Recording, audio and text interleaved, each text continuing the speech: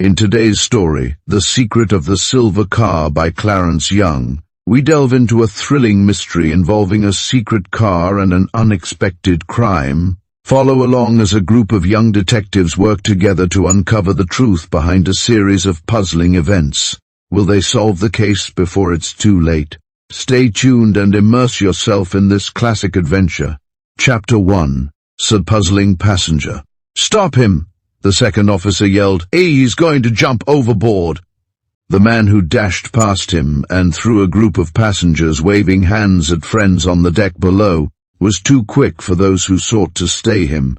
He balanced himself for a moment on the rail and then jumped 10 feet down to the pier. The gangplanks had already been withdrawn, and the great liner bound for New York was too mighty a piece of momentum to pause now. Furthermore, her commander was going down the river on a favoring tide, and nothing short of a signal from the port authorities would have made him put back for a passenger who had chosen such a singular moment for a leap into the dark. An hour or so later in the smoking room, the disappearance was discussed with fervor. A collar manufacturer of Troy, named Colliver, was holding his group for the reason he had been standing by the rail when the young man jumped and had even sought to restrain him. "And he was too quick for me," Colliver declared. "Surely thought he'd hurt himself jumping 10 feet down." "What did he do after he jumped?" a man demanded. Picked himself up and looked around as if he expected to see someone. "The last I saw of him was going from group to group of people asking something I couldn't hear." "A very mysterious," another passenger commented. "Sign, I don't believe he was crazy. I believe he jumped off just at the right moment for him. I believe we shall find he took some loot with him. The purser is making an investigation now. And then I've got a theory," another smoker asserted. "And I was just going to ask him for a light when he began that run down the deck to the rail, and believe me, he can sprint. Just as I was about to open my mouth, I saw his face suddenly change. Evidently he had seen or heard something that frightened him." "So he ran away from danger?" Colliver added. "That might be. I tell you, on a big boat like this we are surrounded by crooks, male and female, and they look on us as their lawful prey. He might have been a gambler who spotted a victim he was afraid of." "Or a murderer," a Harvard theologian replied nervously. "I never feel really safe on a great liner like this. We all have to take one another on trust. I have been introduced to you, gentlemen, as a professor of pastoral theology. I may be a professional murderer for all you know. Mr. Colliver here isn't known to me personally, and he may be a really high-class bank robber for all I can tell." Mr. Colliver took the suggestion sourly. "Everybody in Troy knows me," he replied with dignity. "Exactly," the theologian answered. But Troy is not on the ship's passenger lists to any such extent as to corroborate your statement. There may be Harvard men on board who know me by name, but for all they know, I may be made up to represent Professor Sedgley so as to gain your confidence and rob you. My collars encircle the necks of more men than those of any other maker," said Colliver, quoting one of his advertisements. "But my name is known everywhere. No man is perfectly dressed without my collars. I presented a swimming pool to Troy, and there isn't a man or woman in the city but would resent any slur on me." "But my dear sir," said the professor, smiling, "as I am not attacking your good name or your city's fame. I am only saying that if you were crossing with the idea of making a killing at games of chance, I should not benefit because you assumed the name of one who ornaments the cervical vertebrae of perfectly dressed men. I only meant that anything can take place on a ship, such as this is, and that this man who escaped tonight may have done so to avoid capture and possible imprisonment, or even death. Purser had a wireless sent to the company's office and no doubt has a reply by this time." Another passenger broke in. "She is probably in prison now," Professor Sedgley remarked. "And certainly have a cheerful mind," Colliver commented. "And I read for mental relaxation the lightest forms of fiction," the professor answered. "And I am prepared for anything. I maintain that every passenger on a fast ship like this is regarded as a possible victim by the cleverest criminals in existence. For myself, I have nothing of value, being poorly paid, But our friend there who has so finely benefited his home city wears a diamond pin of great value. Furthermore, there is a sapphire set in platinum on his finger which might well tempt the professional robber. Say, said Colliver a little uneasily, you're observant all right. Anything else you saw? One tent you have a gold cigar case with initials in emeralds. I have, the professor said modestly, and trained my powers of observation. I do it to protect myself. He rose from his chair and bowed a courteous good night to the immediate group and then went on deck. "I don't trust that man," said the manufacturer. "I never trust any man on a ship who wears smoked glasses. He wanted to conceal his eyes. I'll bet he never saw Harvard except on a picture postal." "Damn it!" Colliver cried peevishly. "Why can't a man wear a passable ring and stickpin without it attracting the attention of other people?" The Harvard theologian had sown seeds of suspicion. Colliver, as amiable a manufacturer of collars as any in Troy, looked over at Myers Irving, who ran an advertising agency in New York, and suspected him of being a confidence man. "It's a pretty good-looking ring," Irving said heartily. He wished he had one like it. Now that he knew who Colliver was, he thirsted after his account. His account? His overtures were accepted with marked reserve, and a gloom fell upon the party until the entrance of the genial purser. "Who was the mysterious man?" Colliver asked. "His name was Anthony Trent," said the purser, "a man in the uniform of a captain in the United States Army, who had been playing solitaire and had taken no part in this talk, looked up with such sudden interest at the name that the purser turned to him. "Do you know Anthony Trent?" he demanded. "Yes," said Captain Sutton. "So do.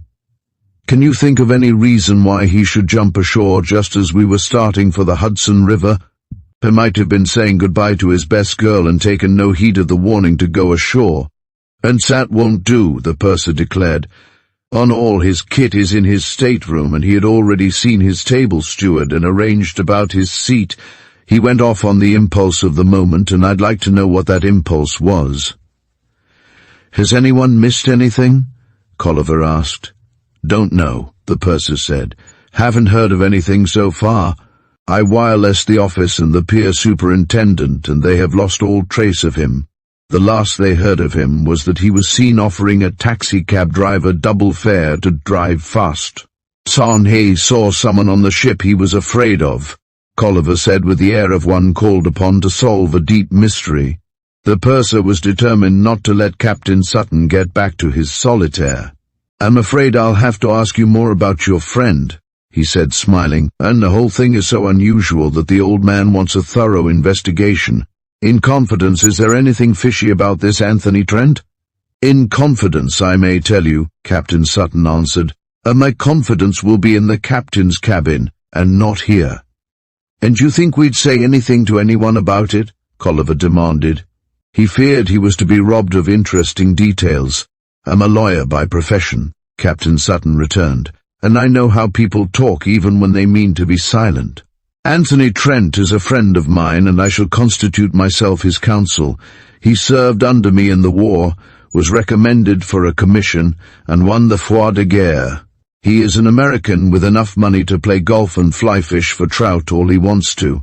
He was in a hospital in the Isle of Wight for 3 months after being wounded, and I had a letter from him saying he would come over on this ship.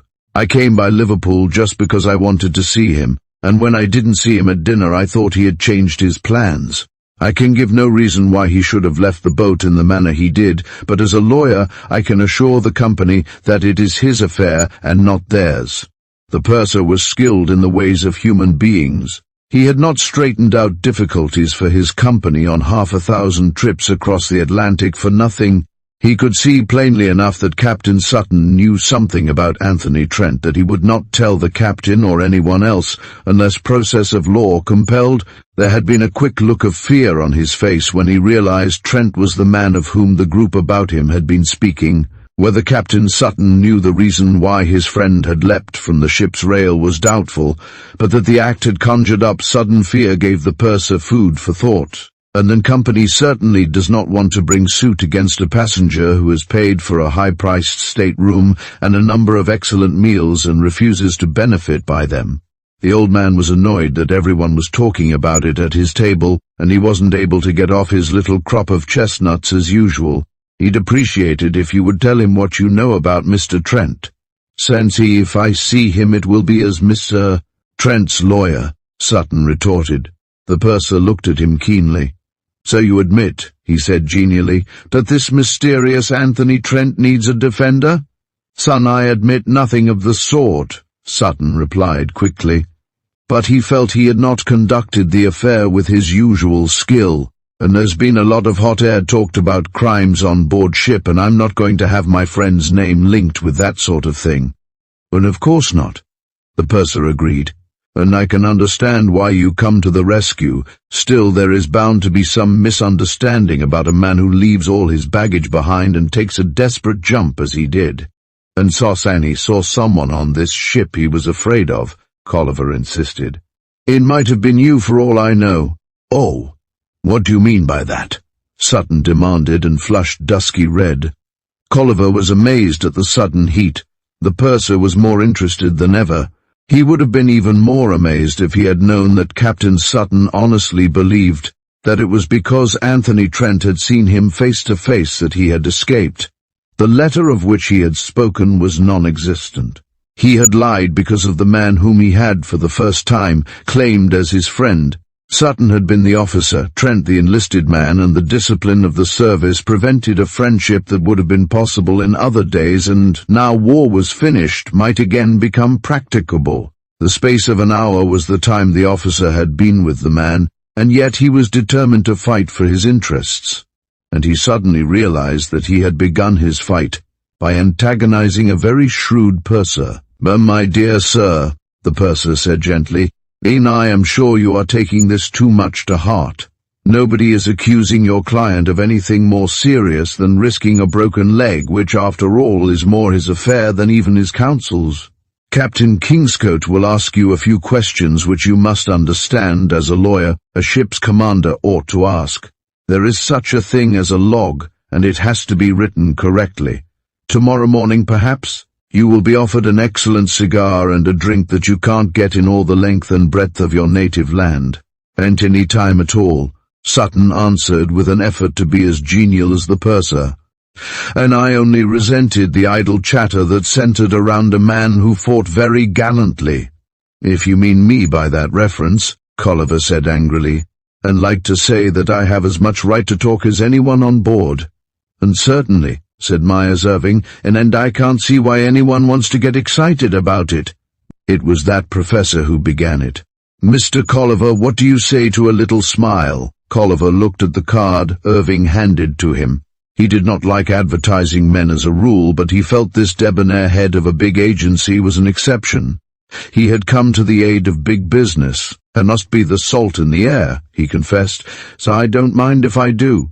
Left to himself, Sutton closed his eyes and lived over again those moments in France when Anthony Trent had been brought before him as adjutant on extraordinary charges. Once or twice he had seen Private Trent and had been vaguely reminded of a forgotten face.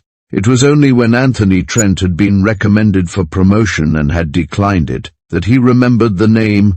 Trent had been the Dartmouth football captain in that historic year when Harvard was humbled.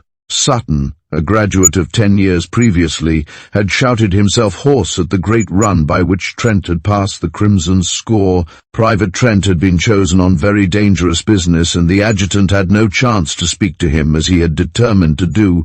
Anthony Trent was one of those who volunteered to clean up machine-gun nests left behind to harass the advancing troops of the Allies. He had done so well that Captain Sutton was proud of him for the sake of the old college in Hanover. He remembered the shock he had when Lieutenant Devlin, a former detective in New York and a man to whom he was not drawn, declared that this same Anthony Trent was the most famous criminal of the day, a master craftsman who had never been in police toils. Sutton laughed at the very suggestion. It was absurd. Devlin's answer to this made the soldier lawyer less confident. Devlin said that Dr. Trent had left his son but a few $100s and a rambling mortgaged home among New Hampshire hills. Young Trent had come to New York and settled down to writing detective and criminal stories for the lesser magazines. Then suddenly, an Australian relative had died and left him a fortune. This was a lie, Devlin declared. There was no such relation. It was done to explain his sudden giving up of writing and living in a far better style. Trent owned, so the detective asserted, a beautiful camp on Kennebago Lake in Maine, 2 automobiles and sundry other aids to a comfortable existence which his writings would never have gained for him. Still disbelieving, Captain Sutton was shown the dying depositions of an English soldier who had been butler to a New York millionaire whose house had been robbed. Austin, the butler, had seen Trent and assumed him to be a friend of his employer. He had recognized him when British and American troops were brigaded side by side and had told only Devlin, a detective who had worked on the case. Evidence at last seemed conclusive. Devlin, dying in hospital, wished for the downfall of a man who had beaten him in 3 big cases. The adjutant remembered well one case when the Dangerfield ruby worth almost $200,000 was taken. Private Trent seemed quite calm. He assured his officer that these charges were preposterous. What else could they be, he had asked. And they might be the truth, Sutton had said gravely. He remembered the visit to the hospital where Devlin lay dying but eager to sign the testimony he had woven about his enemy. The ending of the incident was very curious. It made him like Devlin after all. When Devlin knew his end was come, and the last rites of his church had been administered, he had given up his plans for revenge.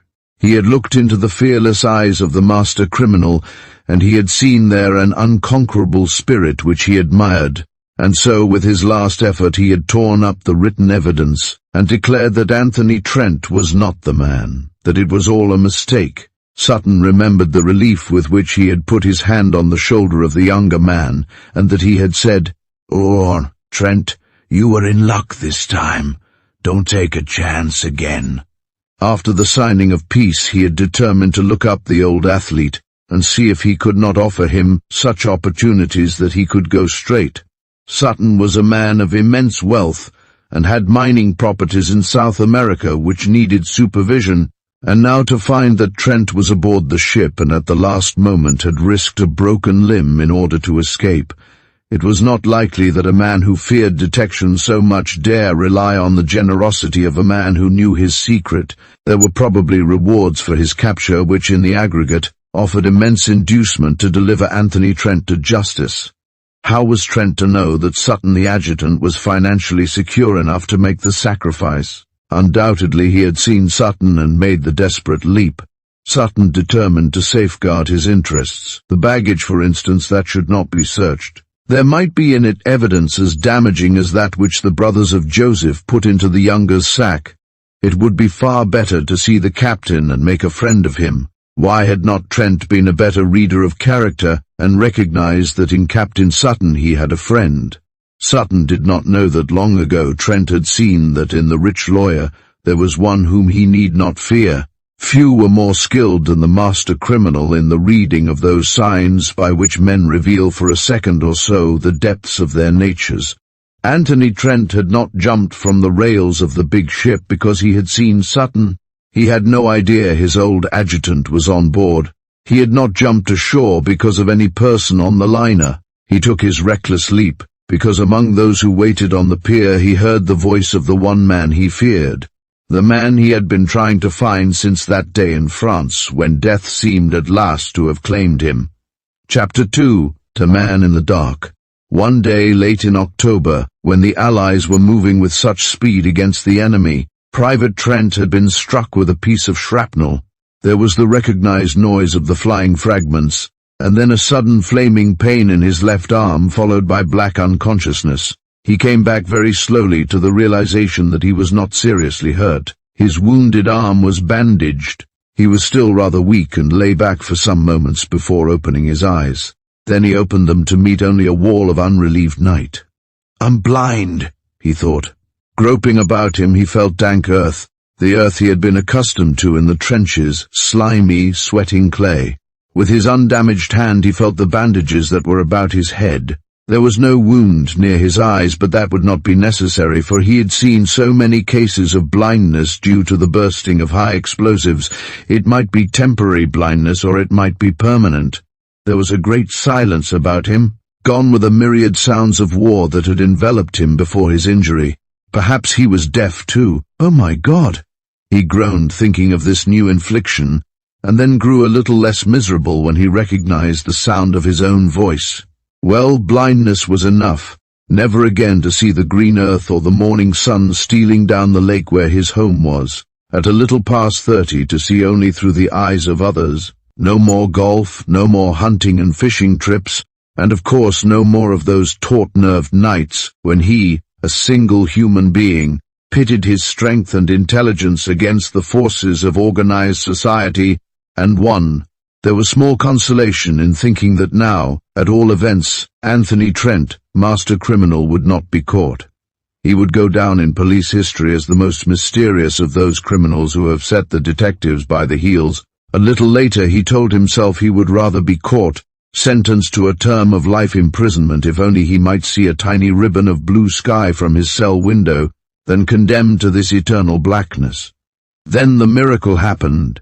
A few yards from him came a scratching sound, and then a sudden flame, and in that moment he could see the profile of a man bending over a cigarette. He was not blind. "Who are you?" Anthony Trent cried, not yet able to comprehend this lifting of what he felt was a sentence imposed. "Where am I?" The man who answered spoke with one of those cultivated English voices which Trent had once believed to be the mark of decadence or effeminacy, a belief the bloody fields of France had swept from him. "Oh well," said the man slowly. "Oh, I really don't see that it matters much now to anyone what my name may be. And only thing that matters to me, Trent cried with almost hysterical fervor, is that I'm not blind as I thought I was." The answer of the unknown man was singular, but Trent, who was not far from hysteria on account of bodily pain and the mental anguish through which he had been, did not take note of it. "And I don't think that matters much either," the voice of the man in the dark commented. "Then where are we?" Trent demanded. "There again I can't help you much," the unknown answered. "This was a common or garden dugout." "What was?" Trent repeated. "What is it now?" "And a tomb," the stranger told him, puffing at his cigarette. "And I found you bleeding to death, and I bandaged your arm. I was knocked out myself, and your men and mine had gone on, and there was never a Red Cross man or anyone else in sight, so I carried you into this dugout. All of a sudden some damned HE blocked up the opening. When the dust settled I explored with my few matches. Our tomb is sealed up, absolutely. I've often heard of it happening before. It looks as if a house had been lifted up and planted right on this dugout. So that's why you said it didn't matter much if I could see or not. Does it?" the man asked shortly. "Have you another match?" Trent asked presently. "I'd like to explore." "No good," the other retorted. "And I've been all round the damned place and there isn't a chance, except that the thing may collapse and bury us. Pen we are to starve to death without an effort. Sen we shall asphyxiate, we shan't starve. Don't you notice how heavy the air is? Presently we shall get drowsy. Already I feel light-headed and inclined to talk." "Can talk," Trent said. "Anything is better than sitting here and waiting. The air is heavy, I notice it now. I suppose I'm going to be delirious. Talk, damn you, talk. Why not tell me your name? What difference can it make to you now? Are you afraid? Have you done things you're ashamed of? Why let that worry you, since it only proves you're human?" "And not ashamed of what I've done," the other drawled. "It's my family which persists in saying I've disgraced it." Anthony Trent was in a strange mood, ordinarily secretive to a degree and fearful always of dropping a hint that might draw suspicion to his ways of life. He found himself laughing in a good-humoured way that this English soldier should imagine he must conceal his name for fear of disgrace. Why, the man was a child, a pygmy compared with Anthony Trent. He had perhaps disobeyed an autocrat father, or possibly married a chorus girl instead of a blue-blooded maiden. Probably done nothing," said Trent. "Unteat, maybe you were expelled from school or university, and that makes you think you are a desperate character." There was silence for a moment or so. "And it happens," the unknown said. "So now I was expelled from Harrow and kicked out of Trinity, but it isn't for that." I'm known in the army as Private William Smith of the 78th Battalion, City of London Regiment, since I thought you were an officer," Trent said. Private Smith had the kind of voice which Trent associated with the aristocracy. "And I'm just a plain private like you," Smith said, "although the lowly rank is mine for probably far different reasons." "And I'm not so sure of that," Trent said, a trifle nettled. "And I could have had a commission if I wanted it." "And I did have one," Smith returned, "but I didn't mean what I said offensively. I meant only that I dare not accept a commission." Anthony Trent waited a moment before he answered. "I'm not so sure of that," he said again. The reasons for which Trent declined his commission and thereby endured certain hardships not unconnected with sleeping quarters and noisy companionship were entirely to his credit. Always with the fear of exposure before his eyes, he did not want to place odium on the status of the American officer as he would have done had screaming headlines in the papers spoken of the capture by police authorities of Lieutenant Anthony Trent, the cleverest of modern crooks. But he could not bring himself to speak of this even in his present unusual mood. "It doesn't matter now very much," Smith said, laughing a little. "We shall both be called missing, and the prison camps will be searched for us. In the end my family may revere my memory, and yours call you its chief glory." "And I haven't a family," Trent said, "and I used to be sorry for it. I'm glad now." He stopped suddenly. "Do you know," he said later, "he were laughing just now. You're either crazy or else you must have your nerve with you still." "And I may be crazy," returned Private Smith, "but I usually make my living by having my nerve with me, as you call it. It has been my downfall. If I had been a good moral child, amenable to discipline, I might have commanded a regiment instead of being a Tommy, and I might be repenting now. By the way, you don't seem as depressed as one might expect. Why? And after a year of this war, one doesn't easily lose the habit of laughing at death." "And I've had 4 years of it," Smith said. "Sinai was a ranker when it broke out and saw the whole show from August 1914. On the whole, what is coming will be arrest.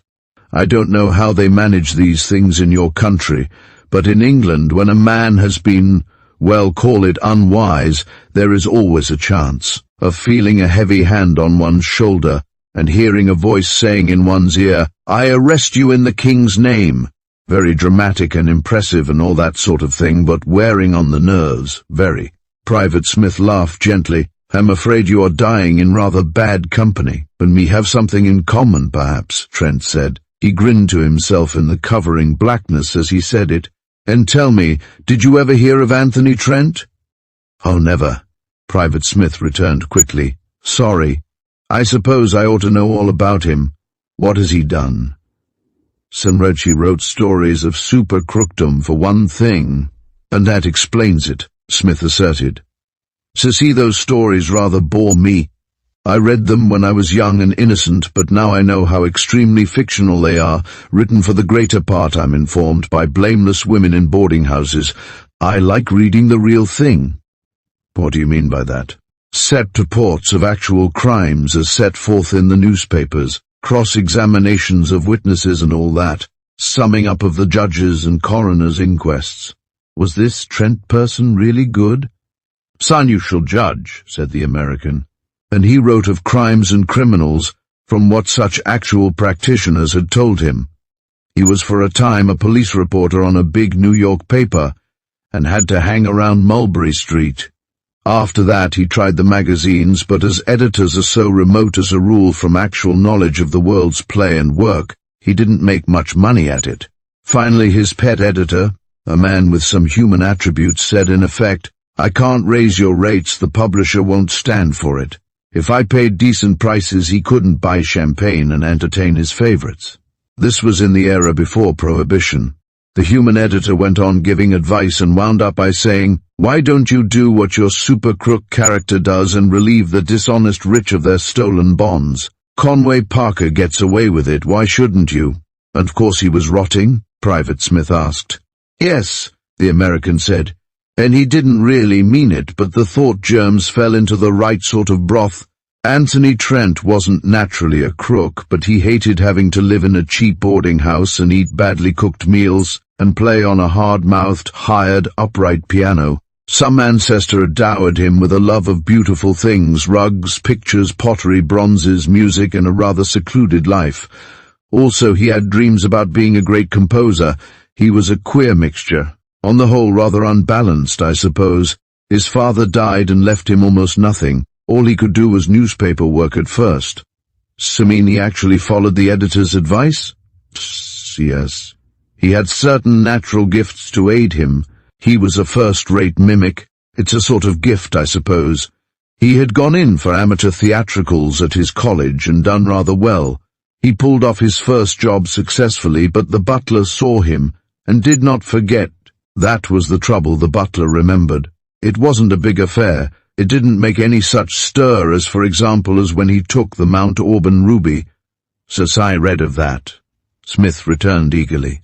And he knocked out a millionaire surrounded with detectives and got away in an airplane. Santage got away but not in an airplane, replied Anthony Trent. On the whole, the unknown aviator was rather useful to him, but was absolutely blameless. Then there was the case of the Apthorpe Emerald. Did you hear of that? And I told you, Smith returned impatiently.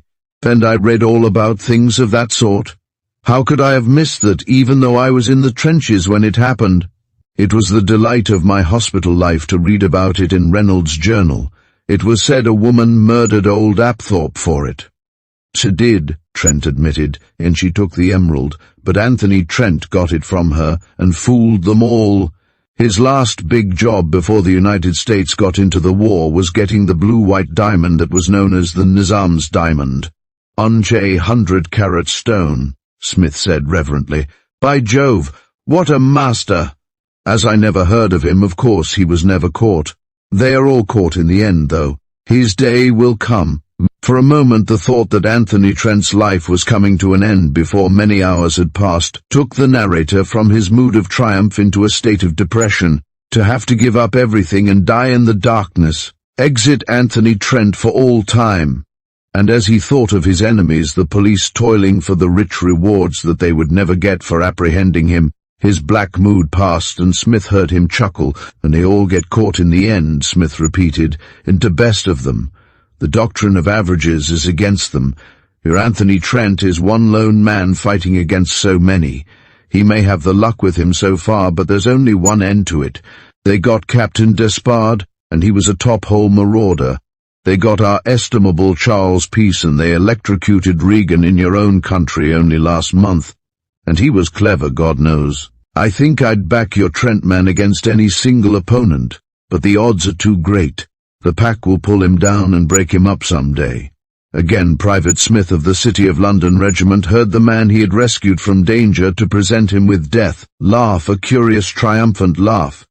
He had seen so much of war's terror that he supposed the man was going mad. It would perhaps be a more merciful end. Oh no, said the American. Anthony Trent will never be discovered. He will be the one great criminal who will escape to the confusion of the detectives of New York and London. I am Anthony Trent. Chapter 3. The beginning of the search. Hugh, cried Private Smith. Che gods! And I haven't even a match left so I can see you before we go. I die in better company than I know. Trent could hear that he raised himself slowly and painfully to his feet. Then he heard the soldiers' heels click smartly together. Ave Caesar, he began, but the immortal speech of those gladiators being about to die was not finished. There broke on Trent's astonished gaze a flash of sunlight that made him blink painfully, and the terrifying noise of high explosive hurt his ears, and that swift, dreadful sucking of the air that followed such explosions was about him again in its intensity. He had been dug out of his tomb for what? The doctors thought him a very bad case. Of course he was delirious. He stuck to a ridiculous story that he was imprisoned in a tomb with one William Smith, a private in the 78th Battalion of the City of London Regiment, and that H.E. had mysteriously disinterred him. H.E. did perform marvels that were seemingly against known natural laws, but Private Trent was obviously suffering from shell shock. When he was better, and had been removed to a hospital far from the area of fighting, he still kept to his story. One of the doctors who liked him explained that the delusion must be banished. He spoke very convincingly. He explained by latest methods that the unreal becomes real unless the patient gets a grip on himself. He said that Trent was likely to go through life trying to find a non-existent friend and ruining his prospects in the doing of it. "I'll admit," he said at the end of his harangue, "and that you choose your friend's name well." "Oh, why do you say that?" Trent asked. "Because the muster roll of the 78th shows no fewer than 27 William Smiths, and they're all of them dead. That battalion got into the thick of every scrap that started." Trent said no more but made investigations on his own behalf. Unfortunately, there was none to help him. The ambulance that picked him up was shelled, and he had been taken from its bloody interior, the only living soul of the crew and passengers. None lived who could tell him what became of his companion, the man to whom he had revealed his identity, the man who possessed his secret to the full. When he was discharged from the service and was convalescing in Bournemouth, he satisfied himself that the unknown Smith had died. Again luck was with Anthony Trent. The one man, with the exception of Sutton, whose lips he was sure were sealed, who could make a clear $100,000 reward for his capture, was removed from the chance of doing it even as the knowledge was offered him. The words that he would have spoken, "Hail Caesar, I being about to die salute thee," had come true in that blinding flash that had brought Anthony Trent back to the world. But even with this last narrow escape to sober him, Trent was not certain whether the old excitement would call and send him out to pit himself against society. He had no grievance against wealthy men as such. What he had wanted of theirs he had taken. He was now well enough off to indulge in the life, as a writer, he had wanted. He had taken his part in the Great War as a patriot should, and was returning to his native land decorated by 2 governments.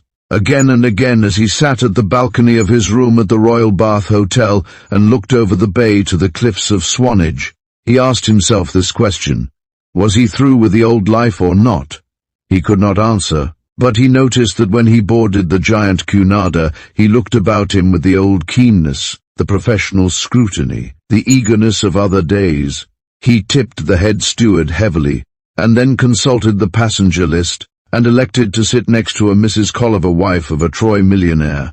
She was a dull lady and one who lived to eat, but he had heard her boasting to a friend on the boat train that her husband had purchased a diamond tiara in Bond Street which would eclipse anything Troy had to offer. Mrs. Colliver dreaded to think of the duty that would have to be paid, especially as during the war less collars were used than in normal times. It was with a feeling of content that Anthony Trent paced the deck as the liner began her voyage home. 2 years was a long time to be away, and he felt that a long, lazy month in his main camp would be the nearest thing to the perfect state that he could dream of when he heard distinctly, without a chance of being mistaken, the voice of Private William Smith shouting a goodbye from the pier. Trent had a curiously sensitive ear. He had never, for example, failed to recognize a voice even distorted over telephone wires. William Smith had one of those distinctive voices of the same timbre and inflection of those of his caste, but with a certain quality that Trent could not now stop to analyze, which stamped it as different. All Trent's old caution returned to him. It was possible that the man whom he had supposed dead had come to see the Cunarder off without knowing Anthony Trent was aboard, but the passenger lists could be inspected, and even now the law might have been set in motion that would take him handcuffed from the vessel at quarantine to be locked up in a prison. He was worth $100,000 to any informant, and he could not doubt that the so-called Smith had gone wrong because of the lust for money to pay his extravagances. It was inevitably the reason in men of the class of Smith and Despard. He was obsessed with the determination to find out. He would track the man he had known as Smith and find out without letting him be any the wiser. 100 ideas of disguise flashed across the quick-working brain. He tried to tell himself that it was likely that the voice might have proceeded from an utter stranger. But this was false comfort, he knew. It was Smith of the 78th City of London Regiment, who was on the pier already growing inch by inch farther away. The second officer tried to stop him, and a passenger grasped him by the arm as he climbed the rails, but they tried vainly. He dropped as lightly as he could, and picked himself up a little dazed and looked around. He could see 100 faces peering down at him from the moving decks overhead.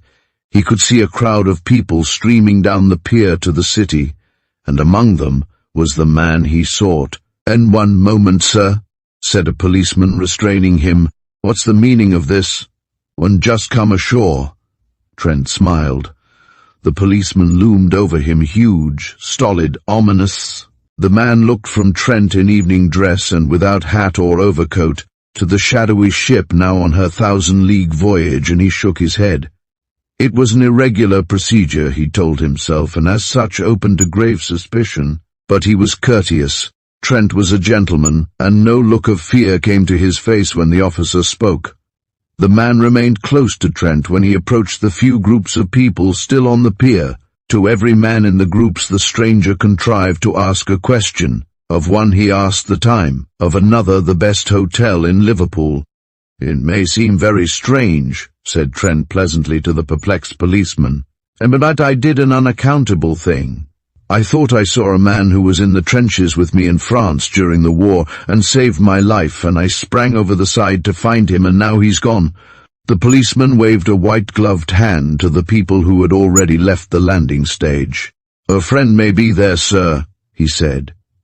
"You don't want to detain me, then?" Trent cried. "It's dark, sir," said the policeman, "and I could hardly be expected to remember which way you went." At the end of the short pier was a taxicab stand and a space where private machines might park. Anthony Trent arrived in time to see a huge limousine driven by a liveried chauffeur, with a footman by his side, begin to climb the step grade to the street. As it passed him, he could swear he heard Smith's voice from within saying, "It's the most rotten luck that I should be a younger son and not get the chances Geoffrey does." Trent could not see the number plate of the big machine. He could note only a coat of arms on the door surmounted by a coronet. He had no time to ask if any of the dock labourers knew the occupants. He sprang into the sole taxi that occupied the stand and commanded the driver to overtake the larger car. So eager was the man to earn the double fare that he was halted by a policeman outside the Atlantic Riverside station. The time taken up by explanations permitted the coroneted limousine to escape. In so big a city as Liverpool, a car could be lost easily, but the sanguine taxi driver, certain at least of getting his fare, persisted in driving all over the city and its suburbs until he landed his passenger tired and disappointed at the Midland Hotel. On the whole, Anthony Trent had rarely spent such unprofitable hours. He had paid a premium for his stateroom on a fast boat and was now stranded in a strange city without baggage, and of course he was worried. He had believed himself alone to have been rescued when the high explosive had taken the roof from his tomb. Now it seemed probable that the British soldier Smith had also made his escape. Although it was quite possible Trent was following a stranger whose voice was like that of Private Smith, he had yet to find that stranger and make sure of it. Trent was not one to run away from danger. As he sat in the easy chair before the window, he told himself again and again that it was probable the voice he identified with the unknown. Smith was like that of 1,000 other men of his class. He had acted stupidly in jumping from a ship's rails and risking his limbs. And how much more unwisely had he acted in that black silence when he was led to cast aside his habitual silence and talk freely to a stranger. In effect, he had put himself in the keeping of another man without receiving any confidence in return. He blamed the wound, the shock, and 1,000 physical causes for it. But the fact was not to be banished by that. Smith knew Anthony Trent as a master criminal, while Anthony Trent only knew that Smith has enlisted under another name because he had disgraced his own. It might easily be that this unknown Smith was like 100 other and gentleman rankers, who could only be accused of idleness and instability. But Anthony Trent stirred uneasily when he recalled the eagerness with which Smith spoke of some of those crimes Anthony Trent had committed. Smith knew about them, admired the man who planned them. Trent, on thinking it over for the 100th time, believed Smith was indeed a crook, and as such dangerous to him. Few men believe in intuition. guesswork or hunches, as do those who work outside the law. Again and again, Anthony Trent had found his hunches were correct. Once or twice he had saved himself by implicitly acting on them in apparent defiance of reason. At the end of many hours during which he tried to tell himself he was mistaken and this voice owned by someone else, he gave it up. He knew it was Smith. To find out by what name the Smith of the dugout went by in his own country must be the first step. The second would be to shadow him, observe his way of life and go through his papers. So far all he had to go upon was a quick glance at an automobile of unknown make, upon whose panels a coat of arms was emblazoned, surmounted by a crown.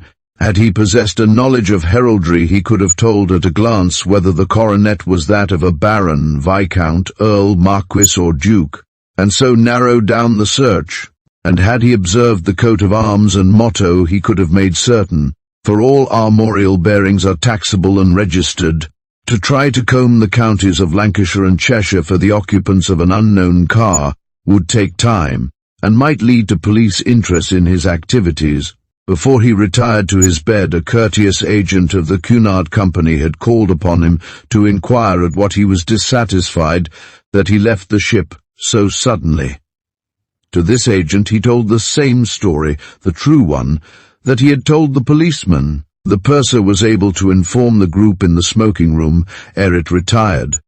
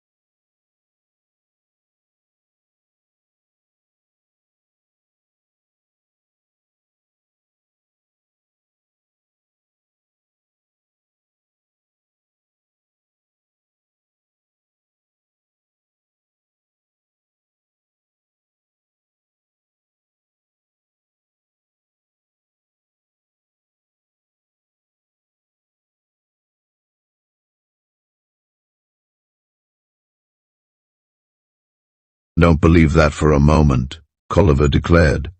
"Why not?" asked the Harvard professor. "Don't you know that truth in the mouth of an habitual liar is often a potent and confounding weapon?" "Maybe," Colliver said dryly, "but I'm an honest man, and I'd like to know why you think that man Trent was an habitual liar." "Don't know," the professor answered amiably. "And I always think in terms of crime on board ship." "There's no need to on this ship," the purser said testily. "So I hope not," said the professor. "But coming back from the Far East last year on another line, I made friends with a man much of the build of Mr. Colliver here. I did not like him very much. He had only prejudices and no opinions. A typical successful man of business, I presume." "Thank you," said Mr. Colliver, finding one of his own neck adornments growing tight. "And he was murdered," the theologian went on, "and because he carried some diamonds for his wife in a pocket. Some thieves found it out." "What thieves?" Colliver demanded. "'Tis one of the undiscovered murders on the high seas," the professor said placidly. "Mighty awkward for you," Colliver said, still angry. "Fortunately I had an alibi," said the other, "and I was violently ill of mal de mer, and found it mighty convenient," Colliver commented. Later he asked the purser's private opinion of the professor. Myers Irving joined with Colliver in resenting the professor's attack on businessmen. "And ordinarily," Colliver said, "I don't like advertising men, but you're different. They're like vultures after my account as a rule." "And you'd have to force your account on me," said Myers Irving seriously, "and not an ordinary business or advertising man. Primarily I'm a business builder. I leave nothing to underlings. I direct everything personally. I take few accounts. If my clients don't make good on their end of it, I give them up. I make money for my clients. I have no other ambition. I believe in advertising." It might be that fellow Trent jumped ashore for some publicity stunt. Supposing he said he did it because he forgot to order some special dish at the Adelphi or Midland. Such a dish would get more publicity than you could shake a stick at. But I'm not here to talk shop. Colliver watched the trim advertising man saunter off. "A bright boy," commented the Troy magnate. "And maybe he'll be surprised before this trip is over. Maybe he'll have to talk shop." Captain Sutton listened to the purser's explanation as though they were entirely reasonable, but all the time he said to himself, "Why need he have been afraid of me?" Anthony Trent bought himself a suit of clothes in the city and set out for London on the 10 o'clock train. An army list showed him the names of the officers of the City of London regiment. He decided to call upon the adjutant, a Captain Edgell. It took him little time to find out that Edgell had resumed his former occupation of stockbroker and was living with his family at Banstead in Surrey. Edgell was a golfer of distinction, and before the war had been a scratch man at the club on the Downs. 5 years' absence had sent his handicap up a bit, but he was engaged in pulling it down when a golfing stranger from the United States, giving the name of Trent, who had the club's privileges for the day, asked him if he could introduce him to a member for a round of golf. It so happened that most of the men waiting to play were ruddy-faced gentlemen with handicaps of from 12 up to 24. They did not excite Edgell. "Glad to," he said heartily. He had been brigaded with Americans and liked them. "Do you play a strong game?" "Sen I have a 2 handicap at Wykesall," Trent said. "And good business," cried Edgell. "We'll play together." They played. They became intimate during the game, and Edgell learned with regret that Trent was not one of the many American businessmen engaged in their work in London. Trent beat the stockbroker on the 23rd hole. "If I could only putt like that," said Edgell, "and I'd have a chance for the Open Championship." "Son, I wish I could drive a ball the length you do," Trent said, not to be outdone. "And of course you'll have dinner with us," the stockbroker said. "We don't dress for it any more since the war, so you've no excuse. I learned to make cocktails from some of your fellows in France, so you ought to feel at home." "Enzome used to be," Trent corrected. "And I'd love to come if I'm not putting you out." Edgell's home was a half-timbered house standing in an acre of lawn and flower garden. It was thoroughly comfortable. There seemed to be a number of children, but they did not obtrude. Trent could see them playing in different parts of the garden, the little ones with their nurse, and the elder playing clock golf on a perfect green in front of the house. Always the quiet, secure atmosphere of a home such as this brought to Anthony Trent a vision of what he had lost, or rather, of what he could never obtain. Little 6-year-old Marjorie Edgell liked Trent on sight, and liking him announced it openly. She told him what a great man her father was, and how he had medals and things. Finally she asked the visitor whether he would not like to have medals. It was the opportunity for which Trent had been looking. Ordinarily averse to talking of himself, he wanted to get on to the subject of the war with the late adjutant of the 78th. "Shall I have?" he told little Marjorie. "Paddy!" she shrieked in excitement. "Mr. Trent has medals too." "So you were in the big thing?" Edgell asked. "Honestly, wouldn't you rather play golf? I can get all the excitement I want on the stock exchange to last me the rest of my life. I enlisted in a city regiment as a private, and I left it as adjutant after 4 years, and I'm all for the piping ways of peace. My battalion was the 78th, and we always had the luck with us. Whenever we got anywhere, something started." "And the 78th Battalion," Trent commented. "Savin, I had a pal in your battalion, a pal who saved my life. I'm going to look him up next week. Curious that I should be talking to his adjutant. William Smith was his name. I wonder if you knew him. Wonder if you know how many William Smiths and John Smiths are lying in France and Flanders with little wooden crosses over them."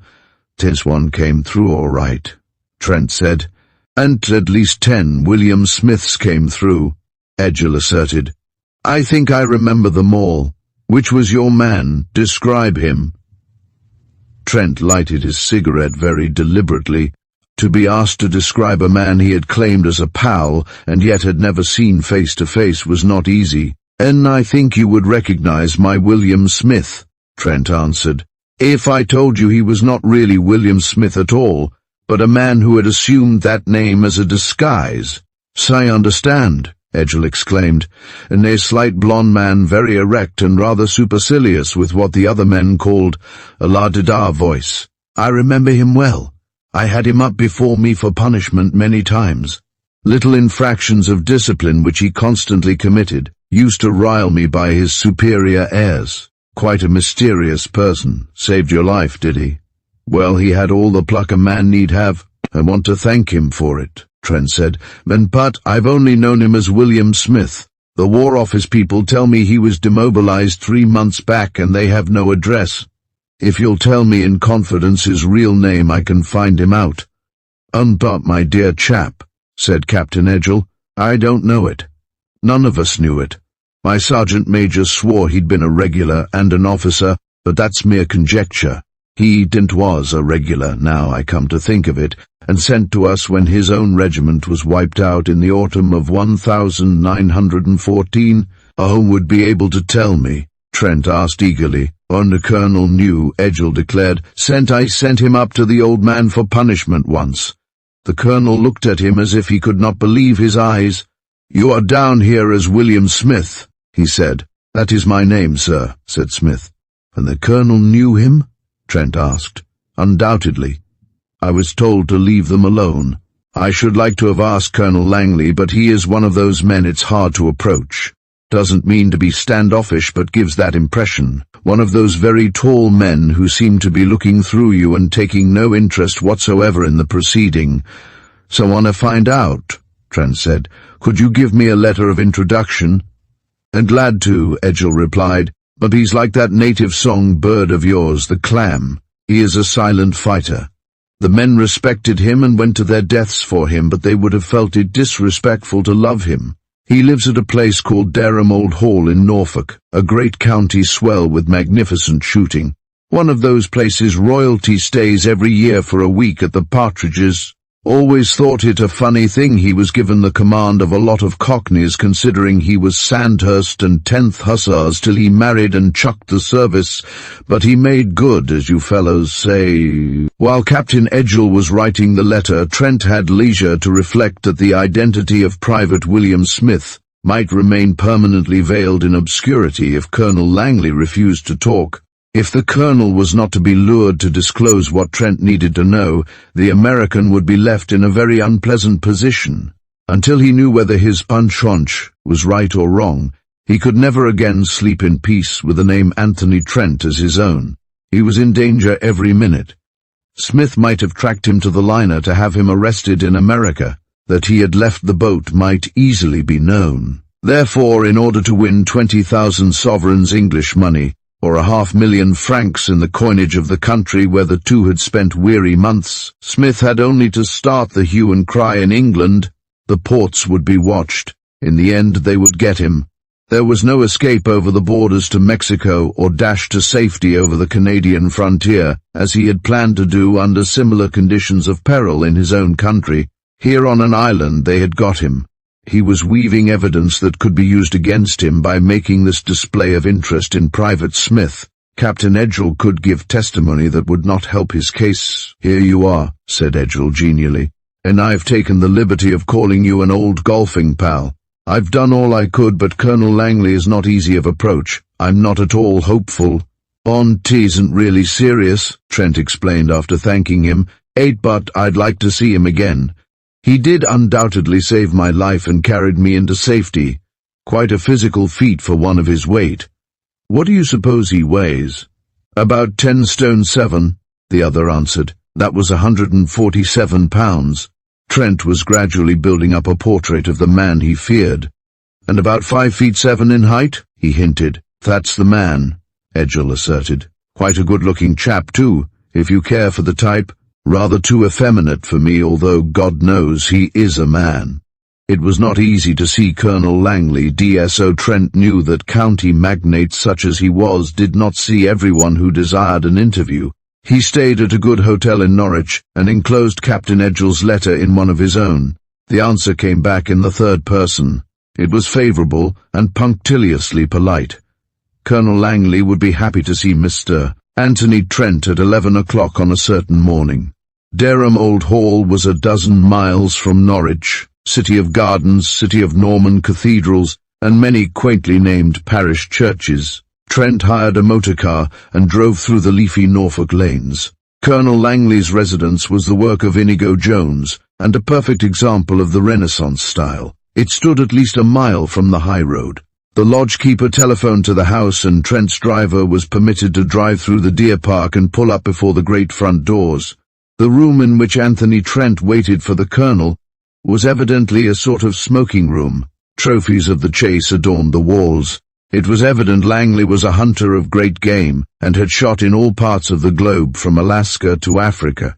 He was a man of 6'4" in height, grizzled, and wore a small clipped military moustache. It was not a hard face, Trent noted, but that of a man who had always been removed from pursuits or people who wearied him. There was a sense of power in the face, and that inevitable keenness of eye which a man who commanded a regiment could not fail to have acquired. He bowed his visitor to a seat. He did not offer to shake hands. "And you have come," he said politely, "and my former adjutant, to ask a question concerning the regiment, which he writes he could not tell you. I can think of nothing to which this would apply." He had every thread of the business in his hands. "Captain Edgell could not tell me the real name of one of his men who enlisted under the name of William Smith." There was no change of expression on the rather cold face of the Lord of Broad Acres. "And what made Captain Edgell assume I could help you, sir?" "Son, I don't know all the particulars, but he was certain you knew his real identity." "And if I do," Colonel Langley returned, "and I shall keep that knowledge to myself. I regret that you have had this trouble for nothing." "Pen William Smith," Trent told the other. "Trent saved my life. I want to thank him for it. Is there anything odd in that? You alone can help me, so I come to you. I want to help William Smith. I have money which I should not have been able to enjoy but for him. So you imagine, then, that William Smith is penniless, is that it?" "He told me he was," Trent answered promptly. "And I can offer him an opportunity to make good money in New York." He looked at Colonel Langley as he said it. If Smith was indeed of a great family, the idea of being offered money and a job must amuse the one who knew his real name and estate. Sure enough, a flicker of a smile passed over the landowner's face. "I'm happy to inform you," he said, "and Mr. Smith is living at home with his family, financially secure enough not to need your aid." "And that," said Trent deliberately, "is more than you can say. And I am not in the habit of hearing my word doubted," the older man said acidly. "And I am not doubting it," Trent said suavely. "I mean merely to remind you that he may need my aid, although it may not be monetary aid. You will remember that there have been passages in Mr. Smith's life which have not been entirely creditable." "And are you claiming to be friend or accomplice?" Langley snapped. "And let us say friend and confidant." Trent smiled. "Perhaps he made certain confessions to me." "To you also?" Langley cried. In that moment he had said too much. During that hour when Edgell left the private alone with his commanding officer, the officer had obtained his confidence and very likely a confession. He saw the soldier throw a quick glance at one of those old safes which disguised themselves as necessary articles of furniture. Trent's eyes dwelt on it no longer than the owner's did, but he saw enough. Colonel Langley had told him plainly that the confession was locked in the safe, which looked like a black oak sideboard, on which decanters and a humidor were arranged. "To me also," Trent repeated, "and it is because of it that I knew he did what he did for the reason he needed more money than a younger son could expect. Colonel Langley, I only want his real name. I want to help him. That's why I spoke of offering him money." "And you will be glad to know," the colonel answered, "that Mr. Smith is at present in no need of money." "I mean," Trent said sharply, "and you will not give me his real name and address?" "Son, I cannot tell you," Colonel Langley answered. "If you like, I will write and say you have called, and give him the opportunity to do as he pleases." Trent reflected for a moment. If Smith were not already aware of his presence in England, it would be very unwise to advertise it.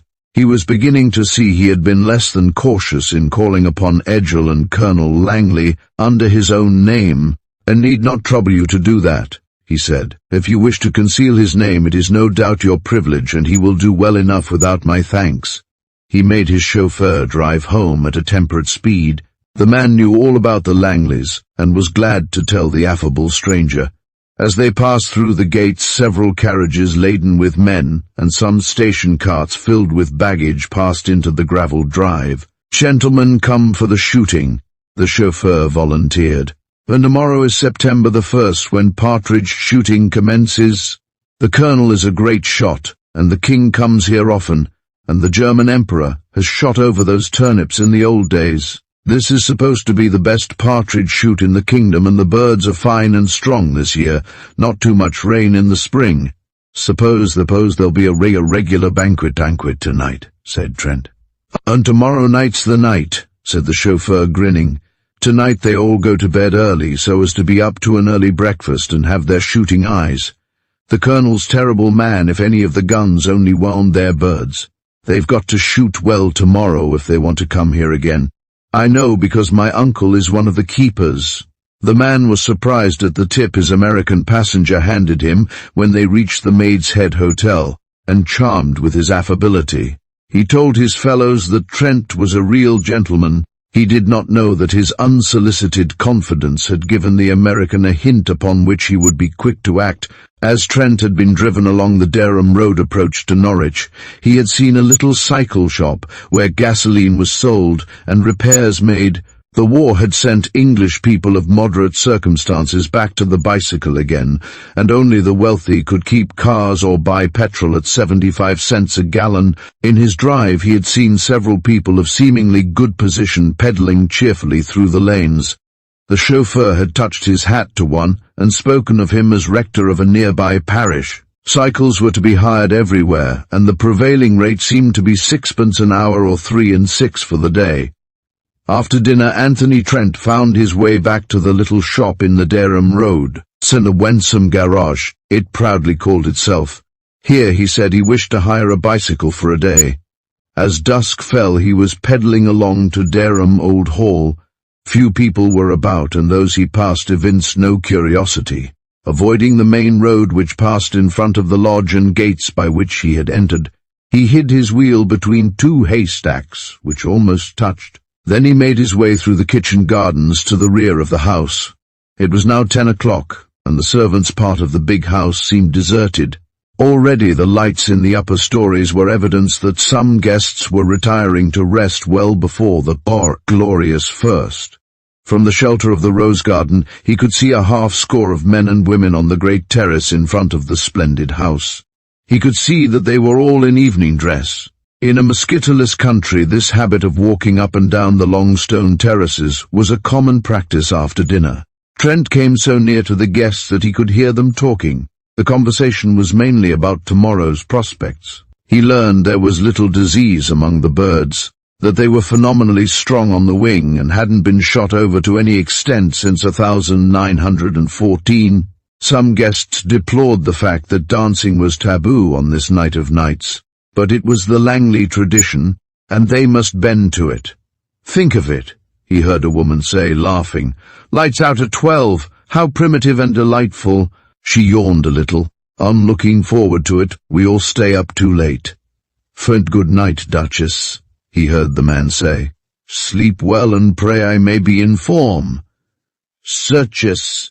In the old days Anthony Trent would have thrilled at the title, for it meant invariably jewels of price and the gathering of the very rich. But he was waiting outside the masterpiece of Inigo Jones, not for any of those precious glittering stones, for which he had sacrificed all his prospects of fame and honor, but for the documents which he believed were hidden in the iron box, that ridiculous and peat tank covered with black English oak. It was another of the hunches which had come to him. He had never been more excited about any of the many jobs he had undertaken. As he sat among the roses waiting for time to pass, he reflected that the few failures that had been his had not been attended by any danger. He had lost the pearls that were wont to encircle the throat of a great opera singer, because her maid had chosen an awkward hour to prosecute her amour with a chauffeur.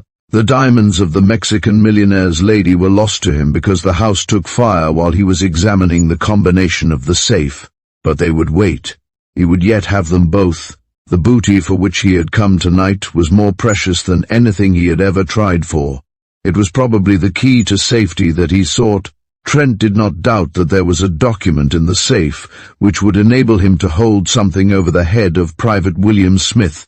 He waited until 12 had struck from the stable clock, and the terrace had been deserted a half hour. To open the doors leading from the terrace was simple.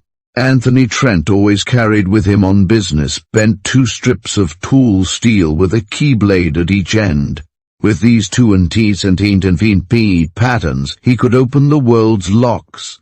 A 9-inch jimmy was easy to secrete. This was of the highest quality of steel, and looked to the uninitiated very much like a chisel. But it differed from a chisel by having at its other end 2 brass plates set at right angles to one another. These could be adjusted to what angles were needed by turning countersunk screw bolts. It was the ideal tool for Yale spring locks. He did not need it here. The doors opened at will with the E15 pattern skeleton key. Great oriental rugs deadened sound, and the boards of the house were old, seasoned, and silent. He found his way to the room in which the colonel had received him with little difficulty. First of all he opened the window and saw that he could spring clear out of it at a bound, and land in a bed of flowers only 3 feet below. Then he came to the antiquated safe. The combinations were ridiculously easy. His trained ear caught the faint sounds as he turned the lever easily. These told him exactly the secret of the combination. It was not 2 minutes' work to open the doors. An inner sheeting of steel confronted him but was opened by his jimmy. It was not safe to turn on the electric lights. In so big an establishment with so many outdoor servants there might be many to remark an unexpected illumination. His little torch showed him all he wanted to know. Colonel Langley had the soldier's neatness. There were few valuables in the safe. They would be presumably in his banker's strong boxes. There were packets of letters tied up and 1 long envelope. On it was inscribed, "Not to be opened. In case of my death this must be destroyed by my heir, Reginald Langley." On the envelope was the date, July 2007, 1918, and the single word, Ladini. Ladini was a little village in France forever memorable by the heroic stand of the City of London regiment when it lost so terribly and refused to retreat. Trent opened the envelope in such a way that no trace of the operation was seen. Then for 10 minutes he read steadily. Almost a half hour was expended in copying part of it in a notebook. Then the envelope was resealed and the safe closed. As he had worn gloves, there was no fear of incriminating fingerprints. He did not think anyone would notice that a jimmy had been used. Then he closed the safe and its outer doors of black oak. He permitted himself the luxury of a cigarette. He had done a good night's work. If Private William Smith had sufficient evidence to place Anthony Trent behind the bars, the master criminal had sufficient certain knowledge now to shut the mouth of the man he was tracking. Who would have thought a man reared in such a family would have fallen so low? It is a human failure to make comparisons whereby others invariably shine with a very weak light. But Anthony Trent was saying no more than the truth when he told himself that with Smith's opportunities he would never have taken to his present calling. With Smith's opportunities he would be sitting in a big room like this, and sitting in it without fear of interruption. The strain of the last few days had not been agreeable, and this strain must grow in intensity. As he grew older, it was always in such peaceful surroundings as these that Trent felt the bitterness of crime even when successful. He stopped suddenly short in his musing and crushed the bright tip of his cigarette into blackness beneath his foot. Someone was fumbling with the door handle, very quietly as though anxious not to disturb him. He cursed the carelessness that had allowed him to leave it unlocked. He had not behaved in a professional way at all. Very cautiously he rose to his feet, meaning to leave by the open window when the door opened. Trent sank back into the shadow of the big chair. To make a dash for the window would mean certain detection. To stay motionless might mean he could escape later. Similar immobility had saved him ere this. The intruder closed the door and his sharp ears told him it was locked. Then a soft-treading form moved slowly through the dim light and closed the window, shut off his avenue of escape, and pulled across it 2 curtains which shut out all light. There were 2 other high windows in the room, and across each one was pulled the light-excluding curtains. Then there was a click, and the room sprang into brilliance. Anthony Trent saw the intruder at the same moment the intruder stared into his face. It was a girl in evening dress, a beautiful girl with chestnut hair and a delicious profile. She wore an elaborate evening gown of a delicate blue and carried in her hand a fan made of a single long ostrich plume. Her hair was elaborately coiffured. She was, in fine, a woman of the beau monde, a fitting guest in such a house as this. But what was she doing in this room at 1 o'clock at night when the rest of the household had long been abed? The girl saw a slender but strongly built man of something over 30, with a pale, clean-shaven face, shrewd, almost hard eyes, and a masterful nose. He looked like a rising English barrister certain at some time to be a judge, or at the least a king's counsel. He was dressed in a well-cut suit of dark blue with a pinstripe. He wore brown shoes and silk socks. She noted he had long, slender hands, perfectly kept. He rose to his feet and smiled at her a little quizzically. "Really," he said. "No, almost frightened me. I was sitting in the dark making plans for the glorious first, which has been here almost an hour, when I heard you trying to open the door." There was no doubt in her mind but that he was one of the guests who had arrived from London on the late train and had not changed to evening dress. There was a train due at Thorpe Station at 10:30, and the motor trip would take 40 minutes more. "I had no idea anyone was here," she said truthfully, "or I shouldn't have come. You see, one can't sleep early even if one is sent to bed as we all were tonight." She glanced at the clock. "And I'm not shooting tomorrow, but if you are, why don't you turn in? You know Colonel Langley is a fearful martinet where the shooting is concerned, and insists that every bird is killed cleanly." It was plain that she wished to get rid of him. Trent was frankly puzzled. The girl had shown no fear or nervousness. Ordinarily, the conventions would have had their innings, and she would have hesitated at the possibility of being found alone with a good-looking man at such an hour.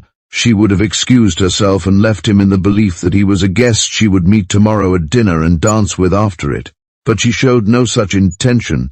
He knew enough about women to see that she had no intention of waiting for the pleasure of a friendly chat. She had rather a haughty type of face and spoke with that quick, imperious manner which he had observed in British women of rank or social importance. "I have neuralgia," he said amiably, "and I prefer to sit here than go to bed. Perhaps you left something here. Can I help you to find it?" Sachena came for a book. Colonel Langley was talking about some African hunting story or Mr. Roosevelt wrote, so she knew him for an American? Well, she would find the American not easily to be gulled. There came to him the memory of another night in Fifth Avenue, when a woman who seemed to be of fashion and position had so completely fooled him and had been left in possession of a large sum of currency. He moved toward a bookcase in which were a collection of books on fishing and shooting. "African game trails," he said, "here it is." There was no doubt in his mind that the look she threw at him was not one of complete amiability. She wanted him to go. He asked himself why. It would have been easy for her to go and leave him, and the best way out of the difficulty, unless she had come for one specific purpose. If she had come for something concealed in the room and needed it badly enough, she would try and wait until he went. Trent was certain she had no suspicion as to his own mission. In so big a house as Dereham Old Hall 50 guests could be entertained easily, and it was unlikely she should know even half of them. He had observed that it was not the fashion in England to introduce indiscriminately as in his own country. Guests were introduced to their immediate neighbours, but that appalling custom whereby one unfortunate is expected to memorize the names of all present at a gulp was not popular. Because she did not know him would not lead to suspicion. He was in no danger. Even a servant coming in would see in him only a friend of his employer. "Thank you," she said, taking the book with an appearance of interest. And do you know, I never thought to see Americans at Dereham Old Hall, with the single exception of Reginald's old friend, Conington Warren. Colonel Langley is so conservative, but the war has broadened everyone, hasn't it? And stupid national prejudices are breaking down. Did Conington Warren here? He asked. N lives in England now, she told him. N's physicians warned him that prohibition would kill him, so they simply prescribed a country where he could still take this cocktail. You know him, of course? N little, he said. She wondered why he smiled so curiously. He wondered what this beautiful girl would say if she knew it was at Conington Warren's mansion in Fifth Avenue that he had started his career as a criminal. So that great sportsman, owner of thoroughbreds and undeniable shot, was in this very house. After all, it was not a strange coincidence. The well-known Americans who love horse and hound with the passion of the true sportsman are to be seen in the great houses of England more readily than the mushroom financier. What other people are there here, you know? She demanded. And I can't tell you till tomorrow, he returned, and I only said a word or two to the Duchess. She deplored having to go to bed so early and was disappointed at not being able to dance. Since she is one of my dearest friends, the girl answered. Which means you see her every fault, he laughed. Isn't your neuralgia better? She asked after a pause. Anthony Trent shook his head. Sign, I shan't sleep all night, he said despondently. And going to bed would only make it worse. She was obviously put out at this statement. And then you'll stop here all night? At all events until it gets light. It's only 2 o'clock now. If you are keen on big game hunting, you won't sleep if you begin that book. And since you'll frighten the servants in the morning, she said later. And I'll tip them into confidence, he assured her. The girl was growing nervous. There were 100 symptoms, from the tapping of her little feet on the rug, to the fidgeting with the book and the meaningless play with her fan. She started when a distant dog bayed the moon and dropped her book. It rolled under a table and Trent picked it up, but when he handed it back to her there was an air of excitement about him, an atmosphere of triumph which puzzled her. You look as though you enjoyed hunting for books under tables. Don't I enjoy any hunting when I get a reward for my trouble? She asked us in a little mouse under the chair. Sin, I found a key, he said. Someone must have dropped it, she said idly. Not a door key, he returned, and the key to a mystery. Being a woman, you are interested in mysteries that have a beautiful society girl as their heroine, of course. I really must disappoint you, she said rather coldly, and I don't quite understand why you are not quick to take the many hints I have dropped. Can't you see I want to sit here alone and think? Your own room will be just as comfortably furnished. In a sense, this is a sort of second home to me. Mrs. Langley and I are related, and this room is an old and favourite haunt when I'm depressed. Is it asking very much that you leave me here alone? Under ordinary conditions. No, he said suavely. Taints are ordinary conditions, she persisted. Oh, I'm not sure, he retorted. Tell me this if you dare.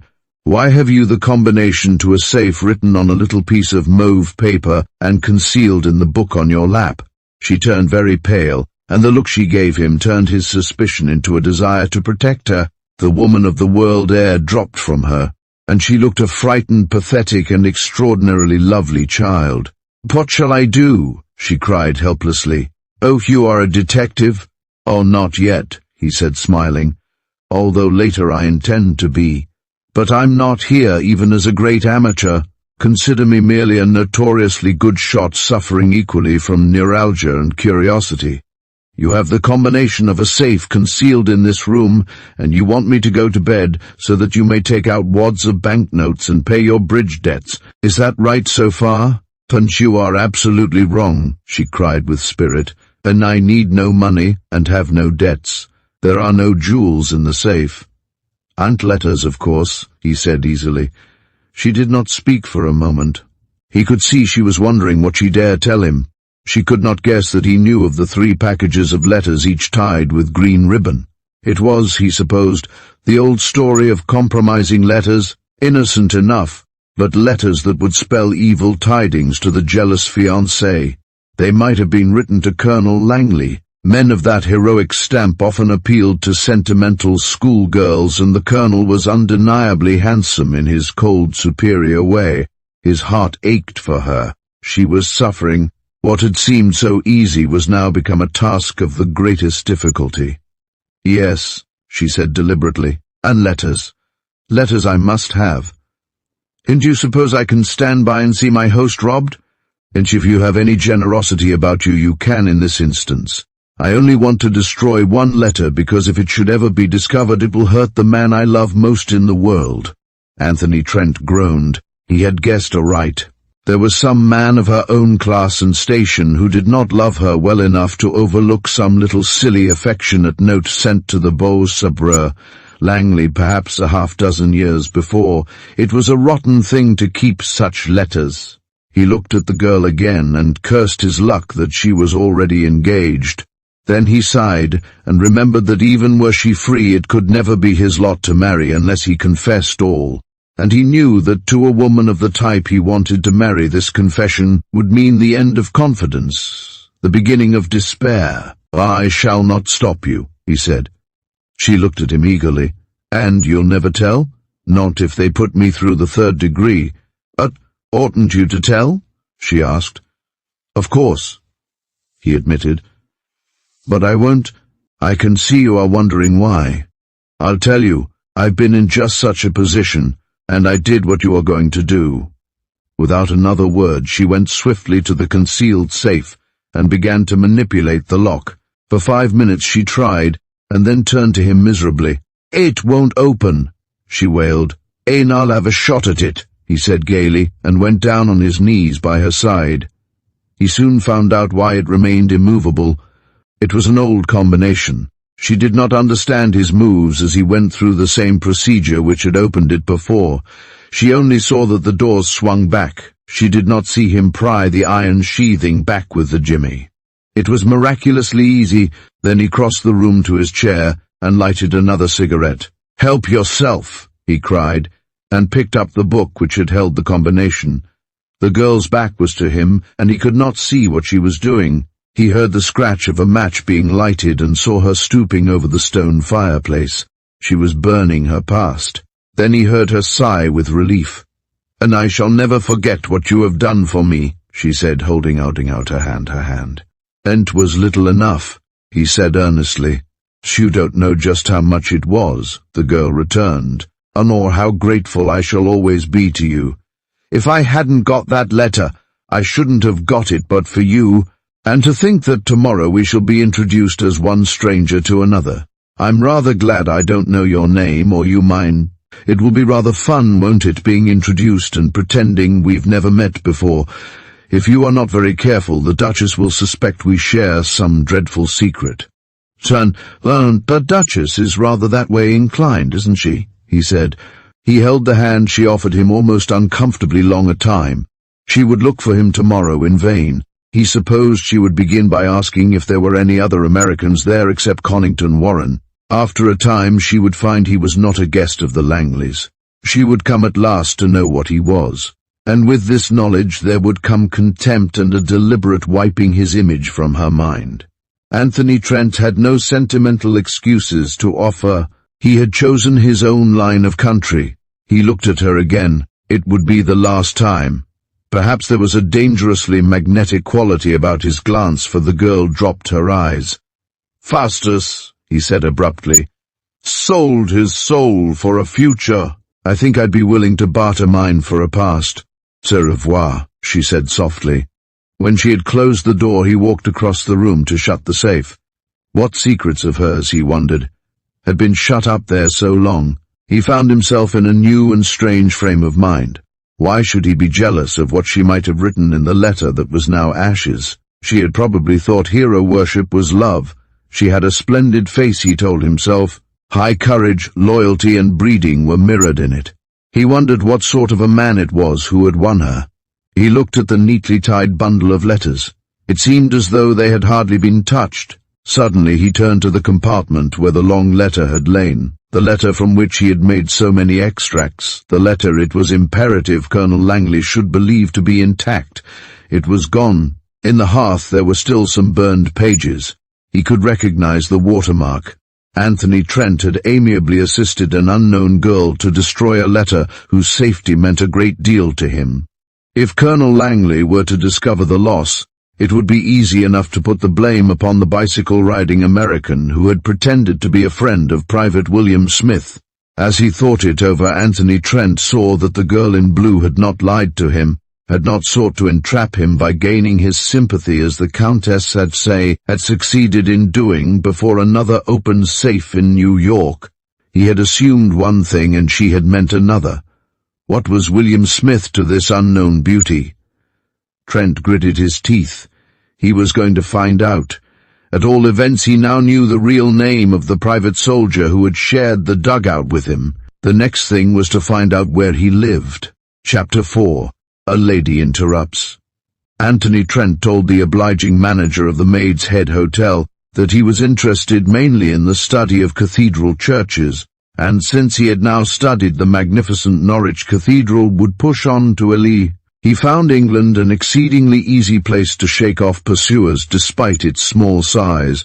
There were always junctions where he could change from one line to another without incurring suspicion. He started for Ely but was soon lost among the summer crowds which thronged the university city of Cambridge. The convenient system of merely claiming one's baggage and ordering a porter to take it to car or taxi rendered the tracking of it by baggage checks almost impossible. While it was true he was not pursued, so far as he knew, he wanted to be careful. It was not likely Langley would charge him with the theft of the Ladini confession, but it was quite probable that the colonel might suspect the writer of the confession. He might think that Smith had hired a clever American safebreaker to win for him what was very necessary for his freedom of action. And Smith, if he did not already know it, would find the man over whom he held many years in American prisons almost within his clutches. It was necessary that Anthony Trent should see Smith first and make a bargain with him. It was imperative that he meet the man alone, and where he could place the cards on the table and talk freely.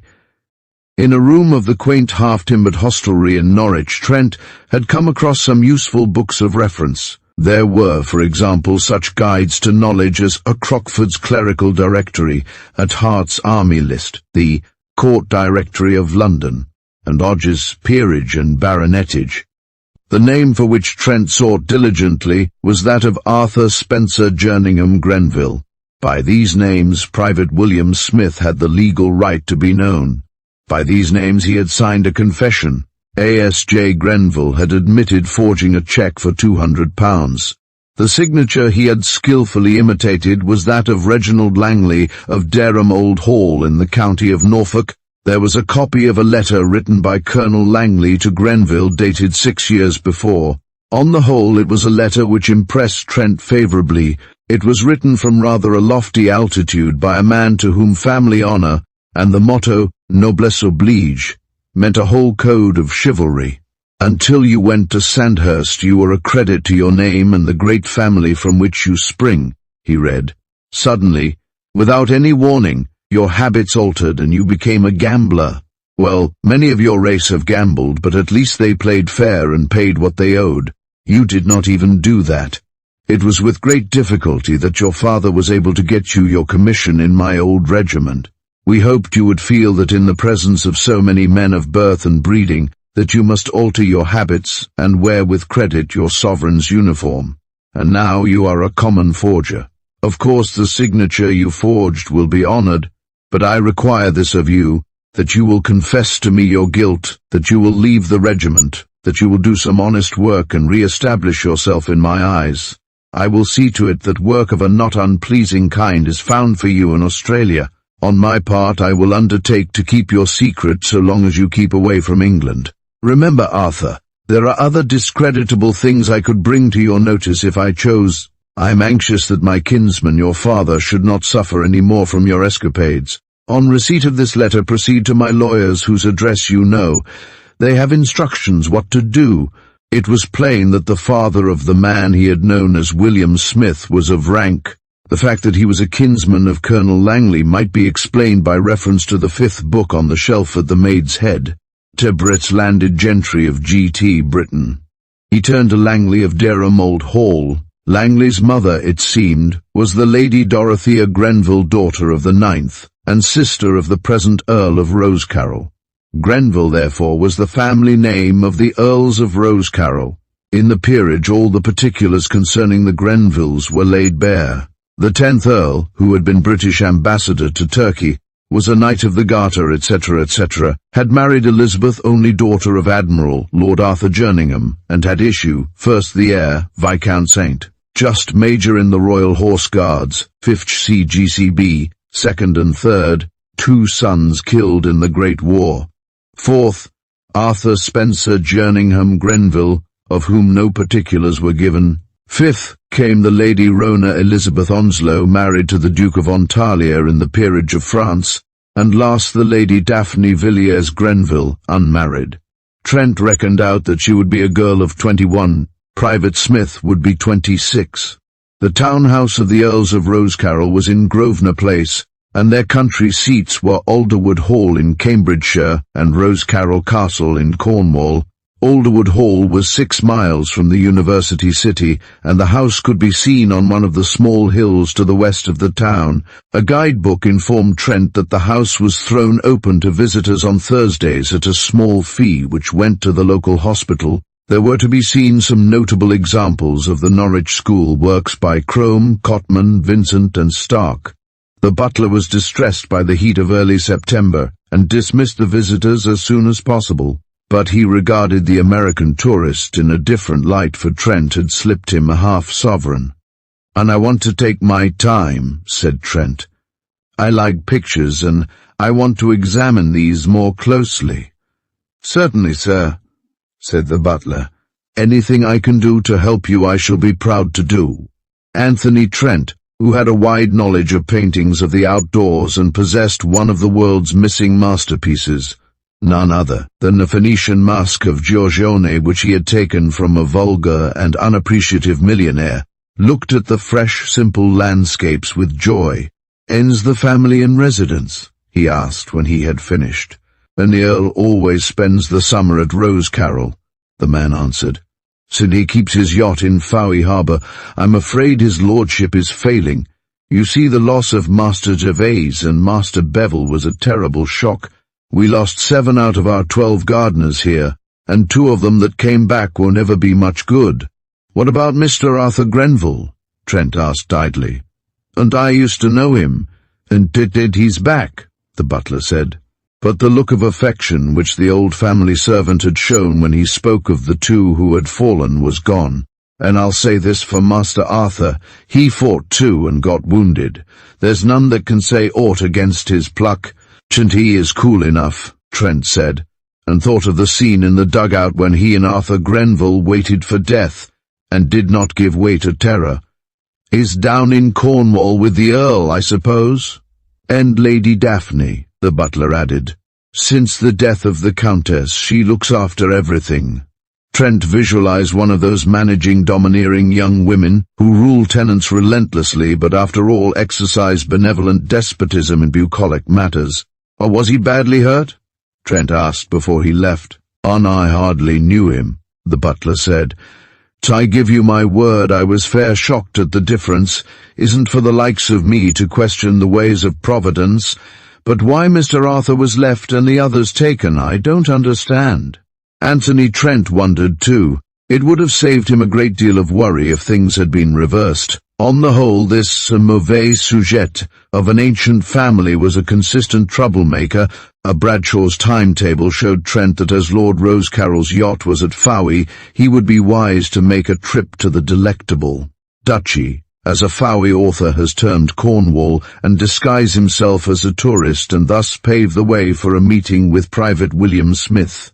He purchased a large-scale automobile map of Cornwall, and when he reached the quaint seaport, had a fair idea of the locality. Rosecarroll Castle lay some 10 miles away on the moorland. The local guidebook told him all about it. It was the great house of the neighbourhood, a granite-built fastness which had suffered siege many times. The Grenvilles were a Cornish family of distinction, and happier in their own west country than on the Cambridge estates. Trent had always found the consultation of local newspapers a great help toward knowledge of a community, and he immediately solaced himself with what Fowey had to offer. A perusal of the advertising columns gave him a good idea of what he could do to pass his time in a manner that would seem logical to the country folk. Since he was not a painter, and Fowey had no golf links, his occupation in the absence of a sailing or powerboat was merely that of a sightseer, and he felt out of his element in this innocent guise. The local paper showed him that there were several unrough shootings that he might rent for the season. These were tracts of farm and moorland, where partridges, hares, woodcock, and an occasional pheasant might be found. One in the parish of St. Breward on the moors particularly attracted him. The local agent commended him on his wisdom. He did not know Anthony Trent had selected this desolate tract of granite-strewn moor because Rosecarroll Castle was but a half-dozen miles distant. Trent had been less than a week in Cornwall when he was installed in a farmhouse, the owner of a spaniel of great local repute, and regarded simply as one of those sportsmen who took the shooting every year and as such was above suspicion. Mr. Nichols, the loquacious agent who had rented him the shooting and had driven him over to view it, talked a great deal of the great Earl of Rosecarroll. He regretted that since the death of the Countess few guests stayed within the castle. There had been brave days a few years back when Lord St. Just the son and heir had been master of the North Cornwall foxhounds. "But there's only the Honourable Arthur Grenville there now," said Nichols, "in Lady Daphne. Lord St. Just is military attaché at Washington." "And since when?" Trent demanded. "Within a few weeks," said the agent. That was the reason why the younger brother had been to see him off at Liverpool. It was quite likely that Private Smith assumed Anthony Trent to be dead, or he might have thought him boasting of another's deeds, but Trent was going to find out if possible. This time he had materials for a compromise. Suddenly Nichols pointed out a figure on horseback fully a half-mile distant. "Well, like enough," said the agent, "and that's the Honourable Arthur. He rides about on the moors a lot. All this land, as far as you can see, belongs to the Earl." Trent could see that the rider was cantering along narrow paths inaccessible to vehicles. Well, the meeting would wait. Some morning he would rein in his horse beside that of Private Smith, and see recognition dawn in the eye of the man. When the visitor announced himself as Anthony Trent, then covetousness would follow, and the thought of rich reward heartened the ex-private. Trent chuckled to himself as he thought of how the man's face would fall when he outlined his past history, and showed him he was in possession of secrets which, once public, must bring him into the clutches of the inexorable passionless law of the realm. "Where can I get a horse?" he asked Nichols. "John Treleaven over to St. Q has a good hunting horse he wants to sell.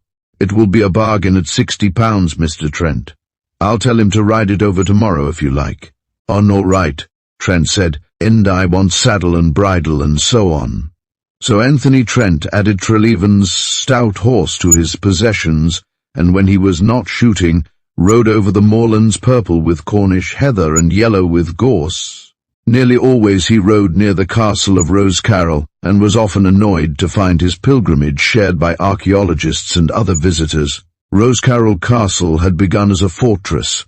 When cannon rendered masonry useless, it had become a castellated mansion, and now it showed the slow changes of the long centuries and was a delightful residence. The moat was a flower garden, and the keeps were now green with grass and bright with roses. Admission was by presentation of a visiting card on a certain day. It was no part of Trent's purpose to send the name in which might remind Arthur Grenville of that memorable talk in the dark. When he disclosed himself, it would be man to man, and he was not able yet to satisfy his curiosity about the great building. He was gratified to find that the river Camel running through part of the shooting he rented was a notable salmon and trout stream. The trout were small, but the sea-run salmon went as high as £30. In Kennebago, where his main camp was the landlocked variety, seldom went to more than £7. Directly he had secured his license, and the equipment he wired to London for had arrived, he clambered down the steep hillside to the river. But he fished very little that afternoon, for as he climbed over one of the granite stiles he came face to face with two other anglers. A man and girl. The girl was none other than the mysterious lady in blue for whom he had opened Colonel Langley's safe. She came forward, hand outstretched, when she saw him. That she was a little confused he was certain, and perhaps a trifle fearful that he might make some allusion to the oddity of the circumstances under which they had first met. The man was almost 100 feet from her. He was casting and too interested to look at anything but the deep pool in which salmon were wont to lie. "And I was never able to thank you for that night at Dereham," she began. "My father had one of his attacks, and I had to leave the very next day just before luncheon. I hope you had good sport." "Unusually good," he said. It was a great piece of luck that she still assumed him to be of the house party. But what was she doing here? When he asked, she said, "When we lived near here." She looked around to see her companion coming toward her, and the stranger. "'Tis is my brother," she said. "Arthur Grenville. Arthur, this gentleman was staying at Dereham Old Hall when I was there." "Mister?" She looked at him pleadingly. "I'm so stupid about names." The stranger seemed to be looking at her when he answered, but his eyes were upon Arthur Grenville. "Anthony Trent," he said urbanely. "But how do you do?" Grenville said without betraying any emotion. "Had any luck?" "Not yet," Anthony Trent said, still looking hard at him. Things were happening rather more quickly than he liked. Too many discoveries were disconcerting. First, this girl was of course Lady Daphne Grenville, and she had not any other motive in view in abstracting the confession than of helping her renegade brother. Anthony Trent felt himself absurdly pleased to know that he had thought of her constantly and pitied her because he assumed her to be under the domination of a handsome, heartless scamp like the Honourable Arthur. It was Grenville's attitude which puzzled the American. The name had apparently aroused no suspicion. It proved the man was more dangerous than he supposed if he were able to master his emotions with such ease. As they stood there chatting about flies and the size of the salmon, Anthony Trent had time to study Grenville's appearance. Assuredly he differed from the mental picture he had formed of him. To begin with, there seemed nothing vicious about him. He was a very handsome man with small regular features, finely formed nose and engaging blue eyes. Anthony Trent thought of the confession he had seen and remembered the talk in the dugout. He called to mind the hints that the Audiobook butler had let drop, and the lack of enthusiasm the agent Nichols had shown in speaking of him. From all accounts, Arthur Spencer Jerningham Grenville should be a very highly polished scoundrel, but coarsened somewhat from his experiences in the ranks for so many years. And here he was with a sister he plainly adored, looking with a sort of shy good nature at the stranger. "It's so jolly to meet another keen fisherman," he said amiably. "I know the Camel so well that I can show you the best pools if you'd care about it." "'Ten would be very kind of you," Anthony Trent returned. He did not know what to make of the man he had first known as Private Smith. There might be a mistake, and yet, if there had been, why should Lady Daphne have risked disgrace in breaking open a safe for his sake? And the voice, the unmistakable voice, was that of the man to whom he had confided all his dangerous, deadly secrets. "And I haven't fished the river for almost 7 years, the younger man went on. "And my brother has been in the army for more than 5 years, the girl said, "and he hadn't much chance then. He was badly wounded, and we are making him well again. I'm being horribly spoiled, Mr. Trent," Grenville smiled, "and I rather like it. Did you get in the big show by any chance?" "As long as I could be after my country declared war," Trent said, looking at him hard. "When one must exchange experiences." "And please don't," the girl begged. "But Arthur's nerves can't stand it. The doctors say he must live outdoors and forget everything." "And are you able to forget everything?" Trent asked him. Arthur Grenville frowned a little. It was as though the memory of something unpleasing had lingered for a moment. "Almost things," said the other. "Is it wise?" Trent demanded, this refusing even by a look or a smile to acknowledge that he remembered the memorable talk was disturbing. "And perhaps not," Grenville admitted, "and Wisdom and I never got on very well together." The sound of a motor horn broke the silence. "And the car," said Arthur Grenville to his sister. when we have to run away because people are coming over from the barracks to lunch. I hope I shall meet you again, Mr. Trent." He nodded pleasantly. "Come on, Daphne." Goodbye, Mr. Trent," she said brightly. "So I hope you'll land a monster fish." Anthony Trent flung himself on the grass at the edge of the pool and lighted his pipe. Lordly salmon were no temptation to him at the moment. Private William Smith had beaten him so far. Private Smith had looked as innocent as a babe. He had been polite and gracious, but had refused to acknowledge any former acquaintance. Again and again in the few minutes Trent had telegraphed to him plainly, "Well, here I am, the master criminal you were proud to know. What are you going to do?" And every time Private Smith had said, "I do not know you. I never saw you before." It was well enough to postpone the conversation until they were alone, but Trent resented the utter indifference of the younger man to his appeal. A man dare only do that who had no fear. That must be the reason. Grenville had made only general statements in his half-confession, statements which could not convict him. He felt he held the whip hand over the master. There would be a different expression on his face when Trent dropped a hint as to the dangers of forging. At the farmhouse where he was living, Trent had little difficulty in getting sidelights on the Grenville family. He had never heard such disapprobation showered on a single member of any family, as was the case with the farmer and his wife when they spoke of Arthur Grenville. They said his scandalous life had killed his mother. It was all bad companionship and drink, Mrs. Bassett, the farmer's wife, contended. He was all right till he left school to go into the army. He was cruel to animals and false to his friends, and then he doesn't look it, Trent said slowly.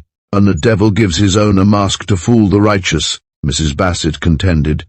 She was a pious soul. And I ought to know. I was a nursemaid at the castle before I married John Bassett. Never in all his career as a breaker of laws and an abstractor of the valuable property of others had Trent been so apprehensive as he was in quiet, beautiful Cornwall, far from cities. In New York he had schooled himself to look unconcerned at the police he met on every corner. Here there seemed to be no police, and yet he looked anxiously at every stranger who passed by the moorland farm. He told himself it was the effect of his war hardships, his wounds and shell shock. But he knew his nerves were steady, his muscles strong as ever, and his health magnificent. He was forced to admit that he was on edge because of this meeting with Arthur Grenville. "Tense got to end," he said after breakfast next morning, "and I've had enough uncertainty."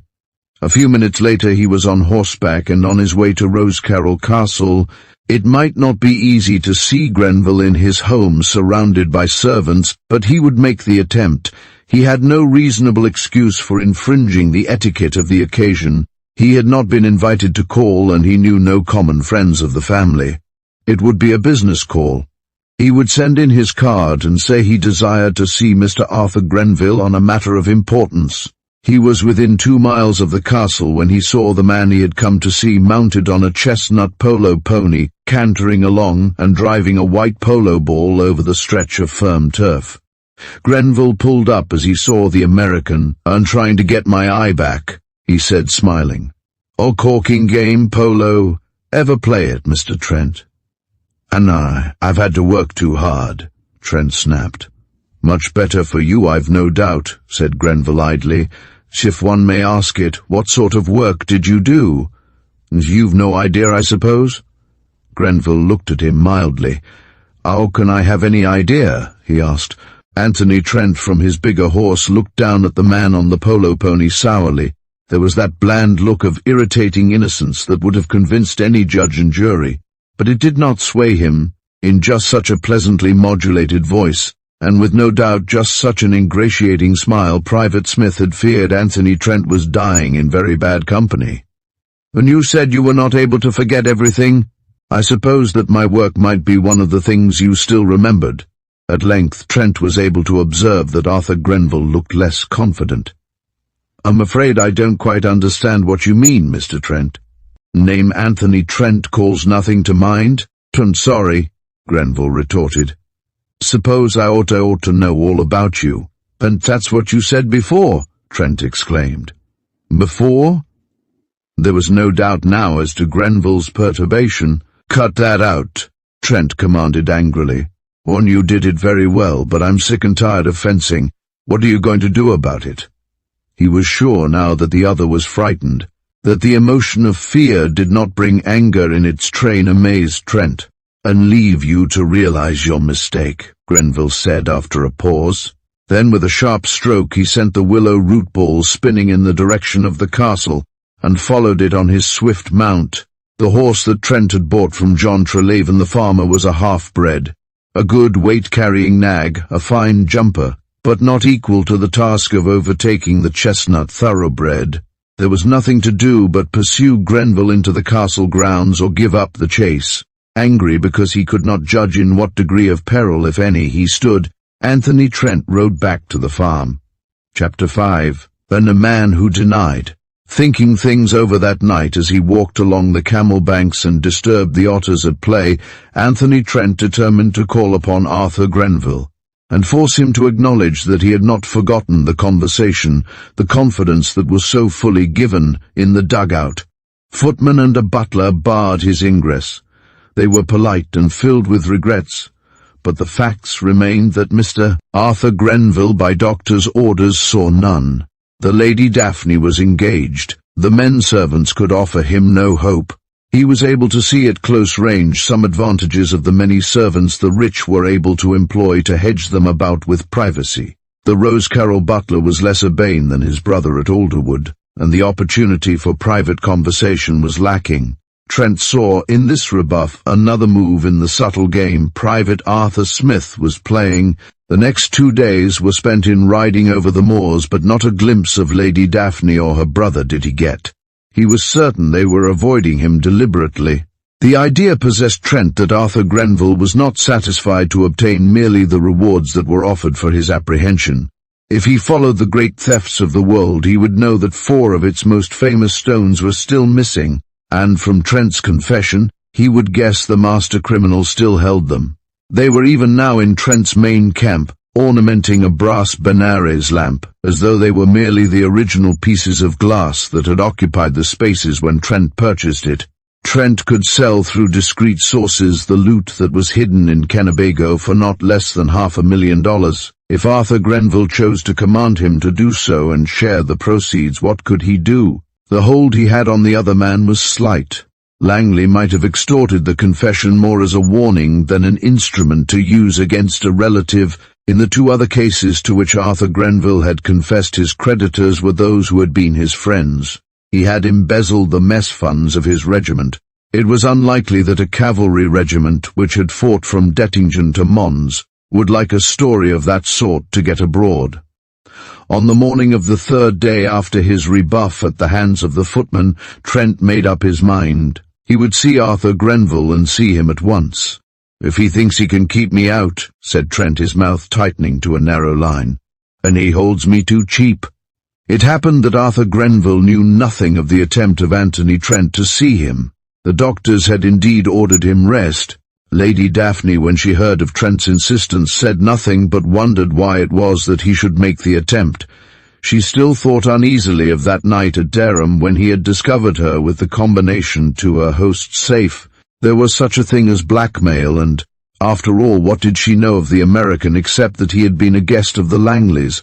In itself, this should have been enough to vouch for his position in life. She found herself more interested in Anthony Trent than in any man she had ever met, and it was because of this concern that in a letter to Alicia Langley she asked about him.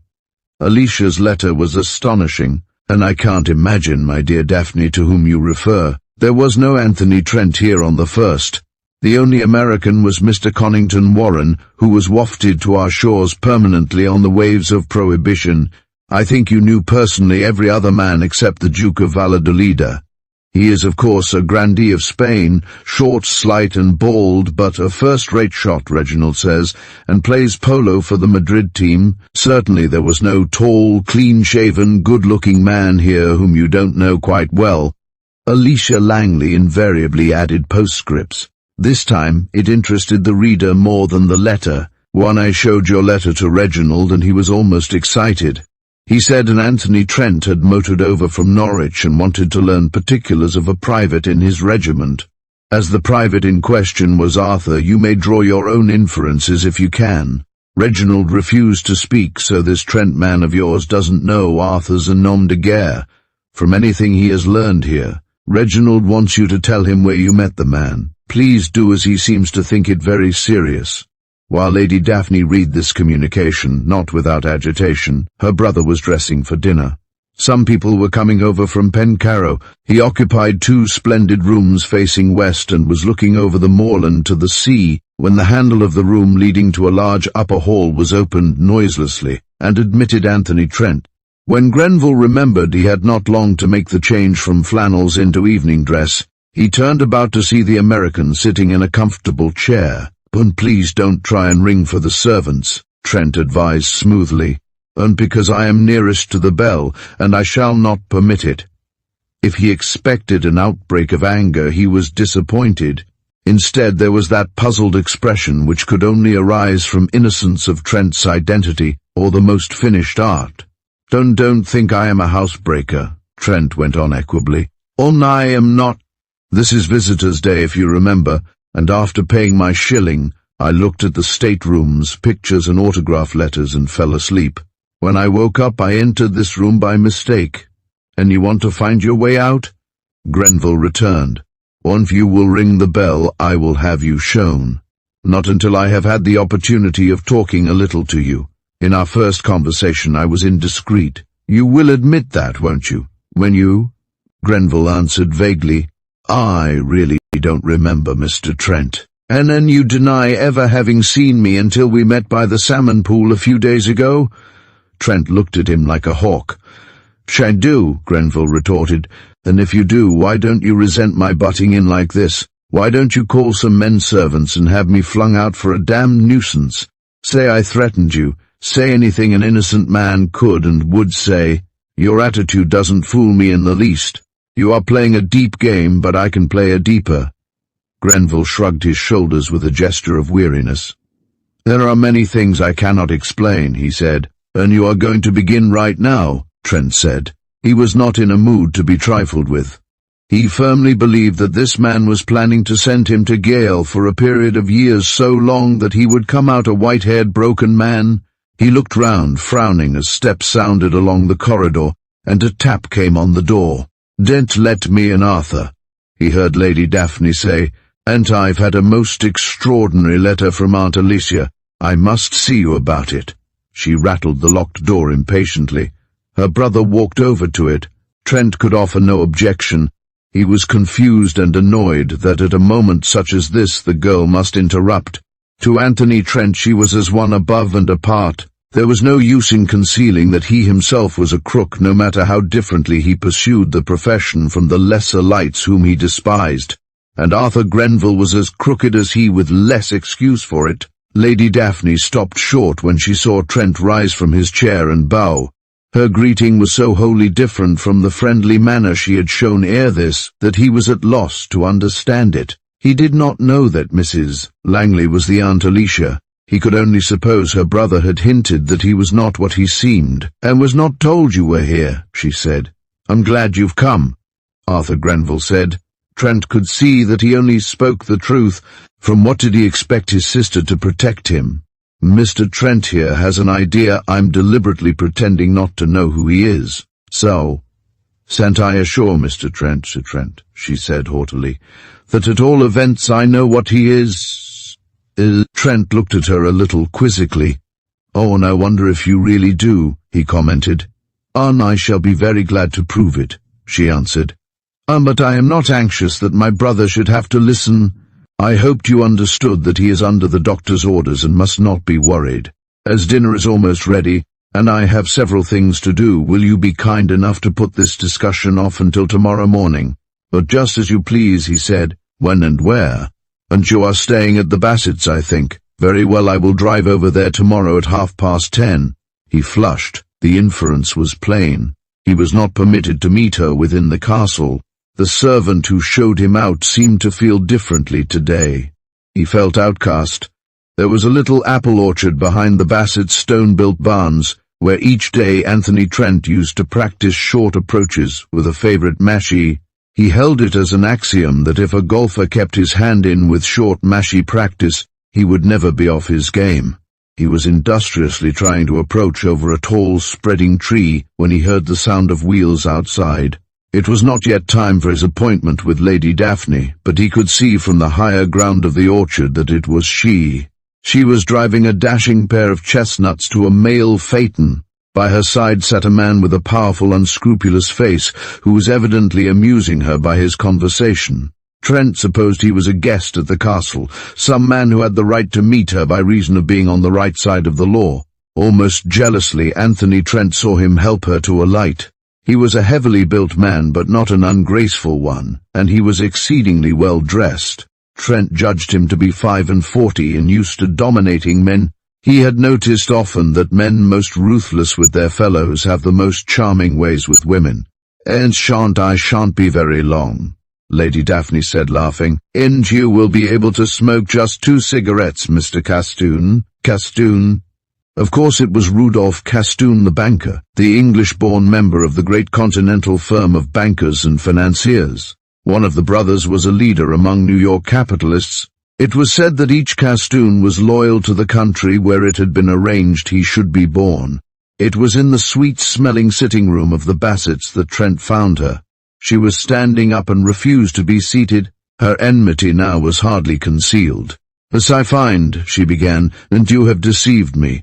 You claimed to be one of the guns at Colonel Langley's shoot." "I permitted you to assume it," he corrected. "But that is not an excuse. And since Colonel Langley is very anxious to know where it was I saw you and under what circumstances, I will hardly inform him as to that," said Trent, smiling.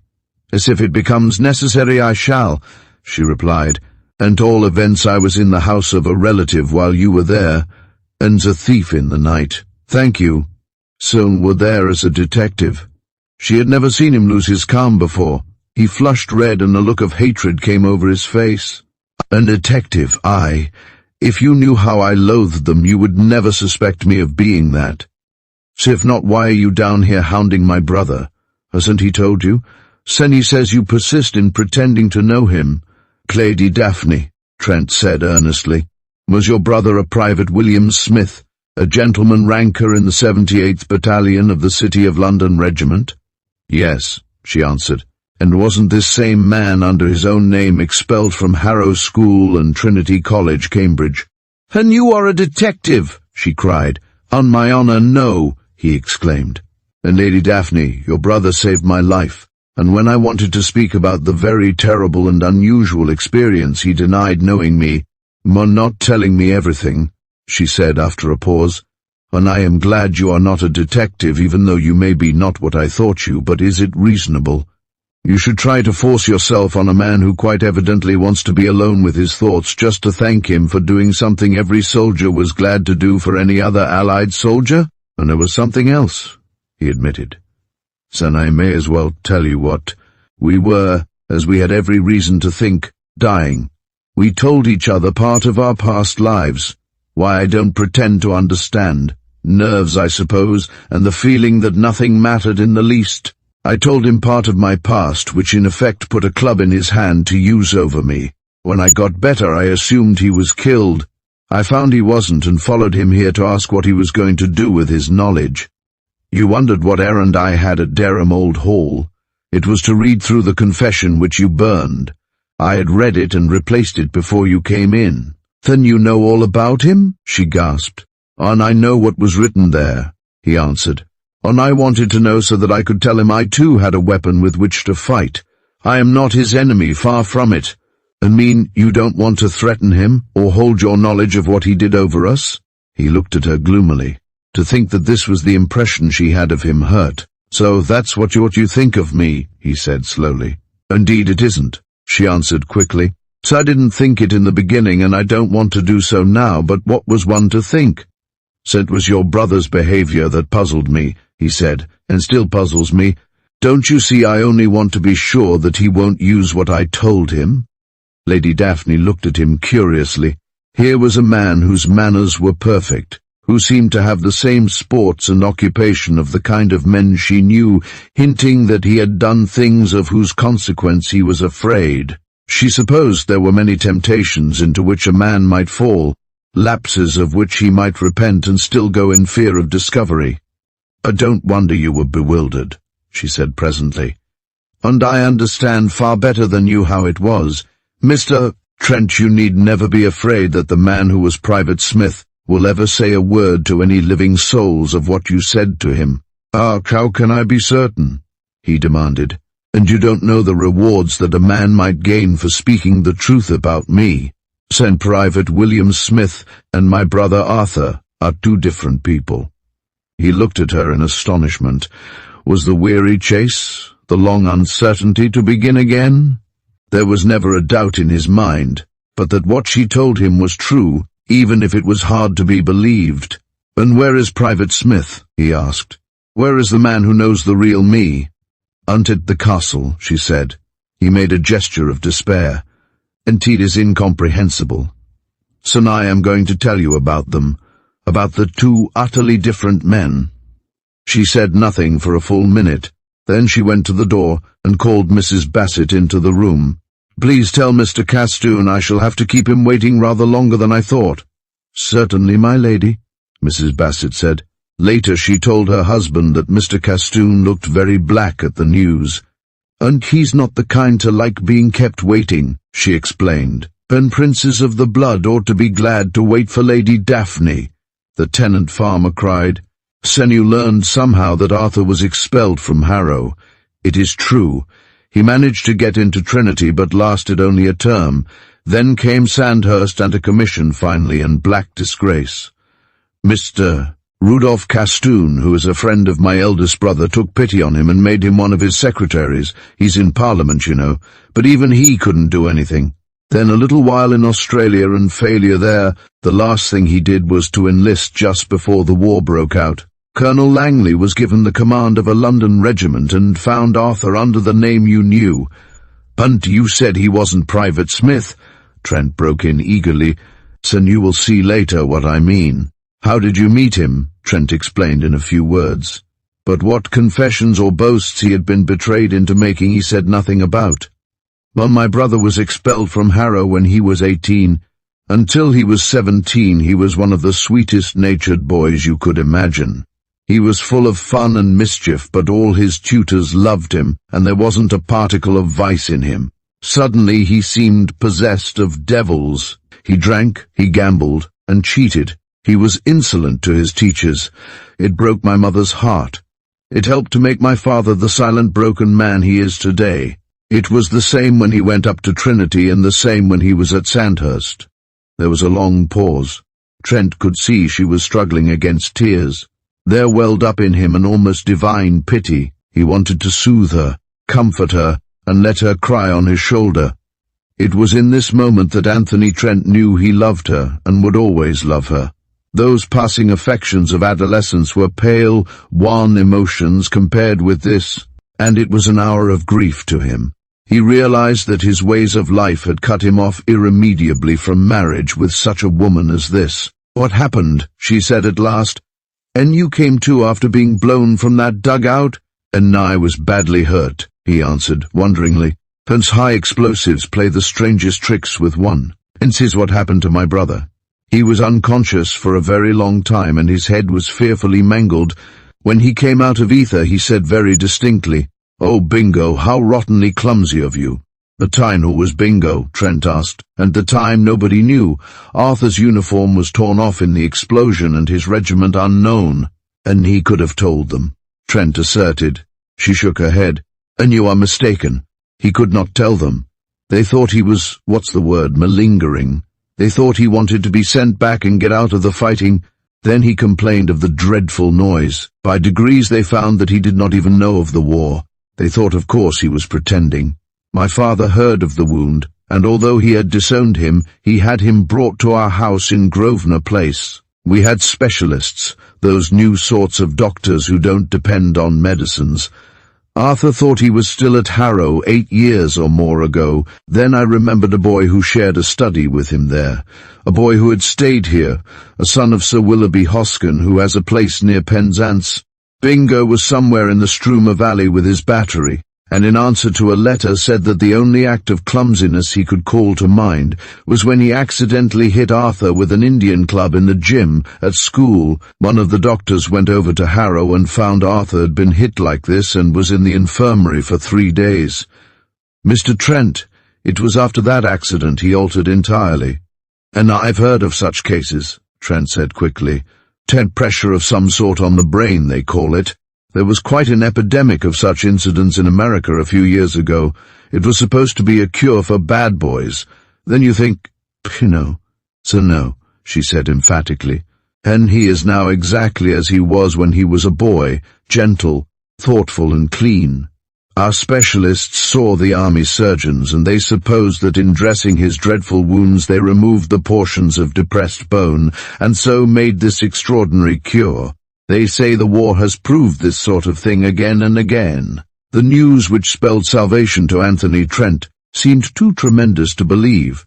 There was no miracle about it.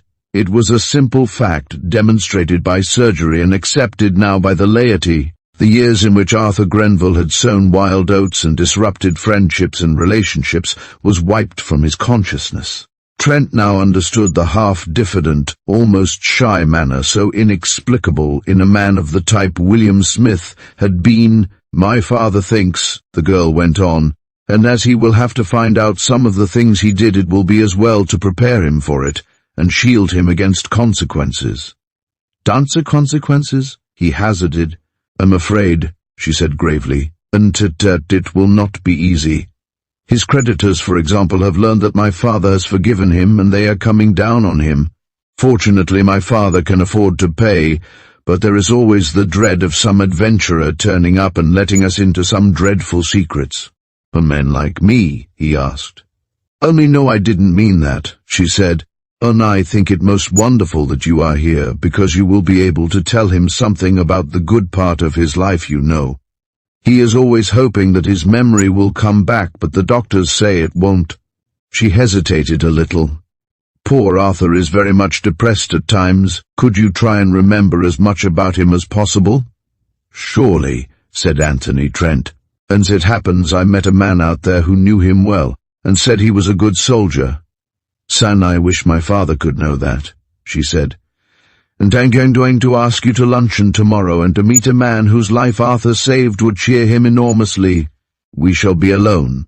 She frowned, and forgotten Mr. Castoon, who is probably furious at being kept waiting. I promised him I'd be back in 2 cigarettes' time.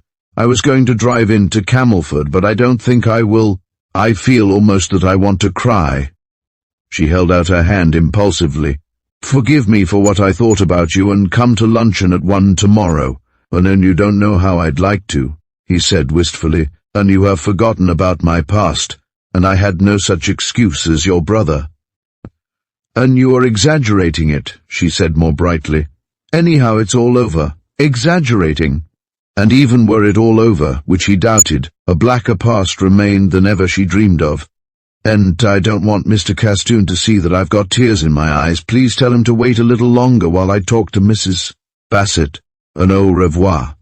Anthony Trent watched her go, and then sighed, and he told himself that had he met her 10 years before, he would have had the strength to win a fortune honestly and not take the lower road. He went outside to where Rudolph Castoon was sitting in the phaeton.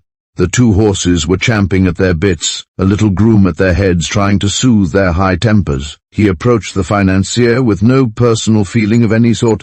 In the beginning he expected to admire the man as he did all such forceful characters. He often suspected there was more kinship between him and the ruthless financier type that Castoon represented than the world comprehended. Rudolph Castoon looked at him sourly. Well, he snapped. Anthony Trent looked at him and knew instantly that he would always share the hate he saw in the capitalist's face. For a moment he was at a loss to understand the reason. Then he saw that it was jealousy, furious, dynamic jealousy. Lady Daphne had come to see Mrs. Bassett. Instead, Castoon found she had come to see a younger and better-looking man.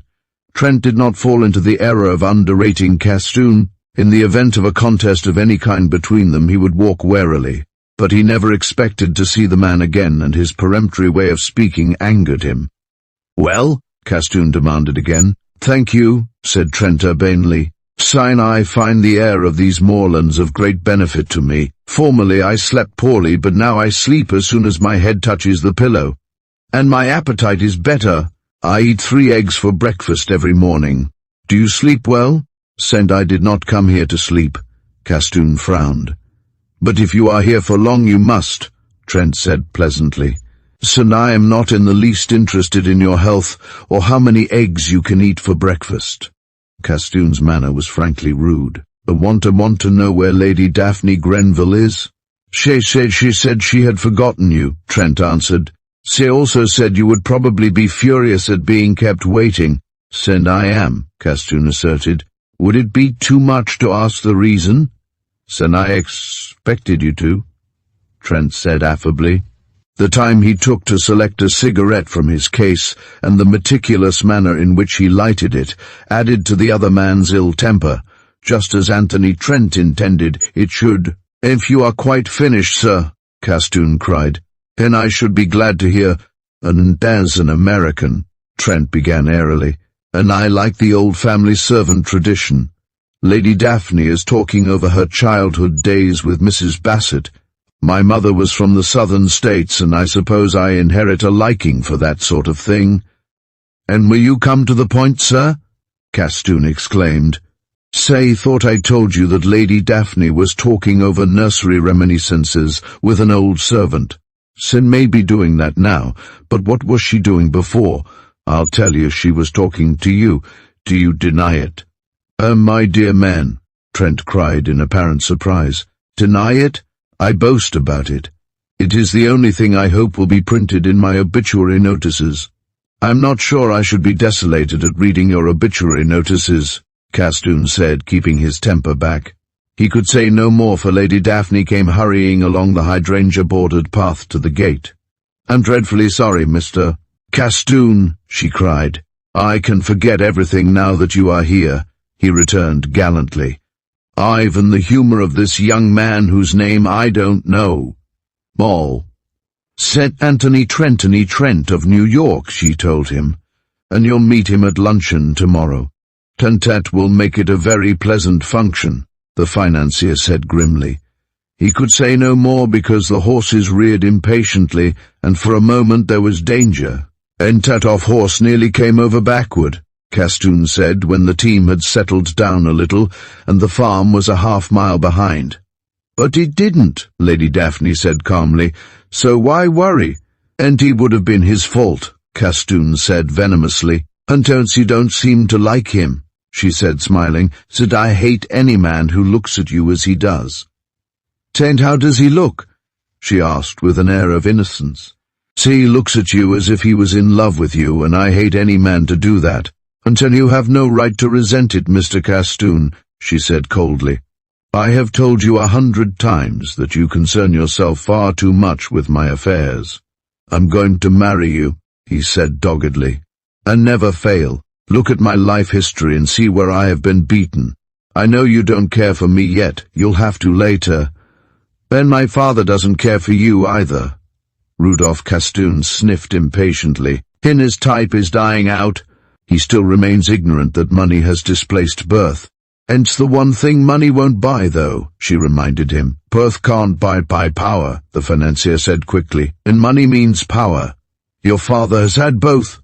It would have been easier for me to marry Daphne, daughter of the Earl of Rosecarroll, Viscount Saint, just Baron Wadebridge, Knight of the Garter, and Ambassador to Turkey, and all the rest of it, than it will be to marry you now your father has abandoned his career. And sounds merely silly to me, she exclaimed. Some day I will explain to you how very sensible it is. You will understand exactly. And do you mean you are so inordinately vain you would rather marry an ambassador's daughter than the daughter of a man who isn't a power politically anymore? At least I can say I don't mean that. I am vain, that's true, but I wish you were one of the daughters of a tenant farmer on these purple moors instead of being an earl's daughter. He sighed a little. Then the recollection of Anthony Trent came back. Oh, is this man Trent? He demanded. One delightful man, she said. An American who knows how to behave. I met him at a house party somewhere or other. He used to know Arthur. Castoon could not keep back a sneer. "Annette vouches for him, of course." "At least he wouldn't say anything as underbred as that," she cried angrily, and touched one of her high-mettle chestnuts with a lash. Castoon hung on to the seat as the pair tried to get away. "You'll kill yourself someday driving such horses as these," he said later. He was not a coward, but unnecessary risk always seemed a childish thing to create, and he believed himself heir to a great destiny.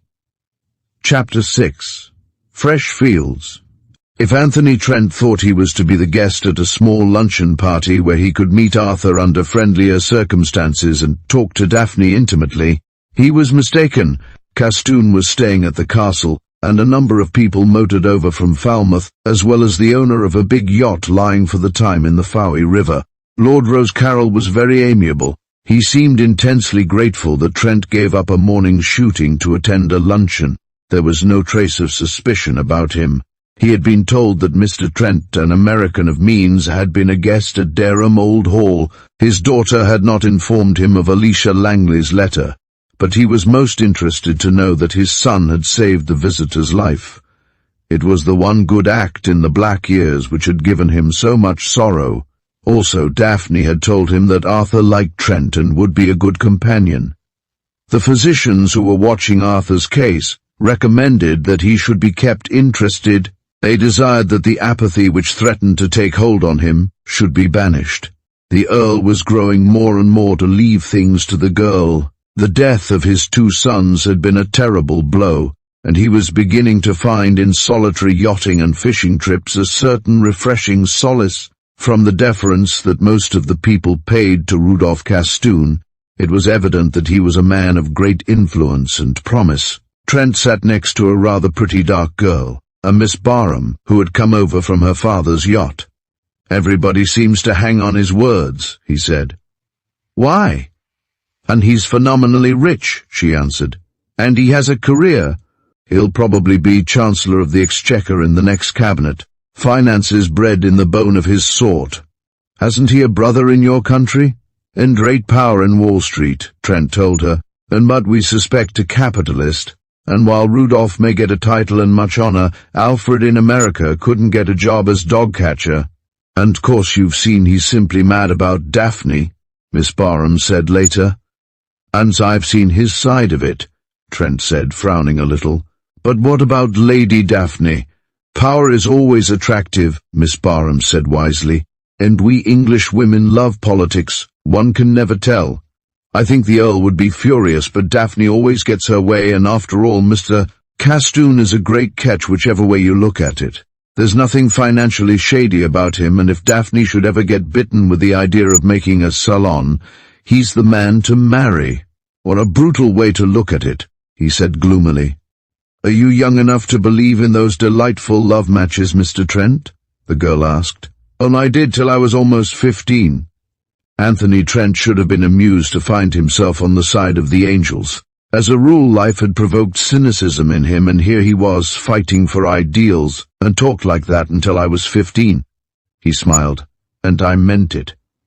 Ada Barham turned her dark, brilliant eyes on him. She rather envied the girl who had captured him. She felt it was a lover talking. "Of course you are in love," she retorted, "as I always meet the really nice men too late. Dare you confess it?" "Since I admit it," he said, a little confused. "American girls are very charming," Miss Barham declared. "So I stayed at Newport a month last year. Of course you know Newport." "In fairly well," he admitted. Oddly enough, the recollection of his Newport triumphs was not as pleasing as usual. He had made some of his richest hauls in the Rhode Island city. What an amazing thing, he reflected, that he was here as a guest among people on whom as a class he had looked as his lawful prey. Castoon with his millions was the sort of man he would like to measure his wit against. When Castoon looked across the table at him with a kind of innocent stare, he decided that it would be a delightful duel. He knew English women wore little jewelry during the day, so he could not estimate the value of what they owned at a luncheon, but he was certain Miss Barham's mother, who was addressed as Lady Harriet, had family jewels worth the risk of seeking to get. A woman whose husband owned a 200-feet steam yacht was distinctly among those whom in former days he had been professionally eager to meet. Before the luncheon, Lady Daphne had explained that her brother would not be at the table. The family was anxious that he should not be subjected to the confusion of professing ignorance of some man or event which he ought to know. By degrees he was getting his bearings and reading through files of old newspapers the main events of the years that had been wiped from his mind. Anthony Trent was taken to the big room by a footman, the same room he had entered unannounced. "One must have thought me awfully rude," Arthur Grenville said cordially, "and my sister had told you the reason. She says I used to know you." Grenville looked at him wistfully. "I think she said I had saved your life." "And you did," Trent answered promptly. And then, because he was sorry for the ex-Tommy, but more because he loved the other sister, he plunged into a stirring account of the incident, omitting the part of the exchange of confidences. "Apparently," said Grenville, "and it was the only decent thing I did during those dreadful forgotten years. If you knew the agony of not knowing what I did and dreading every day to learn something more of my career, you'd pity me. I couldn't meet Castoon. They say I was a sort of secretary to him for 6 months, and he had to send me away. All I remember of him is that he was my father's private secretary when I was a small boy of 10, and my father ambassador at Constantinople. I'm afraid to see any of the people who come here." "That will pass," Trent said reassuringly. "You'll get a grip on yourself as your health improves." "That's what Daphne says," Arthur answered. "Isn't she splendid?" "Indeed she is," Trent said, not daring to put the fervor in his voice that he felt. There was almost an uncanny feeling in talking with this new Arthur Grenville, as a judge of men, and as a man who had met a great number of criminals and could estimate them accurately. Trent had known even in the darkness of the dugout that Private William Smith was bad. Despite the absence of coarseness from the speech of the unseen man, Trent had felt that he was evil and dangerous, a man to watch carefully, and this same man, stripped of his mantle of black deeds, was now sitting talking to him with the deferential air of the junior, listening with respect to his superior in years, and his superior in knowledge. What a role for Anthony Trent, master criminal! But he played it as well as any of the parts he had set himself to enact. He became the elder brother, the sage counselor, the arbiter, the physical trainer, and the constant companion. In the beginning he cheerfully set out to play the part in order to win Daphne's approval.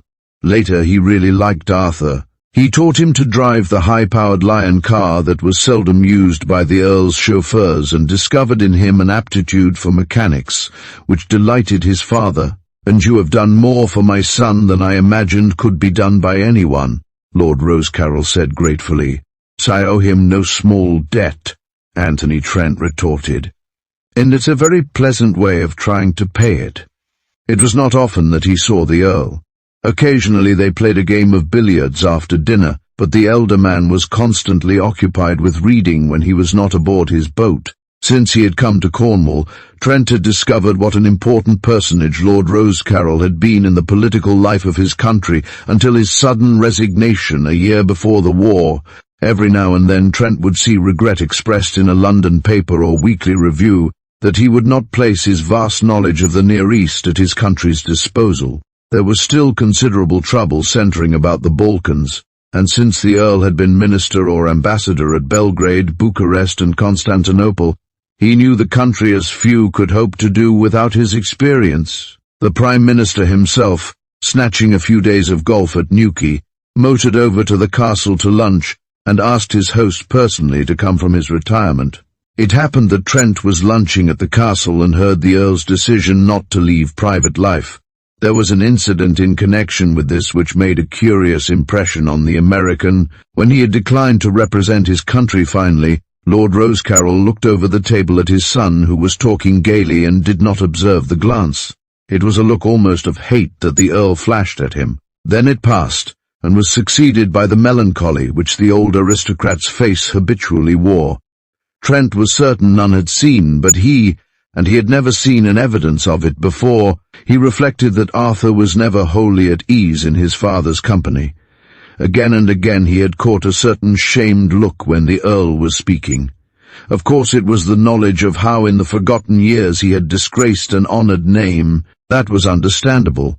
But why should the father who knew all and had forgiven suddenly throw this look of hate over the table at the unconscious son? "Arthur," said Trent one day to Lady Daphne, "looks as if he were still begging forgiveness." "Why? Since it must be fancy on your part," she said, and changed the subject instantly. He supposed it was some other skeleton from that full closet whose rattling bones had not been buried yet. There was something which still rankled in the Earl's memory. He knew he would never find its origin from Daphne. His intimacy with the Grenvilles began to alarm him. It was a fellowship which must sooner or later come to an end. He was utterly without vanity when it came to his relationship with Lady Daphne, but his love for her gave him such an insight and sympathy with her that he could not but be conscious that of late a softer mood had come to her when they were alone together. He knew that she looked for his presence where before she had been indifferent. Sometimes when they touched hands at parting there was the faint, lingering hold which said more than looks or spoken words. It distressed him to hear that she had defended him valiantly when the wife of a nearby landowner had referred to him as an American adventurer and fortune hunter. Daphne had sprung to his rescue in a flash. Half the country gossiped about it. It was very loyal of her, he felt, but also very unwise. The Earl had heard of it and was displeased. But he trusted his daughter, and Trent was working amazing changes with Arthur. It was only when the Prime Minister spoke of the American that Lord Rosecarrel knew he must not ignore the thing any longer. "And who is the good-looking lad upon whose words your daughter hangs?" "A delightful fellow," the Earl said. "I don't know what Arthur would have done without him. He is reconstructing the poor boy." And indeed the Earl was fond of the stranger, but his daughter must marry into her own station in life. His other girl's home was in France, and he wanted Daphne to remain in England. It occurred to him as very strange that he had made so few inquiries into Trent's antecedents. He supposed it was the man's personal charm, and the fact that he was himself not in good health, that had allowed him to be careless. One day at a dinner that came in the week after the Prime Minister's visit, a dinner to which Trent alone was bidden, he said, "We shall miss you very much when you have to go, Mr. Trent. But I suppose your affairs in America call you imperatively," and Anthony Trent made no answer for the moment. It was as though sentence of death had been passed upon him.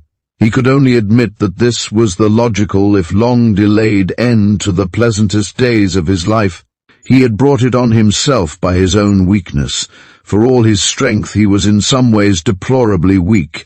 He had been weak to leave the ways of honest men. Primarily, he had none of those grudges against organized society which drive some men to crime.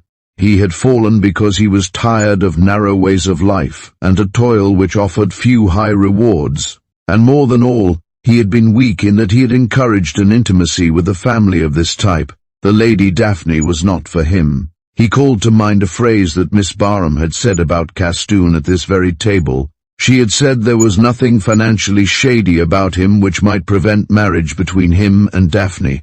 No matter how much Anthony Trent sought to deceive himself about his way of crime and comfort himself with the reflection he never despoiled the poor, or worthy but inevitably set himself against the rich and undeserving, he knew he stood condemned in the eyes of decent men and women. He was aware that Daphne and Arthur were listening for his answer. Daphne's face was white. "I shall miss you all, sir," he said. "More than I can say." "You are not really going?" Arthur cried. "I must," he said. "My affairs at home need looking after, and I have lingered on here forgetting everything."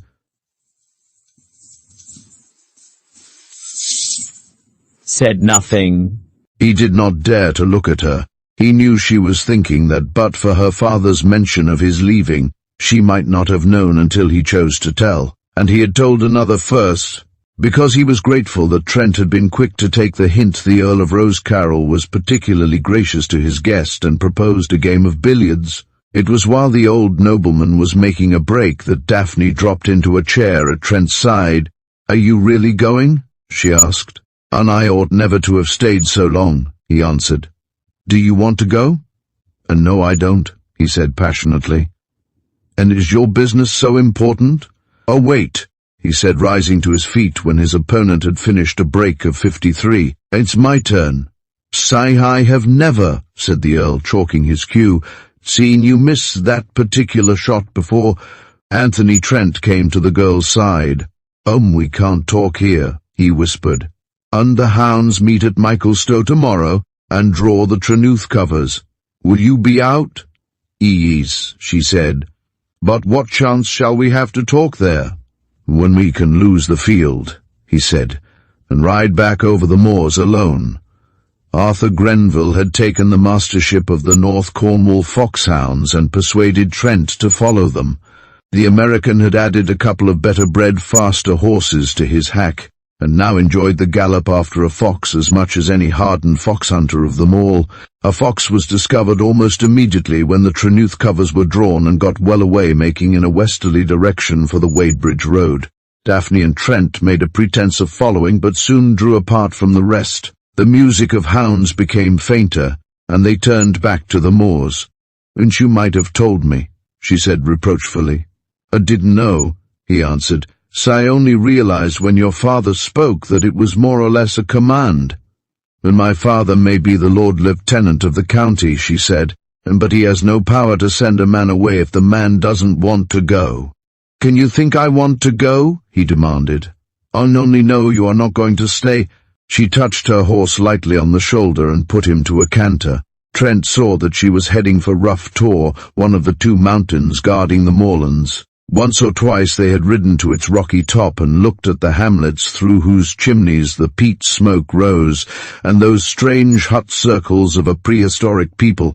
The path along which she went was too narrow to permit him to ride by her side, and he was forced to ride in silence for almost an hour. When she dismounted at Rough Tor and he tethered the horses to a short wind-shorn tree, he could see she was not the same cheerful girl of yesterday. "Why did you stay here so long?" she asked presently. "Because I love you," he answered. "Why do you go away?" "Because I love you better than I knew." She looked at him with a faint smile. "'Tis very hard to understand, Tony." It was the first time she had ever called him by the name her brother used. He took one of her gauntleted hands and kissed it. "Oh, my dear," he said tenderly, "on this crucifixion for me."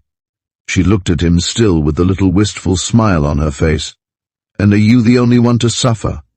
The knowledge that she cared as much as he did brought a look of misery to his face where only triumph should have reigned. "And Barham told me about the girl in America," she continued. "And of course I imagined there would be a girl somewhere whom you cared for, but I think you might have confided in me. Weren't we good friends enough for that?" "But there is no girl anywhere," he said. "And I told Miss Barham that because I didn't want her to suspect it was you. And why must you go away?" There was almost a wail in her voice. "I have told you," he answered, trying desperately to keep his voice even. "And so I must go because I love you better than anything else in life." She laughed a little bitterly. "And so that is how men behave when they are in love. When a man really loves a girl, he should think first of her happiness." She looked at him simply. There was none of the false shame that lesser natures might feel in avowing love. "Don't you understand?" she said in a low voice, "and that you are my happiness?" For a moment the devil tempted him, even as the Son of Man had been tempted upon a mountain top. Why should he think of the future when today was so sweet? In the big Lion car in the castle garage, he could make Southampton in time enough for the White Star liner which went out tomorrow. They could be married on board, or at any rate directly they reached America. Then with the money he had saved they could be happy. She was the woman he wanted, the woman he worshipped. Then the other side of the picture presented itself. He saw them married on board and radiantly happy as they approached the land that was to be her home. Then the hard-faced men who showed official badges and informed him he was wanted for a series of crimes which would keep him away from wife and home and liberty until she was an old woman. One ending to the trip was just as likely as the other. Situated as he was, he could never be certain of safety. This period in quiet Cornwall was the first time since he had taken to crime that he had become almost careless. He would break Daphne's heart, for she was of the kind who would never love another man, and the disgrace he would bring upon this kindly family of hers, which had suffered enough already. The screeching headlines in the press of the Earl's daughter who married a crook. It was not to be thought of. "Dear," he said softly, "if there were any obstacles which could be removed by human effort, I should not say goodbye like this. Please don't ask me to tell you anything more. Said at Dereham that you felt you could sell your soul for a past. Is that it? Tent is the irrevocable thing," he told her. "10 pasts can be lived down," she whispered. "Not mine," he said dismally. "Daphne, I have not been here all this time without knowing you and the sort of people from whom you spring. It is because of your tradition of honor that you felt Arthur's misfortune so much. I can bring upon you and yours a greater disgrace than he could." "And I won't believe it," she cried. "I don't want you to," he said gratefully. "I remember the things said about your family, the Grenvilles for loyalty, and I love you for it. But Lady Polruan was right when she called me an unknown adventurer from America. The other countrymen of mine you meet here, like Connington Warren, for instance, have their place at home. I haven't. I am without the pale. They don't know me, and I can't know them. There is that great gulf fixed which you can never understand. I want to go away, leaving you still my friend. If you ask me questions about myself and I answer them truly, I may have to carry away with me the picture of your scorn. Be kind, Daphne, and don't ask any more." "And I should never scorn you," she cried. He put his arms about her and kissed her. "Oh, my dear," he whispered. "Oh, my sweet. Believe always that there is something God himself could not alter, or I would never give you up like this. Aunt is very hard," she said presently, "to have found love and then to know it must only be a little dream that passes." "And it is my just punishment," he answered. "When do you go?" "None do you go." She put her arms about his neck and looked him full in the eyes. "Darling," she said, "I shall never love anybody but you. Girls always say that, I know, but I have always been a little afraid of love and its exactions and the sorrow it brings. You see, I was right in being afraid, for directly I find you I must lose you." She leaned forward, one elbow on her knee, and looked at the countryside spread out at her feet. "And I shall probably live here to be an old woman, and look after other old women, and see they have tea and warm wraps for the bad weather, and give the old men tobacco. That's all I look forward to." Tony, why is it one can't die on the day when one is killed?" He sat in silence. Bitterly as he regretted his past, which had risen to prevent happiness, he regretted his staying here in Cornwall even more. If he alone had suffered, it were well enough, part indeed of the punishment he merited, but to have dragged this girl into it, and to have made her love a man who could never marry her, was the blackest of all. Perhaps she suspected it, for she turned to him and put her hand on his. "Poor Tony," she said caressingly. "It's no good blaming yourself. It had to be. I think I've always loved you. Before it is too late and you are gone away, are you sure this thing that stands between us cannot be banished or atoned or paid for in money? You know I have a large fortune of my own, and it is all yours if you need it. Don't let any little thing stand between us. Where one loves wholly, one can forgive all. I shall not ask you again, but my dear, if any human agency can give you to me, let me know." Anthony Trent thought of the view he once had of a great penitentiary, in which a man he used to know was serving a life sentence. The prison was set among arid country in sandy plains. Along the top of the stone walls sentries were placed at intervals, men with sawed-off shotguns waiting the opportunity to kill such as sought to escape the dreary days and dreadful nights. His friend made the desperate attempt and died as warders crowded about him and congratulated the guard on his marksmanship. It was this place which might at any moment receive the person of Anthony Trent. He could not think of the law as a human agency. That was one of the differences between the Anthony Trent writer and Anthony Trent crook. The writer regarded the law and its officers with a certain meed of respect, but the criminal hated them. "When there is nothing that can help me," he said.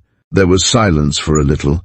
Then she rose to her feet and pointed out scarlet-coated men in the distance and galloping horses. Arthur's hounds had lost their fox in Tregenna woods. and had found another stout dog-fox headed for his earth on the moors. "We can follow after all," she said, with an attempt to be cheerful. They kissed silently, and then remounted the impatient hunters. By devious ways they joined the field again. The moorland was a dangerous country to ride. Great stone walls divided small fields, and there were sunken roads and paths by which, thousands of years before, the Phoenicians had taken their way. It was observed with what recklessness the American rode. "He'll break his neck if he isn't careful," said a rosy-faced old hunting parson. As Trent set his horse at a great granite barrier, he was not to know that Anthony Trent would have welcomed just such an end. Chapter 7. And Sentence of Banishment.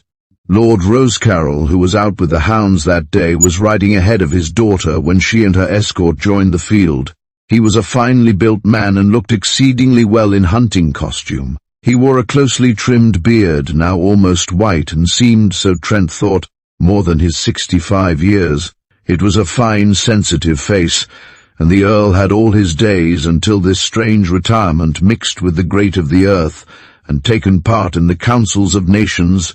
This mystery connected with his withdrawal from public affairs intrigued the American. He believed Daphne knew.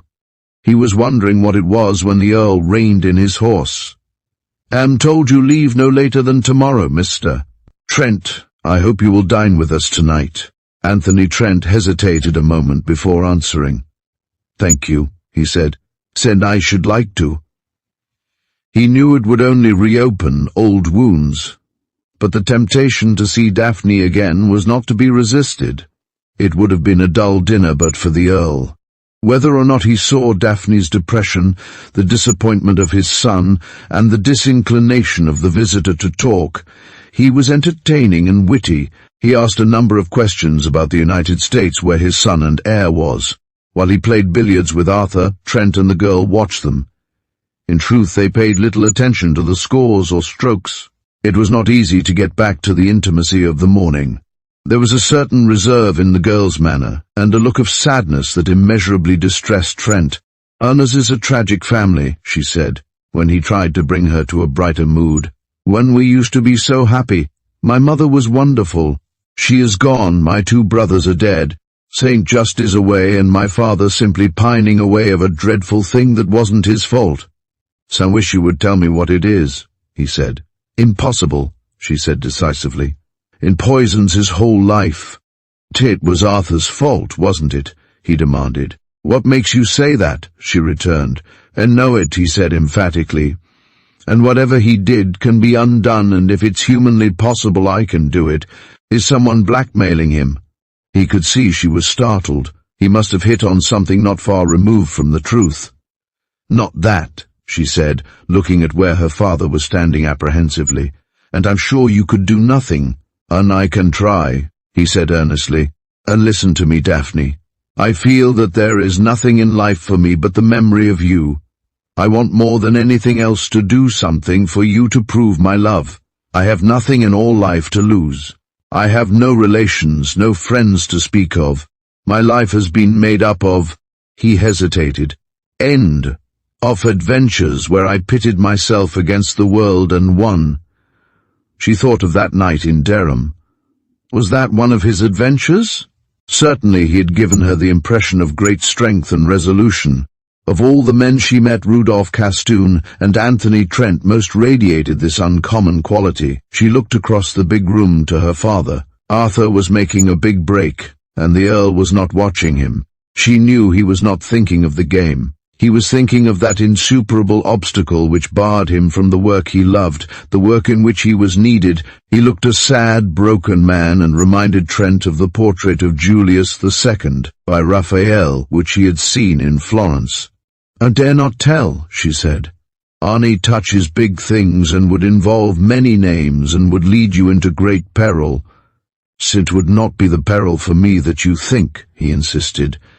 "So I shall know when my hour is to strike. Darling, let me try to do something for the woman I love, for the family where I found such happiness and such sorrow. I have brought so much trouble on you that I want to feel I did something to atone." He felt for a fleeting moment the warm clasp of her hand. "And you have often been in danger?" she asked. "It has been my life," he said simply. "So I am afraid to tell my father," she confessed. "Must he know?" Trent asked. "Yes. I know the whole hideous thing only in the barest outline.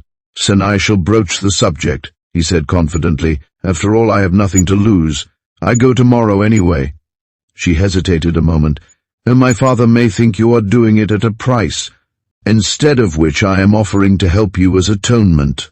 The light died from her eyes and the hope left her heart. Nothing could alter his decision, nothing apparently blot out the past that held them asunder. The Earl of Rosecarrel heard Anthony Trent's request for a private interview with a rather troubled mind. He had no doubt it had to do with his daughter. He told himself he had been very careless. "By all means, my dear fellow," he said cordially. "Fun to my library, where we shall be quite alone." Never had Trent been bidden to this great book-lined chamber. It was open neither to those who came on Visitors' Day nor to the casual guest. It was here the Earl and the Prime Minister were closeted for several hours. "My lord," Trent began, "Sine, I am going to say something that will first of all astonish you, and then probably make you angry at what seems presumption." "And I hardly think you will do that," the other said urbanely. He was sure now it had to do with Lady Daphne. "And you have said," Trent went on, "and that you are grateful to me for my help to your son, Arthur."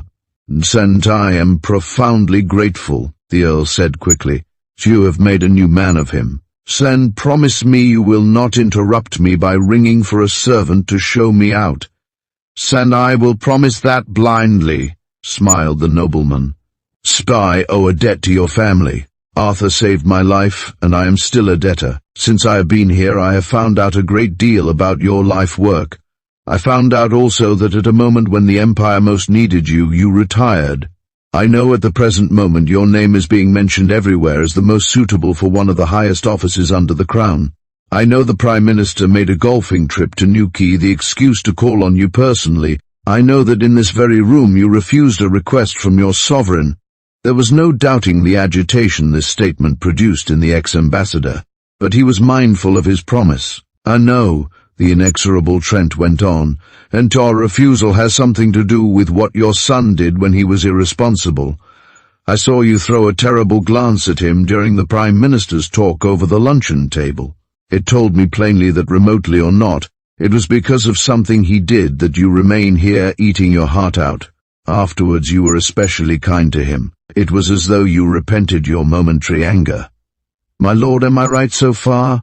I do not pretend to understand how you have learned these facts," the Earl said slowly, "but you have made no error. What happened is over, dead and done with." "I'm not so sure," Trent cried. "Perhaps because there was a day when I wrote stories of a rather lurid type, I can think of 100 things that might seem final to you but which would yield to my type of mind. Nothing is final to us Americans." Lord Rosecarrel looked at him shrewdly. What you say is preposterous, Mr. Trent, but nevertheless it interests me. What causes could this fertile mind of yours suggest?" "Fun blackmail, first of all," Trent said. Lord Rosecarrel did not give any indication whether the shot told or not, but blackmail can be subdivided into many heads. "And is there a remedy for blackmail, then?" the Earl asked blandly. "One remedy can always be found for things," Trent said confidently. "Amounts to this," the diplomat continued calmly, as though he were discussing an interesting phase in another man's life. "Don't you suppose I am held inactive here because of the hold some man or government has on me?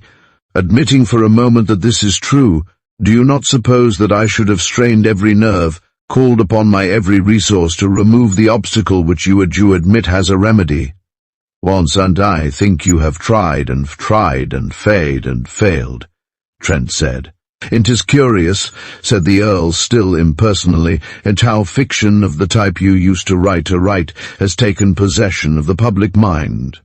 "Then I should not fail, Trent said steadily. "Can you still persist in making the imaginary real?" the Earl said good-humouredly.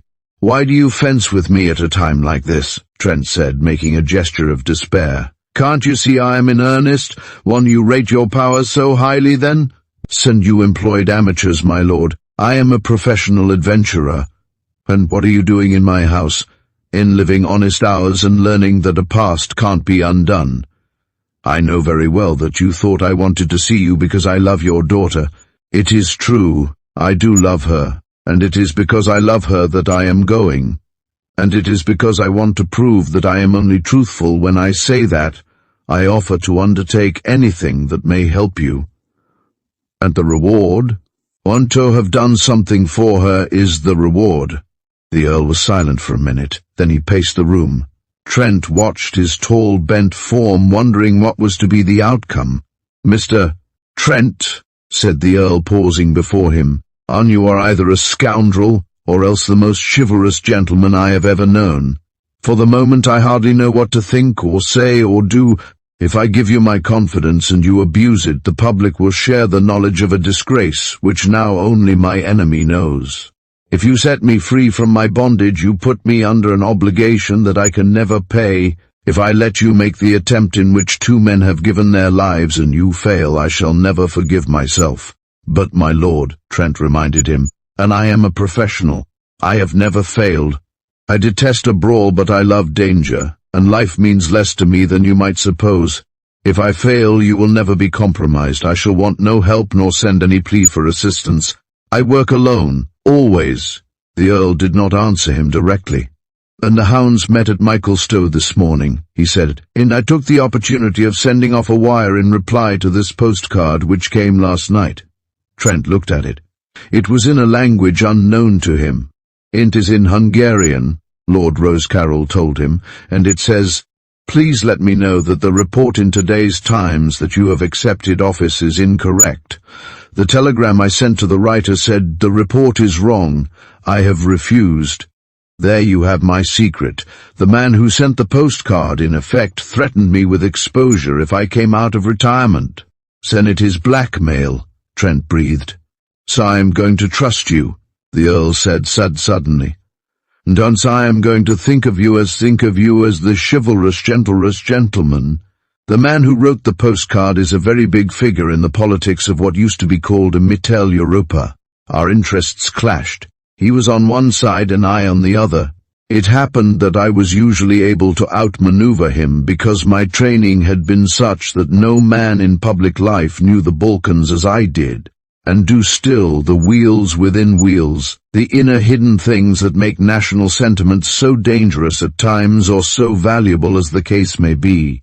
In time he came to think me the one man who could comprehend his activities and check them. He set out to ruin me. He believed his ends justified other methods than I used.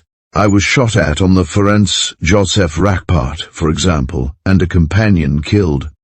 "And you still seem a menace to him?" Trent asked. "More than ever, if I take the position offered me in the Near East. You see, the rumor in the Times brings instant recognition. I knew he was in London." Trent looked at the speaker and wondered what it could be which kept him from the work his country demanded of him. Assuredly it was not lack of courage. And he was in London when he obtained the hold over me that keeps me buried here. Arthur was at the moment a secretary of Rudolph Castoon. One night he opened a strong box of mine and took some banknotes to pay a racing debt. It was a terrible blow to think he had fallen so low, but I was more alarmed to find a tentative draft of a treaty which was never made effective. A document in my own writing had disappeared. At the time it might have incensed a country since allied with us almost to the point of a declaration of war. Arthur told me it was gibberish to him, and he had thrown it on the fire. A month later I was summoned to a cabinet meeting. A friend told me I was to be asked to produce the treaty draft. I called Arthur to see me. I told him my honor was involved, and that if he had not destroyed it or was holding it to sell another power, I must know. He gave me his solemn word of honor, uttered in the most convincing manner, that he had thrown it into the open fire, and the Prime Minister asked for the draft. I told him I had destroyed it, thinking its value gone, and fearful of the danger of having it at my house in Grosvenor Place. At the moment I was absolutely convinced that my son had been honest with me. It was obvious I could not tell the cabinet I had caught him stealing money, or that he had torn up the draft. I gave the cabinet my word of honor that it was destroyed, and I allowed them to assume that I did it. It was a lie, and I do not justify its use. But first and foremost, my son's protection seemed necessary. It was less than 3 months later that I received a visit from the man who wrote that postcard, and it was in Paris where I was staying with my daughter. He said that at last he had a weapon which would wound me. Arthur had sold him the draft. He had it concealed where none could get it. Unless I retired from public life and activities, he would show it to the same cabinet which had heard me swear I had destroyed it with my own hands. The inference would be that I had sold it. It was known that I had lost money through the failure of a London bank. No matter what the cabinet thought, my honor was smirched, and I should rightly be considered unfit for high office. There, Mr. Trent, is the real reason. And do you know where the draft of the treaty is hidden? In his almost inaccessible castle in Croatia. And so are certain. Some men have died so that the knowledge might be mine, and I should imagine he would keep it in the deposit box of a bank where he could get at it quickly. And banks can be broken into easier far than his strong room. He lives, despite the changes wrought by the war, in a style almost feudal. He owns and controls 20 square miles of the country where his home is. What chance, I ask you, has a stranger of getting near without incurring suspicion? There are many men who can speak German or French like natives, but Hungarian is a different matter, a non-Aryan tongue. Oh, and it should be done from the inside, Trent mused. But none of them was, the Earl told him. And the man who tried was skillful, adroit, and courageous. He had flirted with death 100 times, just as you have done, Mr. Trent. But they set a trap for him there which a fool would have passed by, a trap so skillfully baited that only a clever man would have tried to use it to further his cause. Yet he failed. You have no idea of the household at that fantastic castle in the mountains. You have no idea of the imperious temper and power of the man who owns it. The multitude of servitors who would kill did he but suggest it, the motley company he entertains there. This mention of many visitors interested Trent.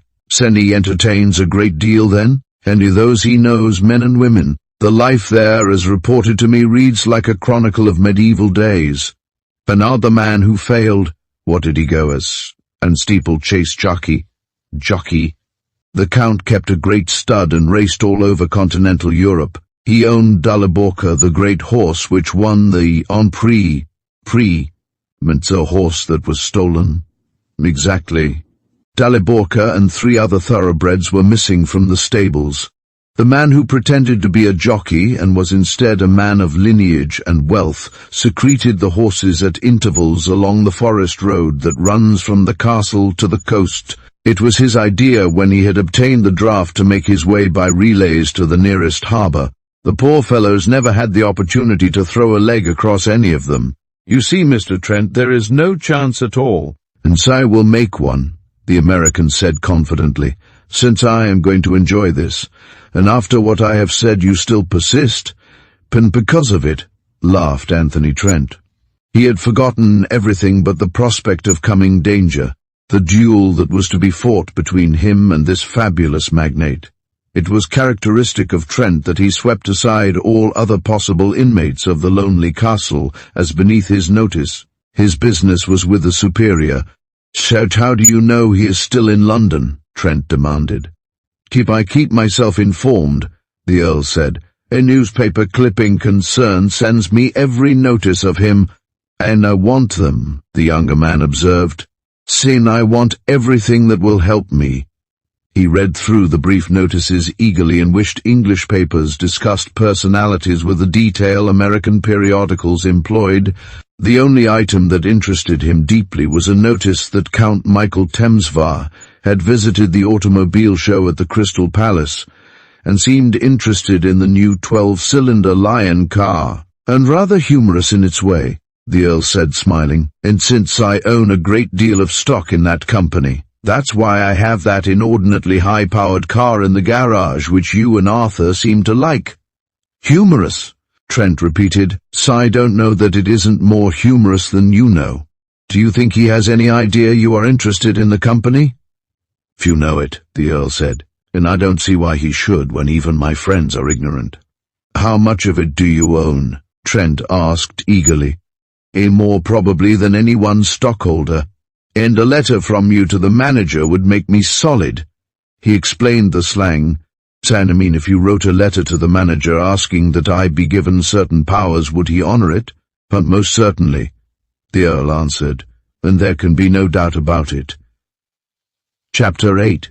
Count Michael Temesvar. Count Michael Temesvar, when he left behind him the great estate where he ruled as absolute and tyrannical master, and came to the fashionable, pleasure-loving London, was a different man. In London he paid due regard to the conventions and was entertained at great houses, and in return offered very splendid receptions to his hosts. Meanwhile he kept a skilled finger on the hardening arteries of new international affairs. He knew very well that he was suspected of intriguing for monarchical restoration, and the confusion of the country where he was so pleasantly entertained, by such men as the Earl of Rosecarroll. But for the main part England still clung to her habit of disbelieving that a man who could be so charming in society would commit the bêtise of plotting where he had played. He was particularly interested in the spring automobile show at the Crystal Palace. He had heard a great deal of late of the Lion motor, and he wanted one. On his first visit to the show, he told the manager that the silver model there exhibited was the one that he would buy. He was annoyed that the firm's representative would not allow it to be taken away until the show finished. On his second visit he was irritated to find that the manager raised objections about selling it at all. "See, sir," said the manager, "and a car like this demands careful driving and constant attention. Our ordinary model would suit you better, and I want this because it is said to be the fastest car in the world." Count Michael returned. "And to me the price is nothing." "It isn't that at all, sir," the manager said. "In confidence, it wouldn't do us any good if your own mechanics got it in such a condition it couldn't do its best work. Bad advertisement, you understand." "So you think I should have a special chauffeur then? Good. Send me one. Send 3 if necessary, but send me a man who has the nerve to drive along my mountain roads by day or night at any speed I choose. That's a tall order, sir," the manager returned. "But I always pay better than others, because I want better work." Count Michael Temesvar beheld a blue-clad mechanic working under a car. He struck him a sharp blow on the leg with his cane. A grimy-faced man emerged, rubbing the bruised limb. "Oh, phew," said the Count peremptorily. "Can you drive a car like this, Lion?" The man grinned. The idea seemed to tickle him. He spoke with the Cockney accent of his kind. "Oh, drive a Lion?" he said. "Us, Mr. King, hear what I can do." "Sen, I couldn't let him go," said Mr. King quickly. "He is my best demonstrator, and a wonder at tuning up an engine." Count Michael ignored the protesting manager. "What is your wage?" "Say get £5 a week." "Say I give you 10. You are my man. You leave for my place in Croatia when the show is over. My secretary will see you are looked after. Serve me well and you will never regret it. I am generous when I am pleased." He turned to his companion. "See that all arrangements are made. If he has a wife and children, bring them if he desires it. If he will be happier without them, let them remain here. I must have him. He has intelligence and industry. Look you, he has gone back to his work. He loves his engine as a good groom does his horse." The mechanic had indeed crawled again under the huge car. The Count could have added that he was cautious, for he drew his legs well into cover. The Count and the secretary went off. The secretary was to call at the office next day and arrange things. The manager was deferential, but when they had left the glass-roofed hall he permitted himself to laugh. Then he crossed to the car and bent down. "It's all right, Mr. Trent," he said. "And they've gone now, you can come out." Anthony Trent looked up at him and grinned. "I can always get a job as an actor," he said. "Your accent is a bit of all right," the manager returned, gratified.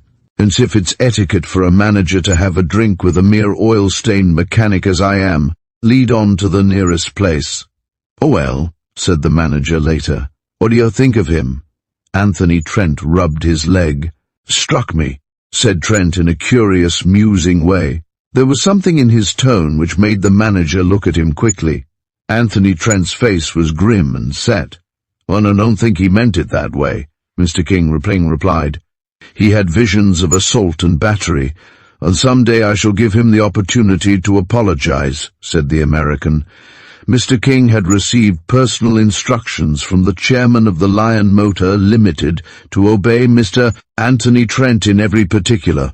Mr. Trent was to be allowed to have the run of the shops, and the most expert mechanics in the firm were to put all they knew at his disposal. Anthony Trent started by giving the manager the best dinner he had ever eaten. Then he coached him in the role of a manager anxious not to lose his best demonstrator. King was delighted that Count Michael walked into the trap set for him eagerly. He liked Trent but thought poorly of his chances in a tussle with this big-girthed foreigner. "Must be 50 inches round the chest," he observed, sipping his drink delicately, "and most of it muscle. One of the most powerful men I've ever laid eyes on, Mr. Trent. Built like a wrestler. About 5 feet 10, I judge. A couple of inches less than you, but 5 stone heavier." "And what was the big car on the aisle opposite us at the show?" Trent asked, as King thought, irrelevantly. "One Amazon," King answered scornfully. "An varnish and silver plate and upholstery with a motor that isn't worth a tinker's dam. Such like the Count." Trent smiled. "Champagne, high living and general dissipation have made a shell of him. He looks well enough to the eye like that Amazon car, but call on the motor and you'll see 'em both hang out distress signals." "Maybe," King conceded. "I'll put my bet on the Lion." He smiled in a friendly fashion at the other. "And the Eagle." They fell to talking technicalities and kept it up till the hour when Michael, Count Temesvar, went to dine at a house in Bruton Street. He told his host that as a compliment to this country, his second home, he had just bought an English car and engaged an English chauffeur. The other guests thought it so broad-minded of him. He further endeared himself to his company by deploring the retirement of his old adversary, that eminent diplomat, the Earl of Rosecarroll. His old adversary's occupation at the moment would have surprised him. The Earl was devising an ingenious cipher code having, it would seem to the uninitiated, the various parts of a Lion motor which might need replacing by telegram to the London factory.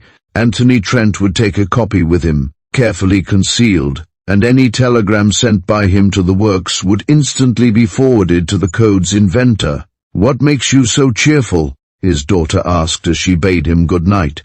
"That amazing American of yours," he answered. "Of mine," she repeated. But even in the grip of her unhappiness, she was not sure that the dim future did not hold some alleviation. Few people were more careful of appearances than Anthony Trent. He was always dressed with quiet distinction. In the early days of a profession where it is not well to be too prominent, he chafed at this restraint. Later he saw that it was the sign of sartorial eminence. On assuming the name and characteristics of Alfred Anthony, he also had to dress the part and talk the part. From the men in the Lion shop he had, with his mimic's cleverness, taken on their peculiar intonations and slang until he certainly could deceive a foreigner. And since he was thorough, he forced himself to smoke the part. He accompanied his great silver car across the Channel to Ostend dressed as the men in the shop dressed, and he moved with their brisk, perky quickness, and he alternated between shag in a bulldog pipe and Woodbine cigarettes. He was glad that Mr. Hensey, the Count's secretary, observed his altercation at the Belgian port with a customs official who made him pay duty on an excess number of cigarettes. "Ah," said Mr. Hensey with condescension, "a cigarette of the British Tommy." At Ostend, Trent superintended the dispatch of his charge by fast freight, and then took the Transcontinental Express to Budapest. He was to wait for the car and drive it to its new home. During the few days he was forced to idle in the Hungarian capital, he deplored the fact that new status prevented him from going to the Bristol or the Grand Hotel Royal. He stayed instead at an hotel of the second class, and encountered little friendliness. English or Americans, it seemed, were still regarded as enemies. He was saved from any violence by Hensey's announcement that he must be fitted for the Temesvar livery. It was no use to rebel. With incredible swiftness the tailor turned it out. Trent looked at himself in the glass with the utmost distaste. The color scheme was maroon and canary yellow. He likened himself to those who stood before the fashionable stores on Fifth Avenue and opened limousine doors.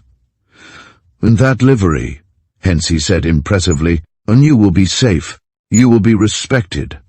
Anthony Trent was too much overwhelmed to answer him. Certainly the Anthony Trent who stared back at him from the mirror was a stranger.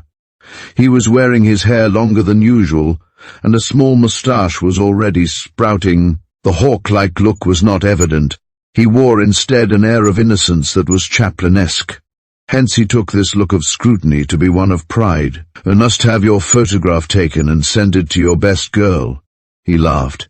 "And she will make all the other ones jealous." "Yes," said the man who suddenly remembered he was Alfred Anthony of Vauxhall Bridge Road, "and she'll be fair crazy about it, just like me." But he did not wear it much. He preferred the chance of a row with the populace to his unwished-for splendor. The days of delay gave him leisure to think over coming difficulties. He conceded he had been led away by emotion and enthusiasm when he was betrayed into boasting of his prowess. The two men who had failed had been good men, no doubt, and they were dead. Such a man as Temsvar must know that the brain who originated the attempt at recovery of the draft was still scheming. The Count must constantly be on the watch. And if so, why had he engaged Alfred Anthony with so little investigation? Like most high-grade criminals, Anthony Trent was apt to suspect simple actions when performed by men of the Temsvar type, and impute to them subtle motives. He wished he had been able to take a longer look at the Count instead of his momentary talk. He reminded Trent very much of the celebrated painting of Francis I, that sensual monarch who was devoted to the chase, masquerades, jewelry, and the pursuit of the fair. But Francis, for all his accomplishments, was weak and frivolous, while Temsvar was ruthless and a power, if Lord Rosecarrel was to be believed.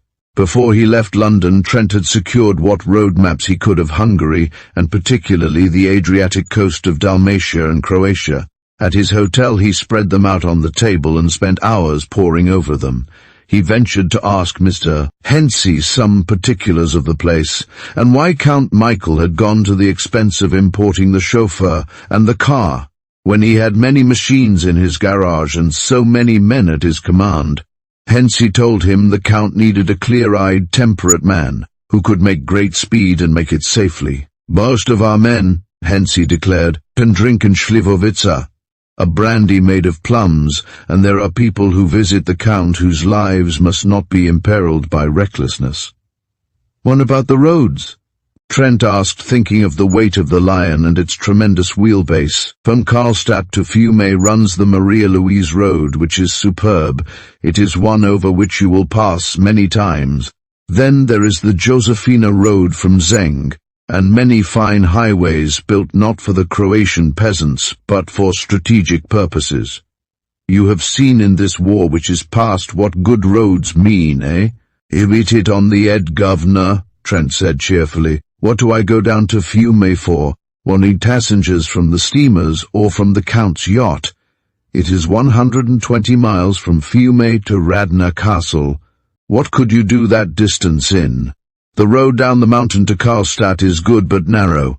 Alfred Anthony spat meditatively. "And the old girl will do it in 3 hours, he said. "She'll shake 'em up a bit inside, but if there aren't no traffic cops or big towns, I can do it in 3 hours or a bit more." "No, no," Hensey cried nervously. "That is suicide. We have been satisfied to take 6 hours. "And horses?" Alfred Anthony demanded. "Pretty good time with horses, but this is a Lion." Hensey sat on the front seat during the long drive and pointed out the path. On the whole, he was a good-natured man, but he did not permit the Count's chauffeur to forget that he was talking to the Count's secretary. Hensey had formerly been a clerk in the estate office of the Temsvar family, and had been promoted to his present position because he was faithful and a good linguist. He was afraid of the Count. Trent could detect a fear of him whenever the name was mentioned. When Hensey warned the new chauffeur to be careful if his employer was in an angry mood, the American demanded the reason. "If I do my duty," said the pseudo-mechanic. "It can't hurt me. Say you talk as a child talks," Hensey laughed. "Henry will do as he likes and as the devils that are in him at the moment. He fears neither God, man, nor devil. Pauline only may mock when he rages." "Is Pauline?" Trent asked. "Sen Mrs. Ben Mrs. the Countess," Hensey said with dignity, "and in perpetual retreat with the Ursuline sisters near Vienna." "Since Pauline the daughter?" "On his daughters are married." Hensey laughed. "And Castle Radna is not a place where it is wise to ask questions. You think because His Excellency was cheerful when you last saw him he is like that always? I tell you, if Pauline has been unkind, he may visit it on you. I prefer that he does. I am tired of his humours, and you are younger and stronger." "So you don't mean he might hit me?" Trent cried. Hensey seemed to find Trent's anxious manner amusing. "Most certainly he will," the secretary assured him, "but you need not be alarmed. He will fling you gold when his temper has spent itself." "And not going to let any man strike me," Trent said doggedly. "It would raise the devil in me, and I might be sorry for it." "And you would," Hensey said, thinking that the chauffeur meant he might lose his job. Anthony Trent, instead, was thinking that he might, in order to succeed in his venture, have to submit to indignities that would be torture to one of his temperament. It would not be wise to let the secretary know this, so he turned the subject to the woman who dare laugh when the Count was angry. "Who is Pauline?" he asked. "She was a skater from the Winter Palace in Berlin. She is beautiful, or she would not be at Castle Radna. She is clever, or she could not control Count Michael, who has broken many women's hearts. She is bad, or she would not have driven the Countess from her home. For myself, I hate her and the men and women with whom she fills the place." "So they keep a lot of company up there?" "Company," Hensey replied. "There is no such castle in Europe. I have seen life in Buda and Vienna, but up there. You may be sure when the master drinks champagne, the servants will drink in Sliver. But do not think they are all Pauline's friends. No. The great of the world come there too, and Pauline's friends are banished. You will drive great personages up from Fiume, and you will not know who they are or what their errand." "And is the Count a politician?" Hensey laughed with good-natured contempt at such a naive query. "Not to know, Michael. Count Temsvar's reputation in the field of world politics was to admit ignorance of all the troubled currents which worried kings and presidents. He was rudely brought back from his lofty attitude by the sudden stopping of the car. He was almost thrown from his seat. "Look!" Trent cried, pointing to a piece of close-cropped turf. "Endegg golf green as I live." "What of it?" Hensey snapped. "What do you know of golf?" "I used to be a caddy," Trent lied glibly. "Who plays there?" "Sent the Count because his doctor tells him to." "Aye, because I hate it, and Pauline that her figure may remain seductive. Thank God there are but 9 holes. It encourages our master to have one man who always plays worse than he. Look, that is the castle." Almost under the shadows of Mount Slimy the rugged building lay. Around it, nestling at its gates, were many other lesser stone buildings which Hensey told him were stables, dwellings, and outhouses. It was situated in the Zagorje, or land beyond the hills, and had, despite its fine gardens and the green turf of the links, a forbidding air. When the Lion was run into its garage, Hensey introduced the new chauffeur to the man with whom he was to live, a man who with his wife had one of the cottages outside the castle wall. Peter Sisek, the man, was unfriendly from the start. He resented the importation of a chauffeur with the new car as a slight to his own skill, but as he spoke only Croatian and Hungarian, and Trent understood neither tongue, his grievances were not voluble. Chapter 9. Pauline. Anthony Trent met Pauline in rather a curious way. He had been a week at Castle Radna and had not been commanded to drive the Count. Then Hensey had informed him Count Michael was sick of a bad cold. Sisek, by virtue of being senior in the Temsvar service, tried to get the new man to help him with his own cars, but Trent absolutely declined. He had assumed a certain post in order to carry out a design, but his duties lay with the Lion car, and he left the Croatian grumbling and set out for a tour of inspection. Naturally, his steps led him to the little golf course a mile distant. There were no long holes, and the course was hardly trapped at all. It was just the kind of place elderly men who played a weak game would revel in. By the first tee was a little rustic pavilion. Through the windows Trent could see 3 or 4 golf bags. The temptation was too strong to resist. He picked the locks with the blade of a pocket knife and found himself in a comfortable room. The Count's golf bag contained excellent clubs and plenty of balls. He looked at the balls and knew the Count's game instantly. They were bitten into by the irons of a strong man. Trent shuddered at the gashes and then, selecting a new ball and a putter and driver, went out on the nearby green. It was sheltered from all observation, and he putted for a few minutes. In the distance he could see the first green. It looked to be a little under 300 yards distant, and it lay beneath, sweetly tempting to a long driver. Anthony Trent had for some years now lived a life in which he denied himself nothing. He had reached out for such treasures as only a millionaire may buy. The question of right or wrong in the matter of using his employer's clubs bothered him little. He did not want to be observed in case the privilege were denied him. He teed up his ball, made a few preliminary swings, and then struck the white sphere with perfectly timed strength. He watched it rise, fall, and roll almost to the edge of the green. He would certainly make it in 3, then he turned round to look into the astonished face of a very beautiful woman.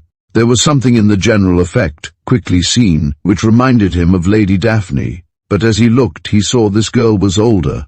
He doubted the genuineness of the golden hair, and he saw that art had aided nature in the facial makeup, but she was no more than 28, and her figure differed from Daphne's slim, almost boyish slightness. She was dressed in a curious shade of green. It was a tint he thought he had never seen before, until he looked into her eyes and saw it there reflected. Pauline had known the Count had engaged a chauffeur from London, but she assumed him to be of the usual type. She had no idea that the man who had just made such a superb drive was he. Pauline had been used to much social enjoyment of a sort, and while Count Michael had been away she had to behave circumspectly. She was dull and she was bored, and now, as though in answer to prayer, fate had sent her a handsome young man who stood like a bronze statue as he followed the flight of the ball. Since the Count had given permission for the families of the neighbouring landowners to use his course, she imagined it to be one of these, or perhaps a guest at some local mansion. Anthony Trent was never one who made a habit of the pursuit of the fair. His profession had taught him caution. Almost always the feminine element had brought the great criminals to peril. There had been 1 or 2 harmless flirtations, but his love for Daphne was the great affair of his life. He groaned when he looked into Pauline's bold eyes and saw admiration looking from them. Other women had looked at him like that. Pauline was absolute at Castle Radna. Her enmity might be very harmful, her friendship might be ruinous. He assumed the bearing of Alfred Anthony, which he had abandoned unconsciously. He even touched his cap to the lady as a servant who habitually wears livery should do. She frowned as he did so. "Who are you?" she said in German. "And the new chauffeur, miss," he returned in English. "What are you doing here, then? On having a bit of a game?" he said with an air of timidity. "Yes, I hope you won't tell the governor." "Sentient governor?" she repeated. "Bon the Count," he said, "and the old toff with the beard." Trent produced a woodbine and lighted it luxuriously. He had all the quick, nervous gestures of the Cockney. "Where did you learn to play golf like that?" she asked, looking at the white speck almost 300 yards distant. "Anyone can make a fluky drive," he said. "Ain't one drive doesn't make a golfer, miss. I used to be a caddy at the Royal Surrey Club." "One and you can carry my clubs," she said. She looked at him with a frown. "How is it the door is open?" "Someone must have forgot to shut it," Trent said simply. "So I just walked in." All his excuses to get back to his garage were ineffectual. "And you will understand later," she said imperiously. "But if I order a servant to obey me, he must do so.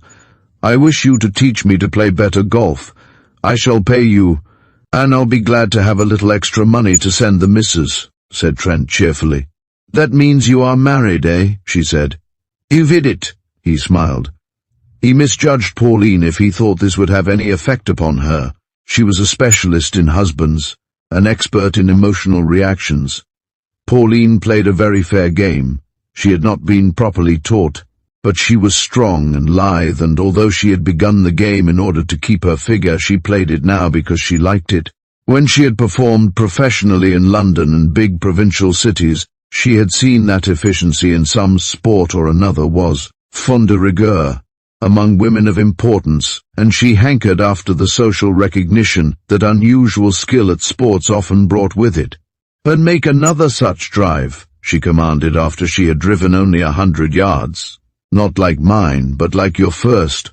Trent, having committed himself to a term of caddydom at a great club, where caddies have risen to the heights as professionals, he was not compelled to play a bad game. Pauline had never seen such golf, and she worshipped bodily skill at games or sports more than any mental attainments.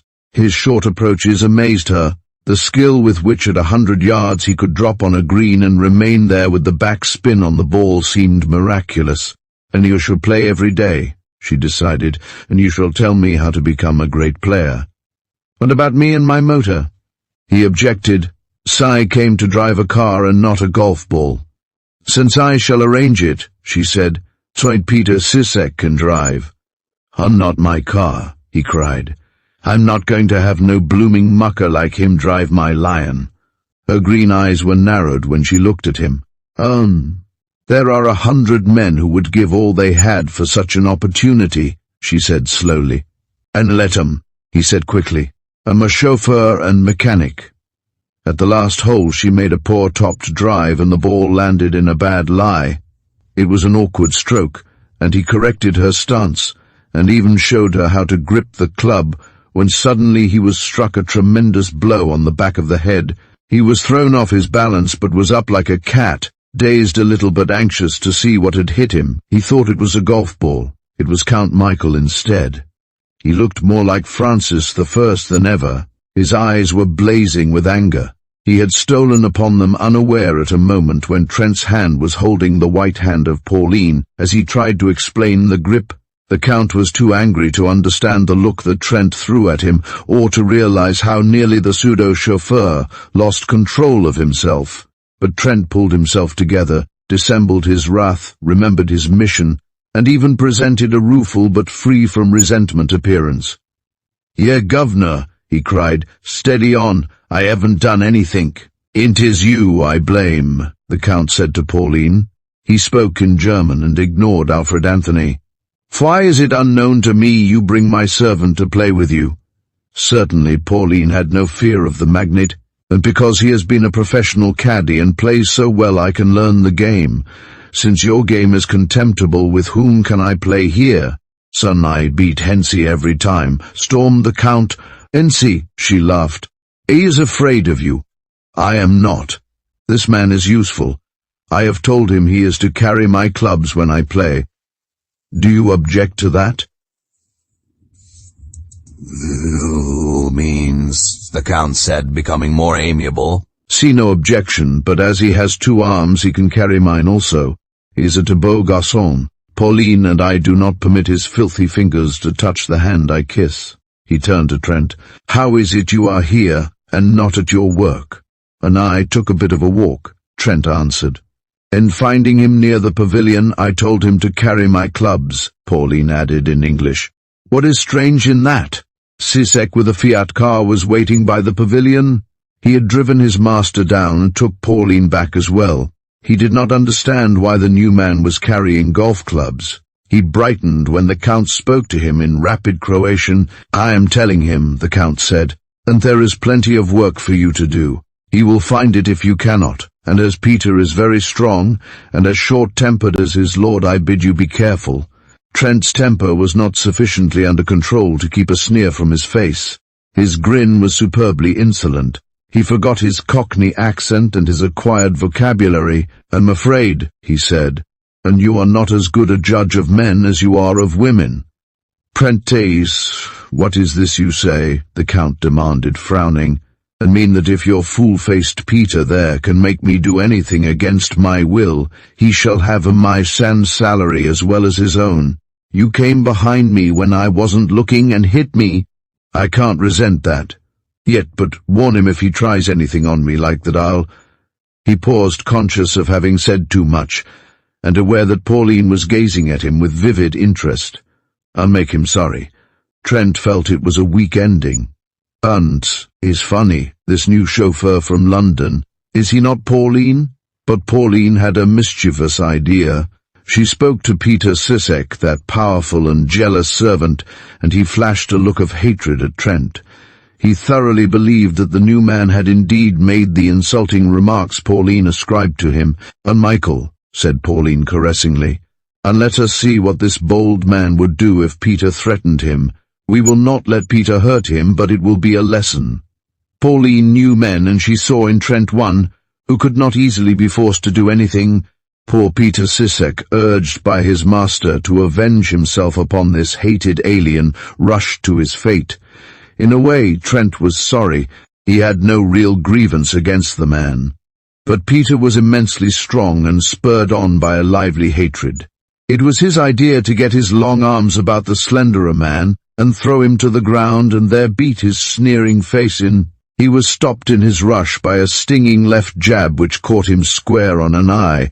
While he stood still in amazement, another blow fell, this time on his nose. The big man paused in angry amazement that one built so much more slenderly than he could hit with this terrific force. Pauline leaned forward, her lips parted, and the red flush of excitement victor over Arts Rouge. She was a woman of violent loves and hates, and had urged many a love-sick swain into unequal contest for amusement's sake. Although Trent had attracted her, she was not sure that she did not want to see Sissek punish him. He had paid as little attention to her charms as though he thought she was old and ugly. As she looked at the foreigner, she noted that his face had changed. He looked keen, hawk-like, dangerous. It would have been wiser for Anthony Trent had he allowed Peter Sissek to triumph. Then suddenly Peter made a rush. He put down his bullet head and jumped at his man. Anthony Trent saw the opportunity for as pretty an uppercut as one might need. For Peter Sissek it was the whole starry firmament in its splendor that showed itself. And then the night came down. "He has killed Peter," the Count roared. "That is not death," Pauline said, clapping her hands. For an uneasy moment the Count remembered that not many minutes earlier he had buffeted this quiet, grim fighter, this same man who hit his opponent at will and evaded his enemy's blows with practiced ease. These English-speaking peoples, with their odd notions of independence and their skill with their brutal fists, were dangerous. It might well be that even he, Michael Temsvar, had best remember his new chauffeur was not docile like Peter Sissek and the others. "His murder," the Count said, still angrily. "He'll come to," Trent said carelessly. "Shall I drive you back?" "No," said the Count. He looked coldly at the man who had charge of the lion. But Trent knew very well that the anger in his face was not from any sympathy with Peter Sissek. It was the thought that Pauline had deceived him, and that this young man was too skillful in too many ways, that annoyed the aristocrat. "And San will send a car back," Count Michael asserted, "and meanwhile stay with the man you have so cruelly assaulted." Peter Sissek awoke to consciousness a few seconds later and looked with difficulty on the world. His nose was cut, an eye was closed, and his car was gone. He made strange outcries and became so excited that Trent with a black look bade him be silent. Sissek knew what was meant and started at a run along the road. Trent was not so sure he had done well that morning. He had angered the Count. Well, such anger would probably pass under ordinary conditions. He had interested that magnificent animal Pauline, reigning favorite and autocrat, and Pauline was not discreet. Sooner or later the Count would see the way she looked at his chauffeur, and then the game would be up. He would be sent back to London, his mission a failure. To get Pauline's enmity would be fatal too. She would not hesitate to ruin a man she hated, and the Count would always believe her word against that of Alfred Anthony. The American sat on the edge of the first tee and cursed all irregularly run establishments. He looked up presently to see the car returning. It was driven by Hensey. "What is this I hear?" Hensey said severely. "I don't give a damn what you have heard," Trent said crossly. "What? You talk like this to me?" "Bun to you or anyone else," Trent retorted. "Look here, my little man. I came here to look after a high-powered car and risk my neck on mountain passes. All right, I'm agreeable. But if you or anyone else thinks I'm a golf caddy or a footman or a servile beast like Sisek, you're all mistaken. I'm a good mechanic and I can drive a car against almost anyone, but I'm not going to stand for oppression. The Count hit me. Anthony Trent patted himself on the chest as the enormity of the offense grew larger. Hit me, you talk as though you were a gentleman, Hensey said coldly. My friend, you are of the people and you have read too much. You probably think you are my equal. It is an honor to serve a Temsvar, but if you are anxious to go to your own country, I have no doubt your company can send another man. But there's no need for that, Trent said less irascibly. But what makes Pauline think I'm going to carry her clubs around when I've got my own work to do? So that was it, Hensey commented. Then that was why Count Michael stormed at me so. My good Alfred, you are young and life is sweet. I counsel you to remember that always while you are at Radna. The Temsvars have always been hot-headed.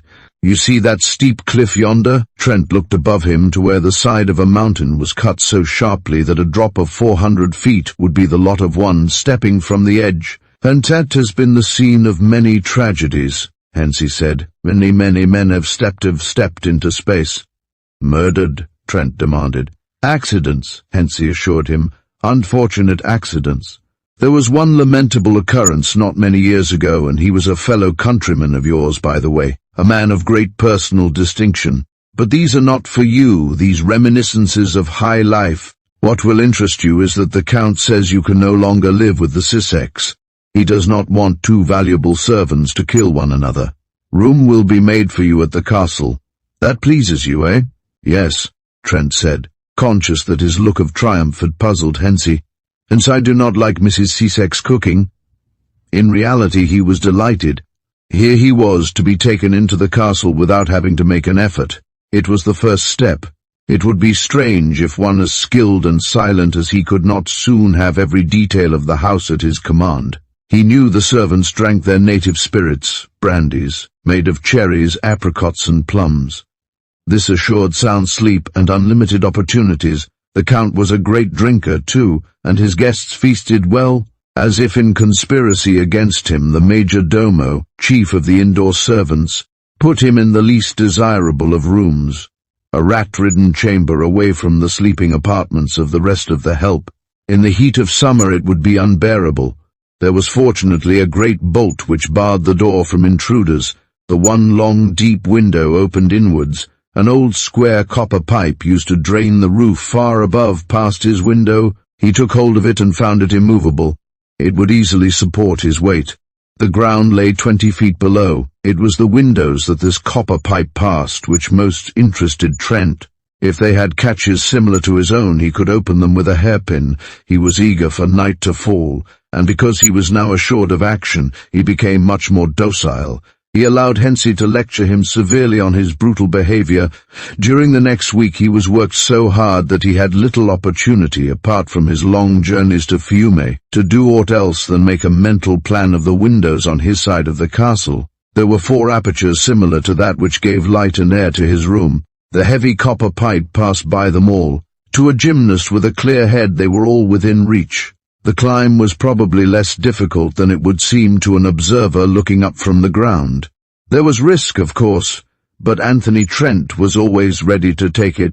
In the daily life of the servants' hall, he noticed that the place had an enormous number of retainers, young and old, many more than seemed necessary. They were, with a few exceptions, sons and daughters of the Temsvar family, servants proud of their caste and the man they served.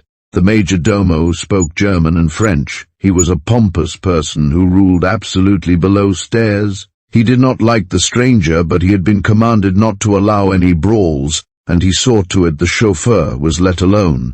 There was much to eat and to drink. Count Michael owned herds of swine which grazed in the miles of oak and beech forests surrounding Castle Radna, and the heady drinks that abounded were made from his own fruits by his own people.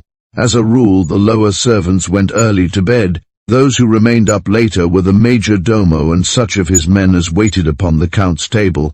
There came a dark, cloudy night. when Anthony Trent, wearing black sneakers and a dark suit free from white collar or cuffs, crawled out of his dungeon-like window and up the 12 feet of piping that intervened between his own and the next window above. He found himself looking down into what he supposed was the great entrance hall of the castle. Just below him was a great seat raised above the hall level on a platform of stone at the base of the fine sweep of stairway. It was the official seat of the major domo. He could see the portly servant in a sort of antique evening dress, white gloves on podgy hands, and a gilt chain of office about his thick neck. Below were 3 or 4 footmen in the maroon and canary of the Thames vase. They were yawning as though weary of inactivity. Plainly, Trent could not emerge a few feet above the major domo's head, and in full view of the footman, a climb to the next embrasure revealed what at first seemed a checkmate to observation. He found on investigation that some great article of furniture was backed against the window. It was immovable. Another climb, and he was able to step through the easily opened window to a dark corridor. Anthony Trent, in a great silent house where danger and disgrace would attend his discovery, was in his element. He moved silently, surely, and seemed possessed of a seventh sense. He had never before professionally worked in such a vast, rambling place as Castle Radna. It was not easy even for one trained as he to keep the plan of the place in mind. He found himself on a floor of bedrooms, few of which were occupied. He bent over one slumberer whose breath was strong with plum brandy, and found he had discovered Hence's bedroom. He did not need to be very quiet here. Underneath him was the floor where the main bedrooms would be, and he had an idea the Count might keep his valuables there. It was necessary that he should be able to enter from the outside, since the stairway leading down was brilliantly lighted from the main hall and stone stairway, where the men's servants seemed permanently stationed. Trent had the ability to snatch sleep when he desired it. It was now only 11 o'clock. He crawled under Hence's bed and slumbered until 1. There was no danger of discovery. He did not snore, and the man in the upper berth would not wake till morning. Anthony Trent had made a profound study of the value of snores in the determination of the tenacity with which the snorer clung to sleep. When he shut Hence's door and stepped out into the corridor, he saw that the lights had been extinguished below, and he was free now to make his way to the floor beneath. He tried no doors, but went at once to the aperture covered by the article of furniture. It was a huge ebony armoire, inlaid with panels of tortoise shell and ornamented by intricate designs of brass and ormolu. It was probably put in this spot for the purposes of decoration, and he picked the lock to prove himself right. It was empty, and there was space enough to stand upright in. He felt it vandalism to break the back panel, and feared once the loud cracking of wood might arouse the house. But there were few in Castle Radna who went without a nightcap. It took him almost 2 hours to hack an aperture that would admit him easily. Then he slid down the pipe and went to bed. It was not easy to sleep. He had done very well so far. He was free of the house. With luck he could come and go at will during the still night hours. But the first step was easy. Next to find where the Count kept Lord Rosecarrel's treaty, and then to take it, and finally to get away with his treasure. He was not so much inclined to belittle the abilities of those other two who had planned and failed as he had been when he talked to the Earl. He had taken due notice of Hence's reference to the death of an Englishman a few years ago, who had met his fate at the base of the steep cliffside. He felt almost certain that this was one of the men the Earl had spoken of. Lord Rosecarrel had said they set a trap for him into which none but a clever man would fall. He wished now he had asked particulars of it. So far Anthony Trent had escaped snares and the nets of hunters because he had outguessed his opponents. Sometimes he told himself that in the end the deadly law of averages would make him its victim. The pitcher would go once too often to the well. These reflections, while they made him more than ever cautious, did not lessen his zeal. Plainly it would be easier to work a remote castle in Croatia than a New York mansion protected by burglar alarms, night watchmen and detectives. Yet he had always succeeded so far in the face of these obstacles, but the address and nerve which had carried him through many a tight pinch in New York would not avail him here. More than once, clad in evening dress, he had joined excited groups of guests and tried to capture himself. He had calmly taken his hat and cane from a footman and been bowed out of a house he had pillaged, and once Inspector McWalsh had carried to the door some priceless antiques he had taken from the very collection. The inspector and his men were guarding. Reflection showed him that Count Michael Temsvar was far too shrewd to trust the document that meant so much to him to insecure shelter. Despite the fact that the castle seemed filled with idle, drinking, overfed lackeys and he himself was unwatched, there must be some precaution taken which would defeat him unless he trod warily. It was his experience that rich men knew little of the vulnerability of the safes to which they entrusted their valuables. Again and again he had been able to open such with ludicrous ease. Count Michael probably had an antique which would send a peatman into ecstasies of mirth. Trent's job was to locate it. Next day he was commanded to accompany Pauline and the Count to the golf links. Pauline hardly looked at him, but Count Michael watched him continually. He was relieved at the girl's attitude. She was beaten by her opponent and angry at it. The Count was not a sportsman. He putted over the easy bunkers and more than once he lifted his ball to a better lie. The victory made him good-humored.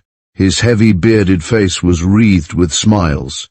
Trent had the opportunity to observe him more closely than ever before. It was a bad, crafty face, but it was not merely the face of a pleasure-loving fool. If rumor spoke rightly, he was, more than any other man, the prime mover in activities aimed against the English-speaking peoples. From this same castle of Radna had issued many plots and subtle schemes, all directed by this man who moved a golf ball with his foot when he thought none was looking. Hence he had told him that every European and American newspaper of note was to be found in the Count's library. It was odd that such a man would not make some great city his home. He mentioned this once to Hensey, who made the astonishing answer that the Count dreaded assassination by political enemies. Fearing perhaps he had said too much, the secretary added that Count Michael had long ago abandoned politics for the life of a great landowner, and that such a fear was without foundation. "It wouldn't be easy for a stranger to get in here, would it?" that Trent demanded carelessly. The question seemed a most provoking one. "And let such a one try," he returned smiling, "and he will see how we welcome him here in Radna.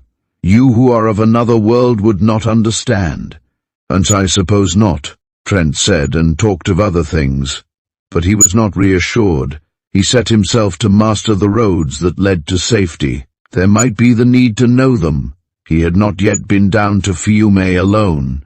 He wanted to find several places in the big port. There might be a time when he would have to send an order to the Lion Works for spare parts. His code was elaborate and framed to meet all contingencies. When he asked Hensey why so few people stayed at the castle, the secretary's reply amazed him. Hensey rather liked to impress this amiable cockney. He was not without a sense of the melodramatic. "My friend," he said with condescension, "and there are more who take their dinner in the big dining hall than you know.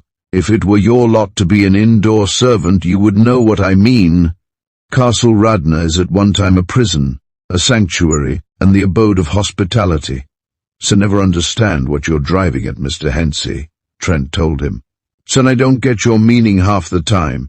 "And I do not intend that you shall," Hensey remarked. "And I do not advise you to seem curious. As it is, you have displeased your master." "Sisek started it," Trent reminded him.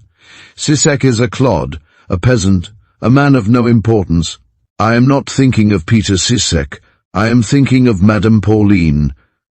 "Burnt blonde woman," Trent said with assumed carelessness. "What about her? Sensei has praised your face and figure before one who, when he is jealous, kills." "Me?" cried Trent with an air of astonishment. "Why, I only told her she was a rotten golfer." He groaned in spirit. His stay at Castle Radna was going to be very difficult. Hensey, watching him closely, only saw a face which expressed little interest. He was used now to sudden questioning by this volatile cockney. "What do you mean by the castle being a prison?" "And I should have said that it has held many prisoners in bygone years, and sheltered many of the great. This is not like your English castles where the lord has no power. Look you, Not a year ago we stayed, the Count and I, at such a place. The owner struck a careless servant and was obliged to pay a fine before a judge. Think of it. An English lord hailed into court by his own footman and fined. There is nothing like that here, so when you are struck again, do not think of an English policeman and a fine. I wish you to stay. When Sisek drives down the mountain, I am always alarmed. You go twice as fast and I have no fear. Count Michael desires you to stay. Sant, I haven't said anything about going, have I? Trent retorted. He supposed Hensey was trying to warn him not to look covetously at the handsome Pauline. The warning troubled him.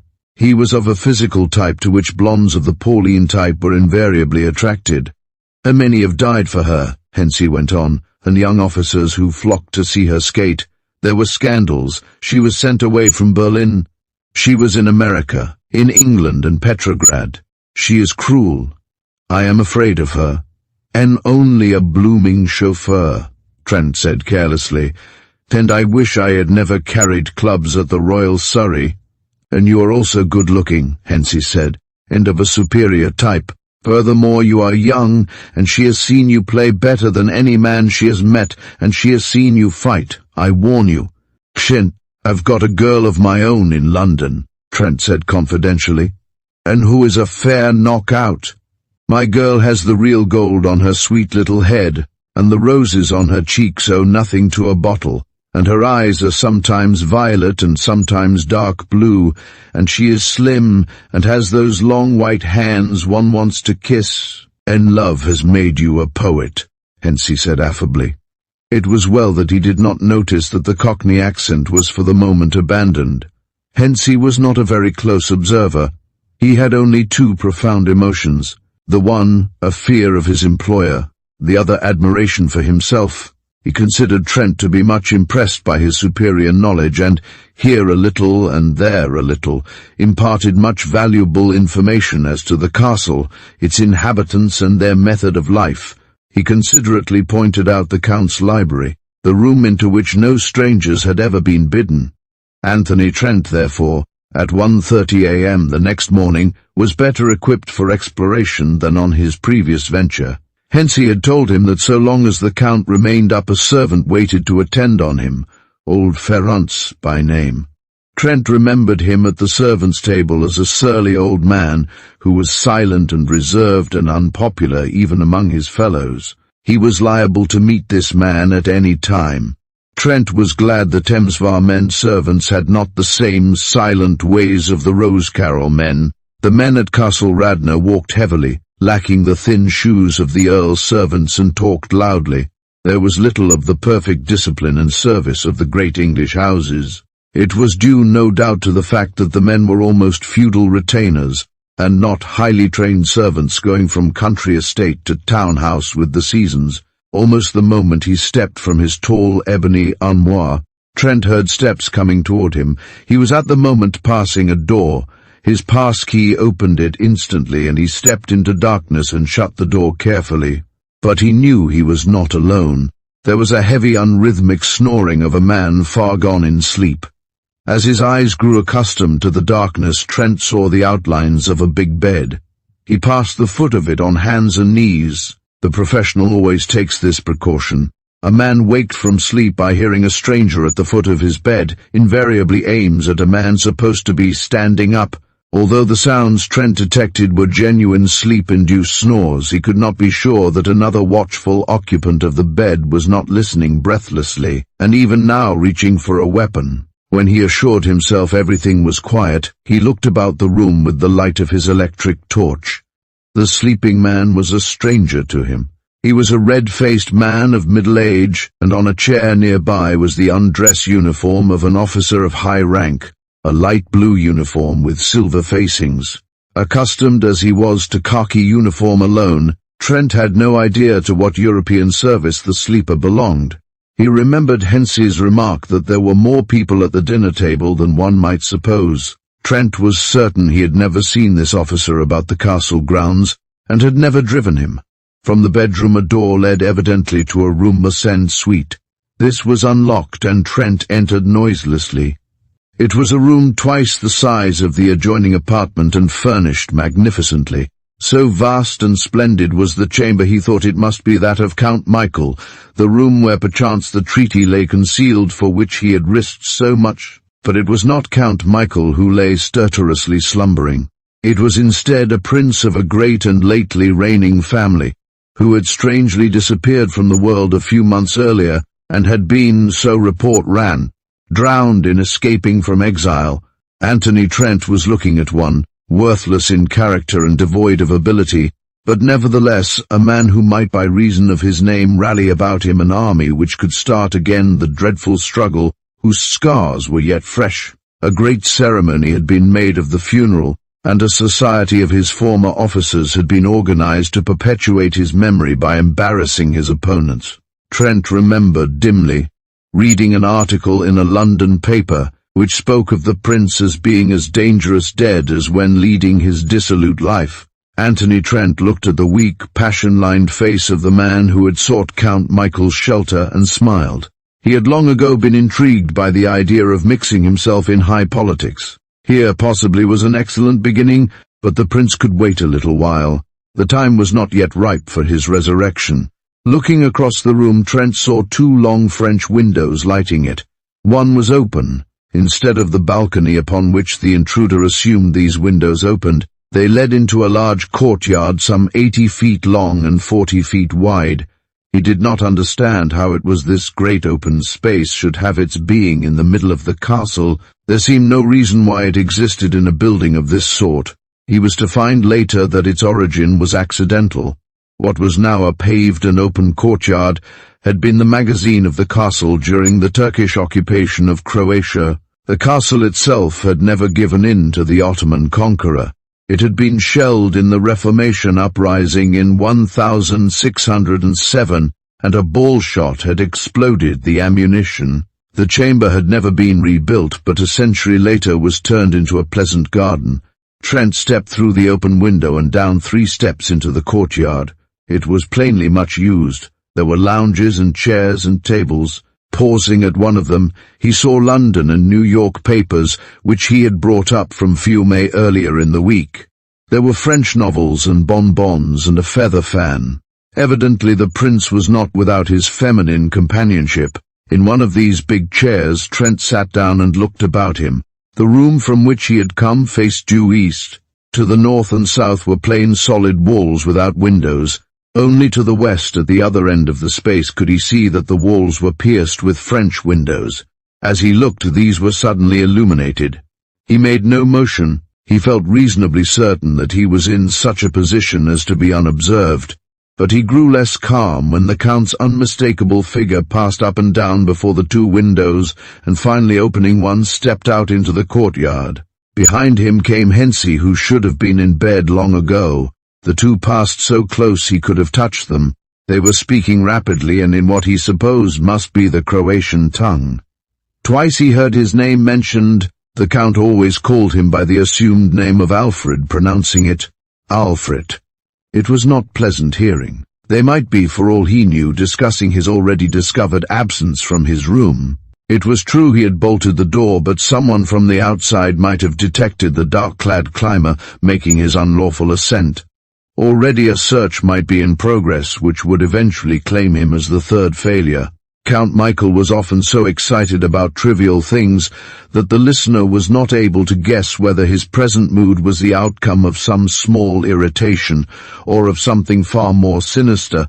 There recurred frequently the name of Pauline, and once or twice the Count pointed to the windows where slept the man whom his people had mourned as dead. There was one moment of dreadful anticipation for the American. He noticed that Hensey was permitting himself to argue with his master. Suddenly, as the twain passed by Trent's refuge, the Count buffeted his secretary on the head. It was Count Michael's favourite expression of annoyance. Trent himself had suffered thus on the golf links. Hensey ducked in time to receive merely a glancing blow, but he gripped the arm of Trent's chair to steady himself. If he had taken his eyes off the Count's still upraised hand, he could not have failed to see the intruder. For a full half-hour Anthony Trent sat quiet. Then the Count and Hensey left him alone. Now that immediate risk of detection seemed past, Trent assured himself that his evening had been well spent.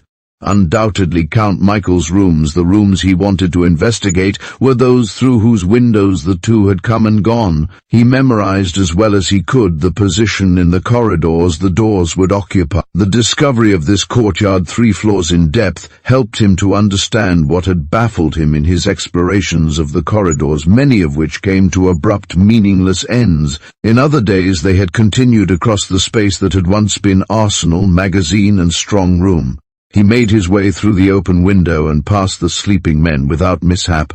In the corner of a panel in the armoire, he bored 2 small holes and blew away the dust that fell from them. He descended the copper pipe, prepared to find his room invaded by vengeful servants. But it was as he had left it. It was not for his arrest that the Count had dragged Alfred into his conversation. Chapter 10. And a greater game. Trent was annoyed next morning to learn from Hensey that he was to accompany Pauline and the Count to the links. The only redeeming thing about the expedition was that he himself could get a few strokes in the demonstration. The Count was in high good spirits and gracious to them all. Alfred, he cried. Hensey's is my last game for 2 weeks. Yes, I shall be too busy playing another and a greater game. And you too will be busy. Tell me you know the roads to Fumezeng and Agramwell? Set them to music. Trent said, forgetting that it was Alfred Anthony who was answering his august employer. He waited until the Count drove. He saw that the autocrat broke every rule of the many which go to make a perfect drive, yet sent his ball every inch of 200 yards. Never had Count Michael done such a thing before. "And let us see you beat that," he said dramatically. Trent pressed. He wanted to outdrive the other by 50 yards and ordinarily would have done so. He took too much earth and sent a rocketing ball skyward which dropped full 50 yards behind the other. "And that was very tactful of you," Pauline whispered. "His Excellency will be in a good temper the whole day." "And do you think I tried to do that?" he asked. "Why not?" she asked. "Only know you are of a timid disposition. I hate timid men. So can't help being timid," he said, grinning genially. "And it's my nature."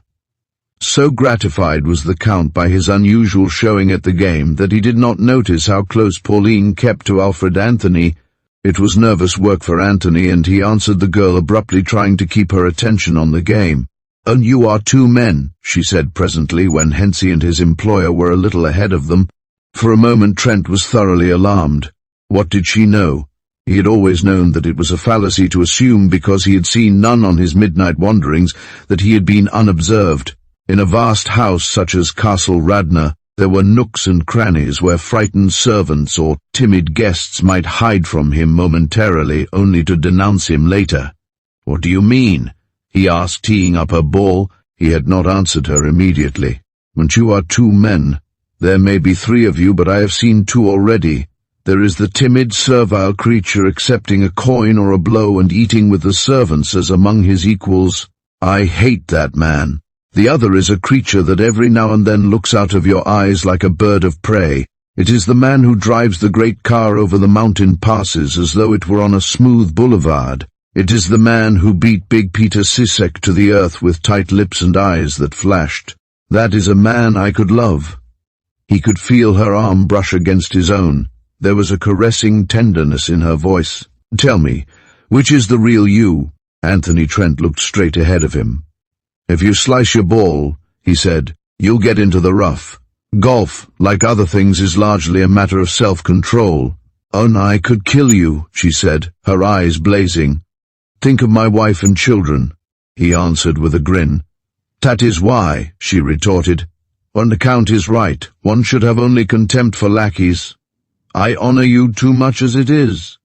"Fine," Trent observed. "Suits me all right. How many quarterings of nobility have you, Mademoiselle Pauline? Sent I at least am an artiste," she flung back at him. "And to be the most graceful skater in the world, and to have earned more in a week than you in a year, is something which puts me as far above you as Count Michael Temsvar." "Absolutely," Trent agreed. "One, take your mashie here and go back slowly, and don't look up for 3 seconds after hitting the ball." Pauline was certainly a splendidly athletic woman.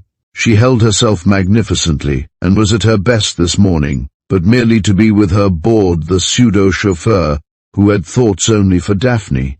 Daphne could have given her 2 strokes a hole and a beating, he reflected. Gloom seized on him as he wondered if ever again he would see her. He was in peril in Castle Radna even as an honest worker. Peter Sisek had sworn to pay him for the beating. Half of Trent's energies were consumed in going over his car to make sure the bolts and nuts were tight and had not been loosened maliciously, and in his position as an emissary of the Earl of Rosecarroll he was in danger of the most vivid kind. He was a spy in a house which sheltered a princeling who might yet force Europe into war. If it were discovered he possessed this secret, nothing could save him. It was a sinister, dour pile of stone, this Castle Radna, utterly unlike the Cornish castle with its rose gardens, its fountains and the charm of country life. He could well believe that in his present dwelling tragedies has been enacted of which no knowledge had filtered through to the larger world. Oddly enough, it was during the day when he was peacefully employed as Alfred Anthony that he was most obsessed by despondency, when the servants were long abed and asleep, and the silences of the early hours hung about the great corridors and halls. Anthony Trent came into his own. His rubber-shod feet were noiseless in the stone passages, and his 2 pass keys opened every locked door. He was possessed of all secrets, it seemed to him. Here he was free to wander like a ghost in banquet hall and corridor. None walked so silently as he. Pauline did not talk to him any more that morning, but the Count was affable. "Ah, Alfred," he cried, "tomorrow your work commences." "Yes. You leave for Fiume at daybreak and meet the Ungarisch Kroatische boat. This time you will go alone, as you will have a passenger beside you as you return. You will wait at the Hotel de l'Europe. The boat gets to her dock at 11, and my guests will drive immediately to the motor. Make speed back, for you must go to Agram, and back before dinner." "Set will be going some," Trent commented. "For what reason do you suppose I buy a Lion car and a chauffeur, if not to do what my other automobiles and chauffeurs cannot do? Why do you imagine I introduce a Londoner into my servants' hall? A brawling man who assaults good Peter Sisek, if not because he must travel fast and safely." But the Count was not angry. He was in that good humour which comes to all men who, having been in the habit of taking 7 for a last hole, make it in 4. Pauline had taken 6, and he had not permitted his record to be clouded by allowing Trent, as Pauline suggested, to see what he could do it in.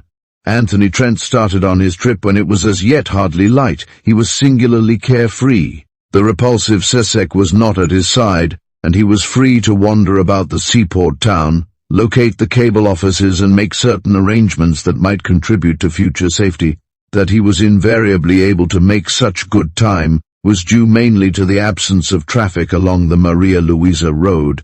Not yet had the old prosperity come back to Europe, and there were more automobiles in Allenhurst, New Jersey, than all Croatia. He was bound to admit that the group of people he took from the Hotel de l'Europe lived up to all the traditions of mysterious fiction. There were 2 men, middle-aged and plainly used to power, and a very pretty, vivacious, dark woman of 35 to whom her escorts paid profound attention. The seat beside Trent was occupied by the lady's maid. The black Morocco dressing case she held inexorably upon her knees was marked with a coronet. The woman was hard-faced, elderly and uncommunicative. Trent noticed that her mistress was in that deep mourning which European women affect. Trent tried the maid in English, but she made no answer at all.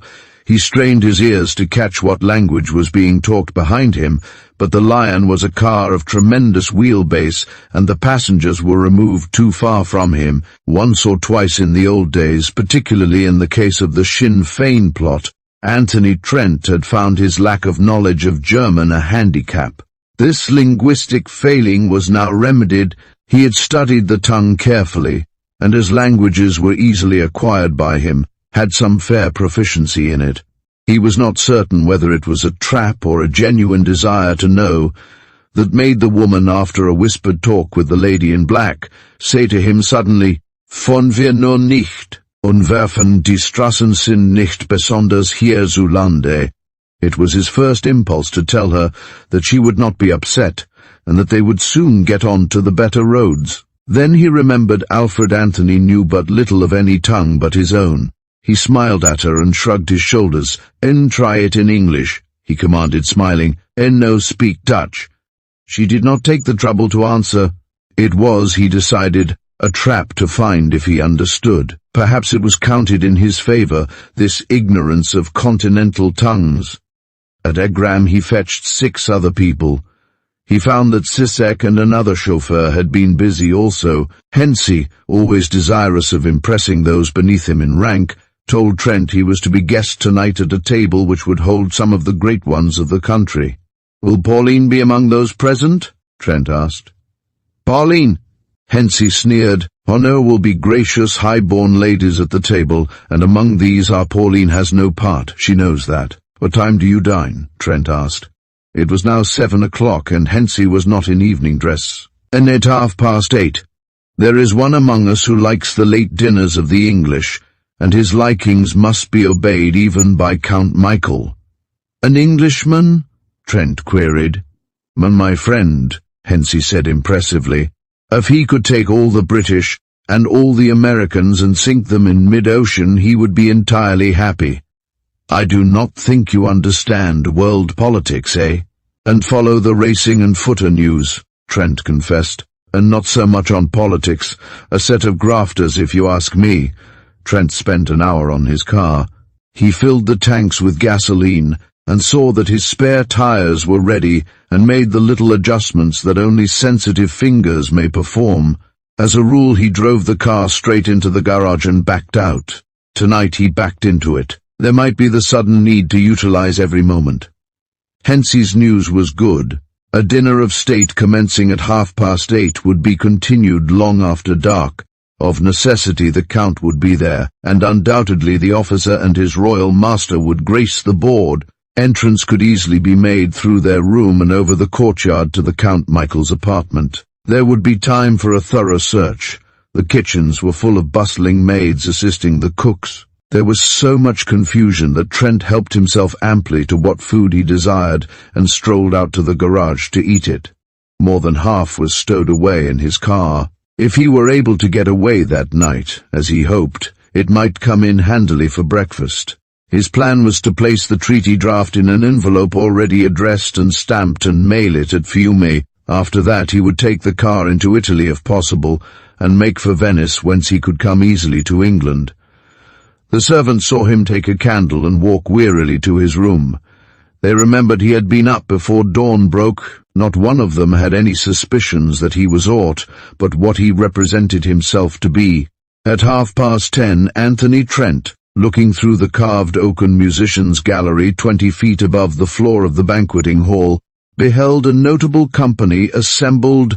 When he saw that the prince had at his side the vivacious dark lady, he remembered that the weekly pictorial papers had often presented her to their readers.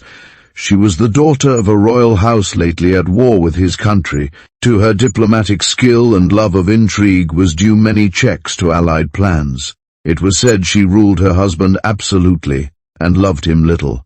Trent recognized the 2 men he had brought with him. They were in evening dress, as was Count Michael, and decorated with many orders, of St. Stephen of Hungary among others. The military attaché bristled with medals, and there were others in brilliant uniforms. No other woman was present but the princess. Her jewels made Trent's mouth water. No doubt the maid had carried them at his side for several hours and would, for all he had to do with it, carry them back. Not for a moment dare he think of taking them. It was obvious that the Count would make no outcry about the loss of the draft if that alone were taken. He would piece things together and understand the riddle of Alfred Anthony. But were the valuables of his guests taken, it might be a police matter. So great was the buzz of conversation that Trent could catch no memorable phrase. Here and there was a name he had heard of, but that was all. He noticed that Hensey was not a guest, despite his boasting. This in itself was awkward, for the secretary might be even now in the big room to which the master criminal was bound. He was relieved presently to observe Hensey hovering on the outskirts of the room, directing the servants. A sort of super major domo. It was exactly 11 when he crossed the dark courtyard and opened one of the long French windows of Count Michael's room. It was in darkness. A little water-driven power plant supplied some of the chief rooms of Castle Radna with electric light, and he was able, after screening the windows, to flood the room with light. It was an apartment the counterpart in size and decoration of the one occupied by the prince, across the courtyard. Almost the first thing Anthony Trent saw was the safe, and as he looked on it he knew his hopes were in vain, and the draft of the treaty could remain there indefinitely for all his skill availed, or all the knowledge of the greatest Templar would aid. Had he possessed it, Count Michael Temsvar was not one of those who entrusted precious things to insecure keeping. It was a Chubwood burglar-proof safe of a type Trent had heard of but never before seen. The double-dialed cannonball safe of the American maker was the nearest approach to this gleaming, mocking thing which faced him. There was no chance that any forcing screw or wedge could damage the bolts. The locks were so protected that drilling was impossible and no nitroglycerin could be used. The oxyacetylene blowpipe, high explosives or electric arc were useless here. It was the last word of a safe-making firm which had been in the business for more than a century. Trent did not doubt as he gazed at it that there would be developed by the need of it craftsmen who could open even this. But the time was not yet. Count Michael Temsvar had been wise in buying the only safe in the world whose patent had been extended by the Privy Council of Great Britain. With his gloved hands Trent touched the thing lightly. The millionth chance that it might not be locked was against him. He was wasting his time. Quickly he made a methodical search of the room but found nothing that interested him. On his own bed he sat for an hour wondering what to do. He had been so certain when speaking to Lord Rosecarrel that his professional skill would accomplish what others had failed to do, that this disappointment was bitter indeed. He had wondered why the Count had taken so little caution in permitting a foreigner of the same supposed nationality as Lord Rosecarrel to live in Castle Radna. It was plainly because the Count knew perfectly well that the Chubwood safe preserved his treasures inviolate. Probably no living crook could break into it, even though he had a year in which to work. It was undrillable, unscathed by fire, and could repose at the bottom of the sea without its contents becoming damaged. Trent's first thought of compelling the Count to give up the combination by force promised an unhappy ending. Surrounded by servants and friends, he would assuredly be interrupted before he could be forced to give up his secret. Hence he would never be entrusted with the combination. None would know it but Count Michael. For a moment he wondered if Pauline might be dragged into it to exercise her Delilah arts on her protector. There must be some way out of it, Trent murmured 100 times as he sat on his bed's edge. Dawn was breaking as he closed his eyes. His expression was calm and untroubled. He had found his solution. Chapter 11. And Anthony Plays His Hand. Lord Rosecarrel opened his townhouse in Grosvenor Place at the beginning of May for the London season. Lady Daphne observed that he had shaken off the gloom and apathy which had engulfed him for the last few years. He began to take a more vivid interest in the international situations which grew out of the peace conference. He began to talk to the girl again about the aims of nations with respect to Persia, and indirectly with the future of India. The Earl was waiting impatiently for her one night, when she came back from an opera party given in her honor by Rudolph Castoon. "And Daphne," he began abruptly, "so do you believe absolutely in the bona fides of Anthony Trent?" The girl felt herself coloring. "Absolutely," she said steadily. "Why?" "Son, I have had a long cable from him," he returned, "and a cable so extraordinary that I can hardly believe he sent it. Here it is. It is only partly in cipher for the reason the cipher code I made was not intended for a message such as this. What you would not understand I have decoded." The girl took the slip of paper eagerly. "And once," she read, "Enlow papers to announce you have decided to come from retirement and accept public office. If Temsvar wires for confirmation, persist in your statement. If he threatens, tell him he has not got treaty. Tell him if he has it to bring it to the Prime Minister. Follow these instructions implicitly, otherwise I can never succeed." "And will you?" Daphne demanded breathlessly. "I don't know," the Earl said slowly. "It seems rather a desperate thing to do. You must have heard rumors that I have been offered the enormously important position of Secretary of State for Foreign Affairs in the cabinet that will be formed when the present government goes out of office. There will be 2 men there who are my enemies. There is, for instance, Rudolph Castoon, whose guest you have been tonight, and Buchanan, who will be Home Secretary. Castoon knows I do not trust him wholly. There is always a danger in making a man of his kind Chancellor of the Exchequer.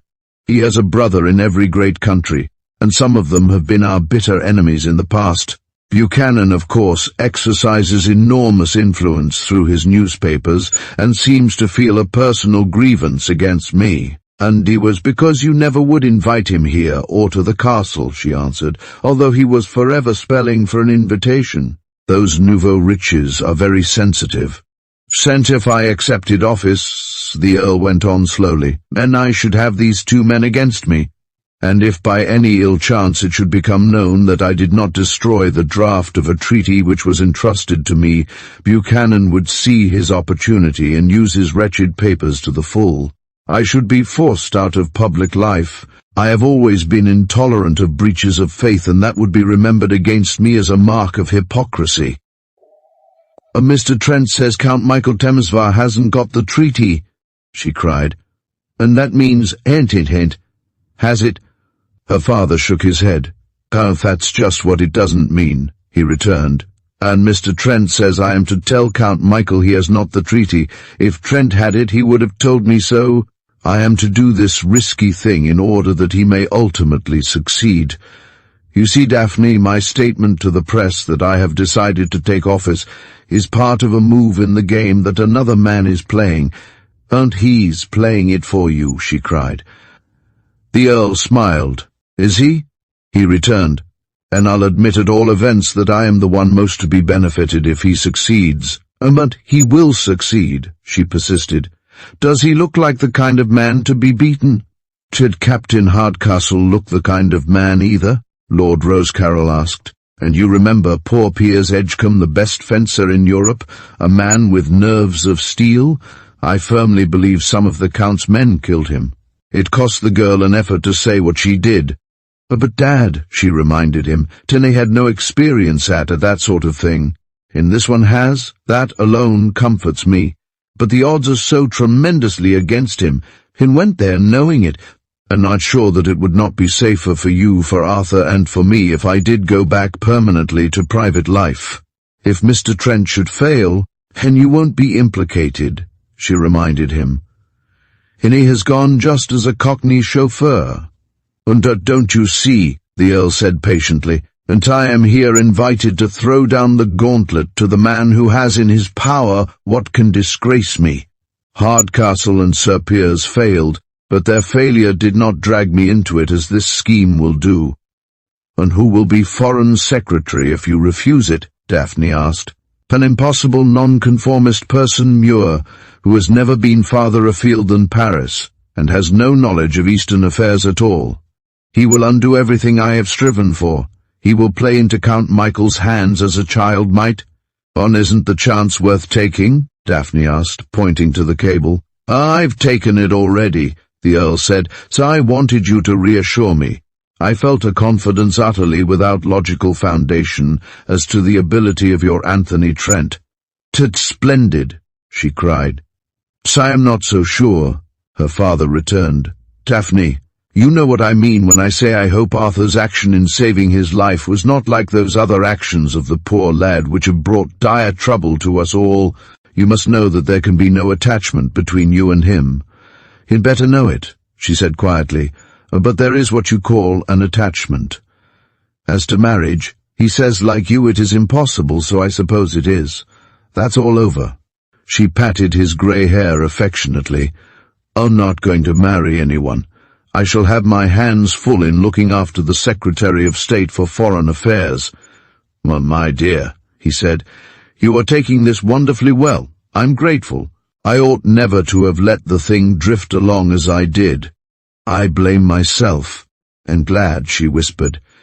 "I couldn't possibly understand it, but even if I never see him again, I shall always be thankful to have known him." The Earl looked at her and sighed. His daughter was one of the loveliest girls in England, highly accomplished, allied to some of the great families of her own land and continental Europe, and had been sought after since her coming-out ball. He had hoped to see her married to some honourable man of her own class, and instead she had fallen in love with an adventurer whose past, according to his own admission, made a marriage impossible. Of late he had suffered much: the death of his wife, the loss of 2 sons, the many troubles Arthur's past had brought, his enforced retirement, and now Daphne's hopeless attachment. The only thing that offered him any relaxation was the possibility of getting into harness again, and that would only be attainable if Anthony Trent, that mysterious American he had grown to like, succeeded in a forlorn hope. At least he must do his part. A little wearily he took up the telephone and called a number in Downing Street, where was the official residence of the Prime Minister, the man primarily in charge of the destinies of a great empire. There was no telephone in Castle Radna. Every morning some one of Count Michael's men went to Agram and brought back letters and telegrams. It fell to Anthony Trent to fetch the mail that came 24 hours after the conversation over the telephone with the Prime Minister.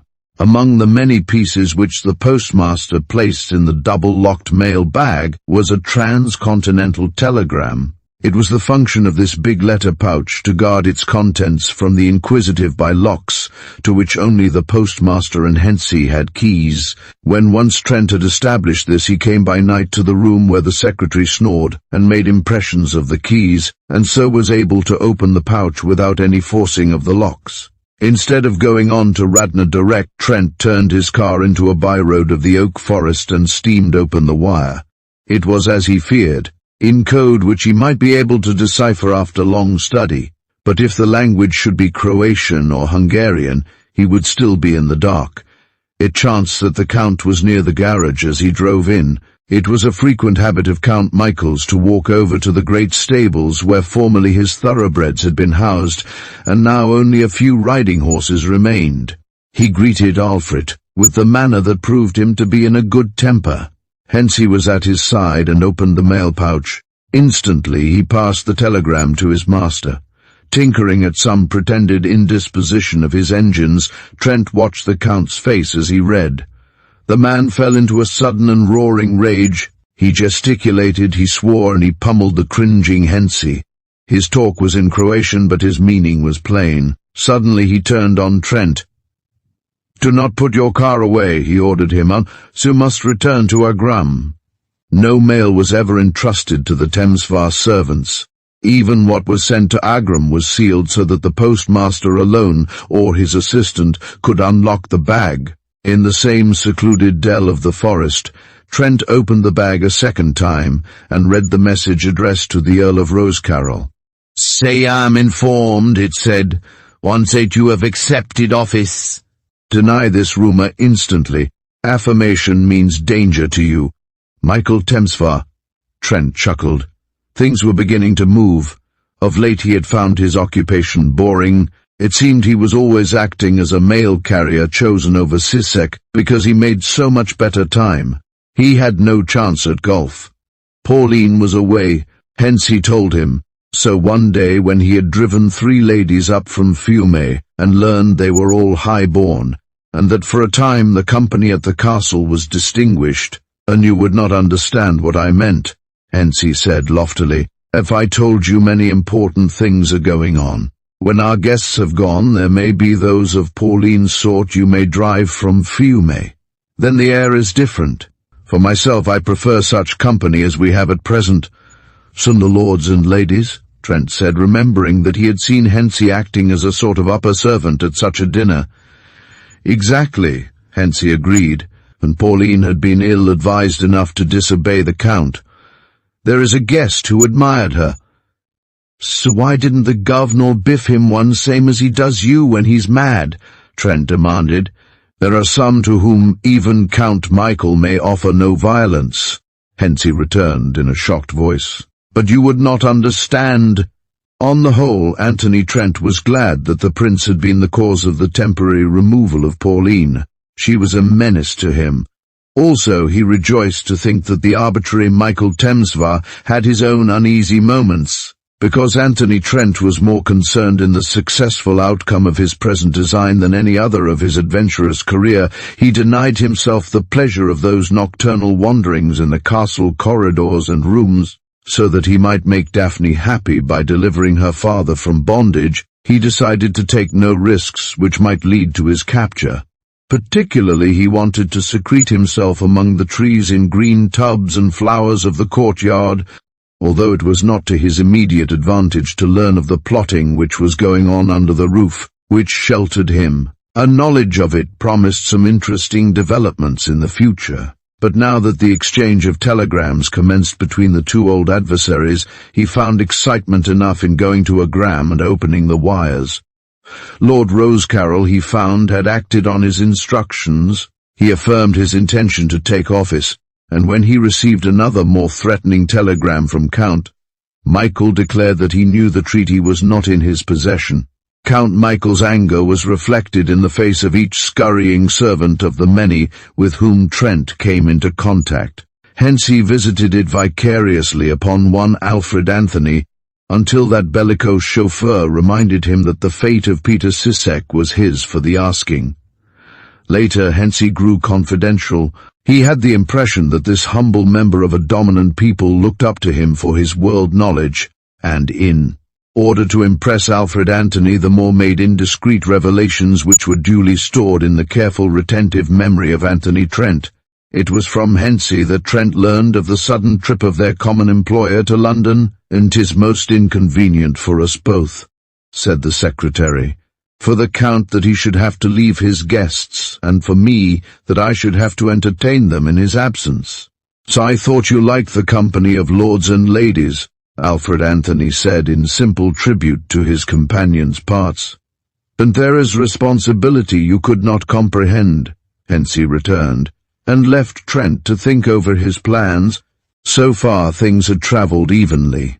The test was now to come. He was reasonably certain that when Count Michael set out for London, he would have in his possession the draft of the treaty. With this he would confront a Prime Minister, and possibly the entire cabinet.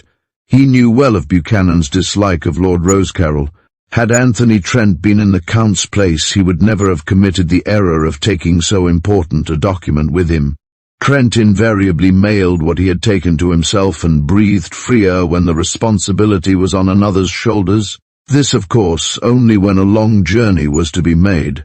When he had stolen the Mount Auburn ruby in San Francisco, he had mailed it to his camp in Maine, and thus confounded detectives who had searched his apartment. That Count Michael had not adopted this plan he knew, because for the past week he alone had fetched and carried mail matter.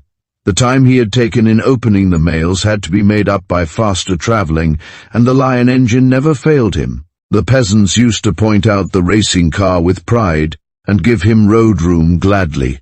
On those tablets of memory he inscribed many interesting details that occurred in letters written by other than the Count. He could read in French, German, Italian, and Spanish, and the letters which most interested him were in German.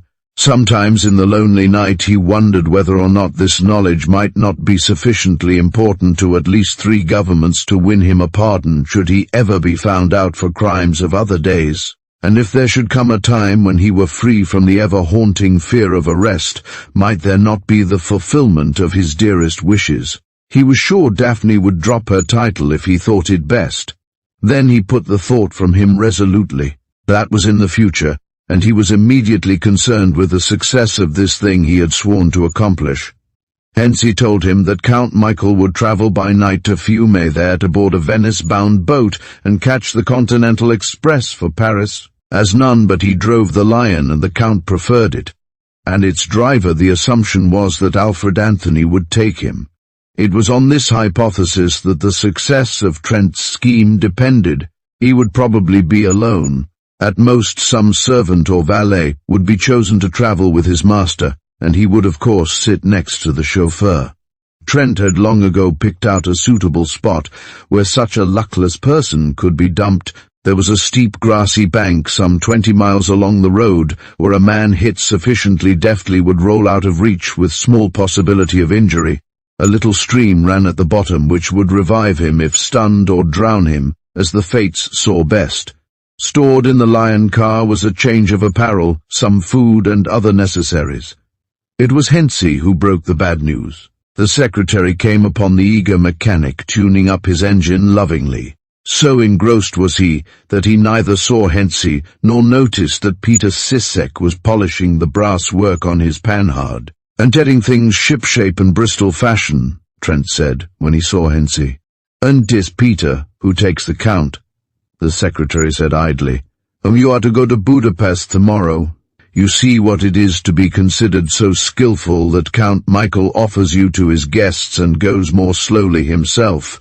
Then Trent noticed the grinning and triumphant Sissek. It was a black moment for him. "Oh, yes, Peter takes the count," Hensey repeated. "And they think he'll have to," Trent said slowly, and for the second time. This alteration in the schedule, which for the moment promised utter disruption to his plans, might have been brought about by reasons other than those suggested by Hensey.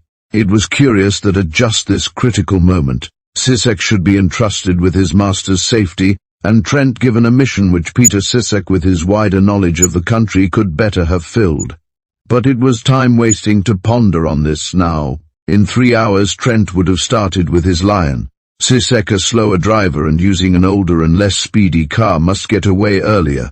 Almost frightened out of his accustomed calm, Trent learned that the Count was leaving in a little over an hour, just as the darkness would set in. What plans he could make must be made instantly. Failure was now almost at his side. Failure! Anthony Trent groaned at thought of it. Lord Rosecarroll would be publicly humiliated. Daphne would blame him for it. With what assurance and headstrong confidence he had plunged into an adventure which had brought death to those other men. He could never face her if he failed, and failure was in sight. For a moment he thought of forcing a quarrel on Peter Sissek. Before Hensey or others could intervene, he could, with his boxer's skill, most certainly damage one eye, if not two, of a man who, to drive down dark and dangerous roads, must possess unclouded vision. But he hesitated.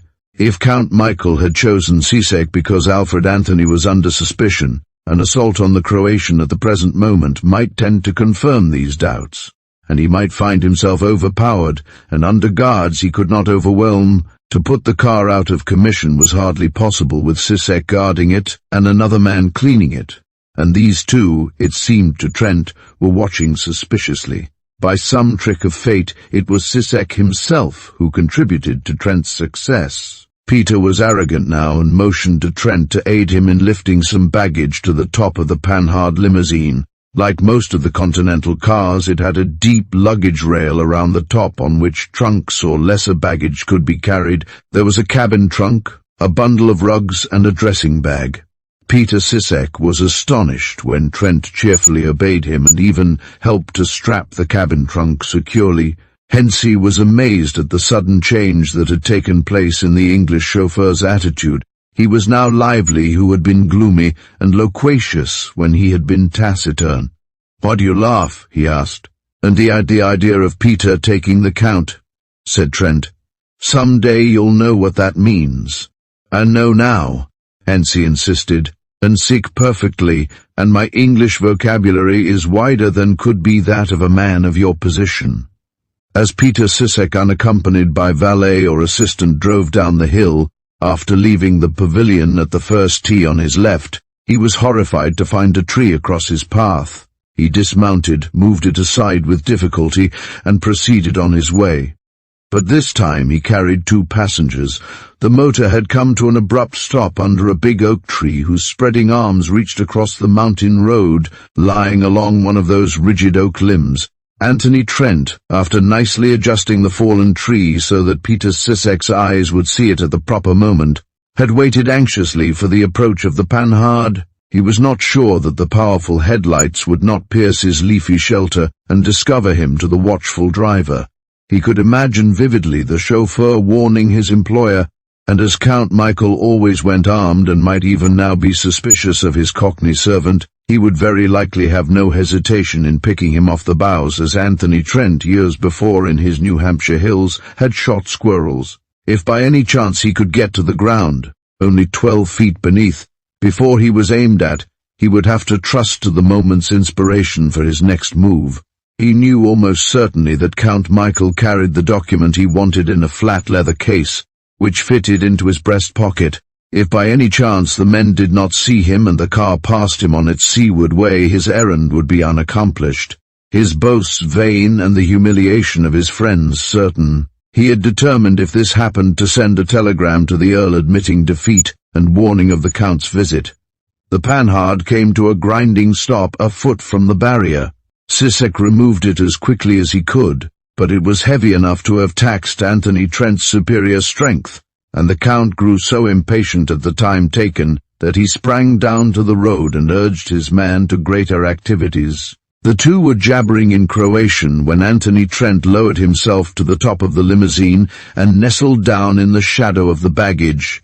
Trent had often been incensed in reading newspaper accounts of his exploits to find that their success was so often ascribed to mere luck. He supposed it would be so this time if it were known. People would say that owing to two boulders in the side of the road, Sissek pulled up so that Trent could drop directly down onto the car. In most cases the greatest luck comes to the best player, and Anthony Trent had placed the rocks on the road with the same care that he would play a stroke in golf, or cast along the edge of lily pads, where the big trout lay in graceful ease. There was only one place where Sissek could halt his machine.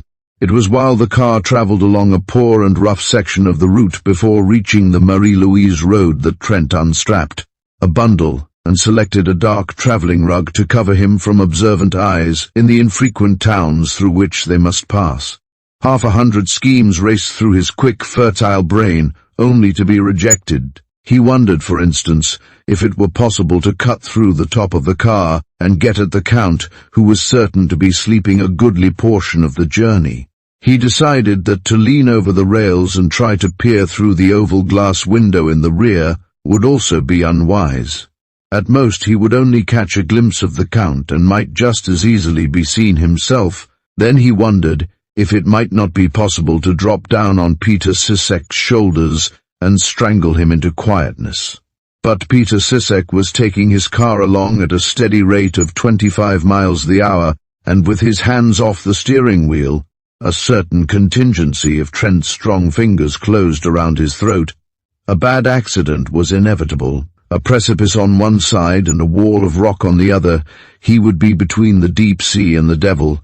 He saw that Sissek must be eliminated at all costs. A match for either of them singly, Trent would certainly be overpowered in a tussle with both. Although they lacked the cat-like quickness of the American, they were both of uncommon strength. The immediate problem was to get rid of Sissek and leave his master none the wiser. There was a part of the road through which they must presently pass which promised aid to the schemer. It was a gentle rise through a very dense section of beech forest, and Peter would go slowly, fearing that the uneven surface would jolt his lord into unwelcome anger. Peter Sissek, straining his eyes to see that his way was clear, was startled when one of the pieces of baggage on the top of the car was jolted off. It fell on the Panhard's bonnet and then bounded into the side of the road. He had run past it 50 yards before he brought his machine to a stop. When he backed up to the fallen bag, Count Michael was aroused from slumber and ascribed the accident to Peter's carelessness. In the chauffeur's apology, Anthony Trent heard his assumed name brought in. Plainly, Peter was making him the culprit. He had pitched the bundle from the roof with some skill. It bounded far into the shadow. Finally, Peter Sissek stumbled over it, and as he stooped to retrieve it, Alfred Anthony swung at him. For the second time, Peter had taken the count. To hit a defenseless, unsuspecting man was not a thing to give Trent any pleasure, but it was not a moment in which to hesitate.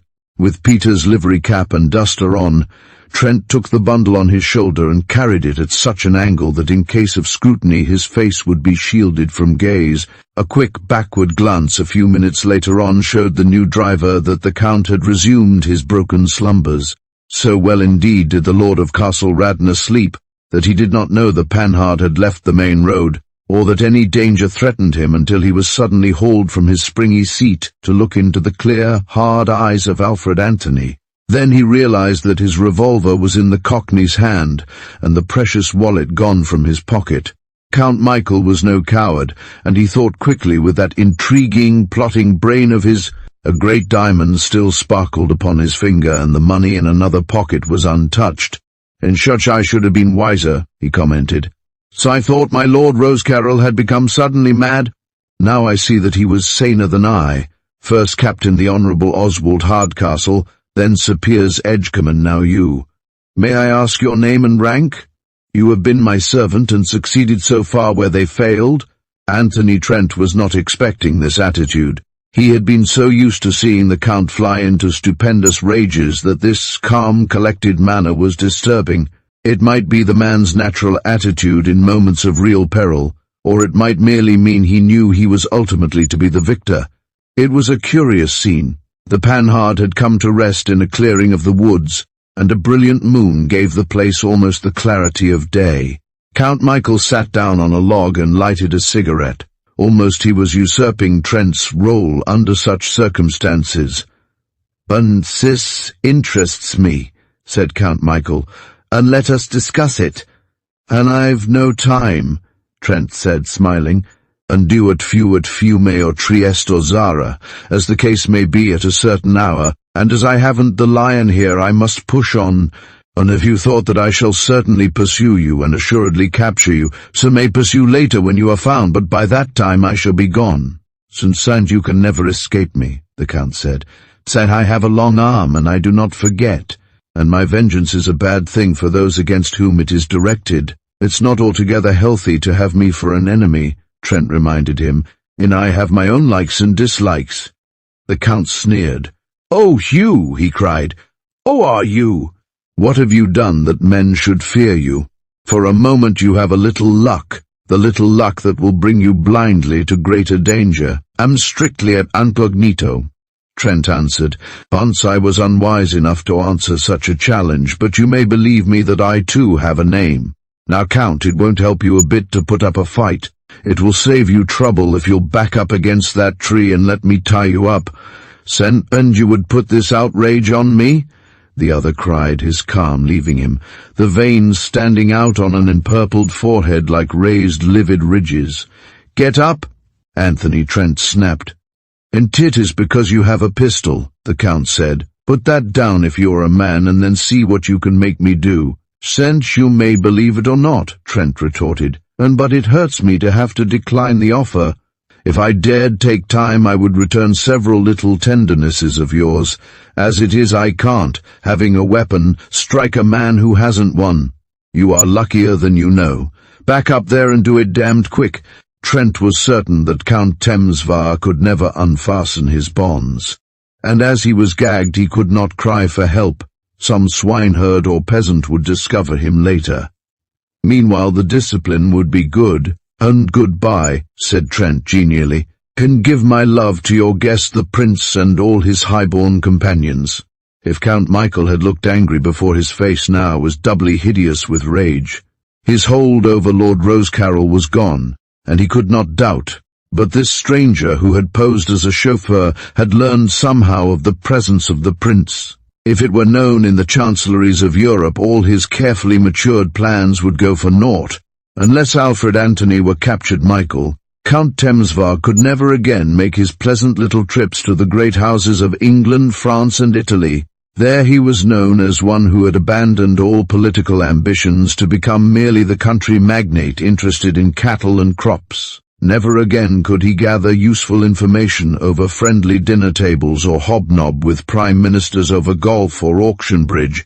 If it were known he was giving sanctuary to one who threatened the world peace. When Anthony Trent had satisfied himself that the document he had taken was the one Arthur stole from his father, he knew in order to be absolutely safe it should be destroyed. Its destruction would give the Earl immunity, but Trent hesitated. Once already Lord Rosecarrel had believed it was demolished and had suffered terribly for his trust. Inevitably there would be a seed of suspicion if a comparative stranger, confessedly one who had profited by unlawful operations, should ask him to take as true that the treaty had again been destroyed. A man in Trent's position was doubly sensitive in a matter of this sort. He had no long and honourable record to back his assertions, and although in the present instance he was actuated by no motives of self-aggrandizement, he was not sure others, Daphne alone excepted, would believe him. He thanked God that with her it was different, so he put the paper in an envelope already stamped and addressed and placed it in his pocket. Then he started for a port of safety. It seemed impossible that he should miss the way in the bright moonlight, but he realized a few minutes later that he was only circling around the clearing where the Count was tied to a tree. His headlights showed him innumerable roads like those by which he had come, but there was no distinctive sign to guide him to the road to the coast. A group of peasants going incredibly early to their work could not understand him. He repeated the word fume, but even that did not help. Their little life was bounded by the confines of a few square miles, and the troop trains, which had taken them to the battle lines of a year or so back, had only confused them as to topography. Among the big oaks and beeches, Trent could not easily find one tall enough to bear his weight on branches that would let him see over the tops of the others. When dawn came, he was in no better plight. The position in which Anthony Trent found himself was by far the most serious of his career.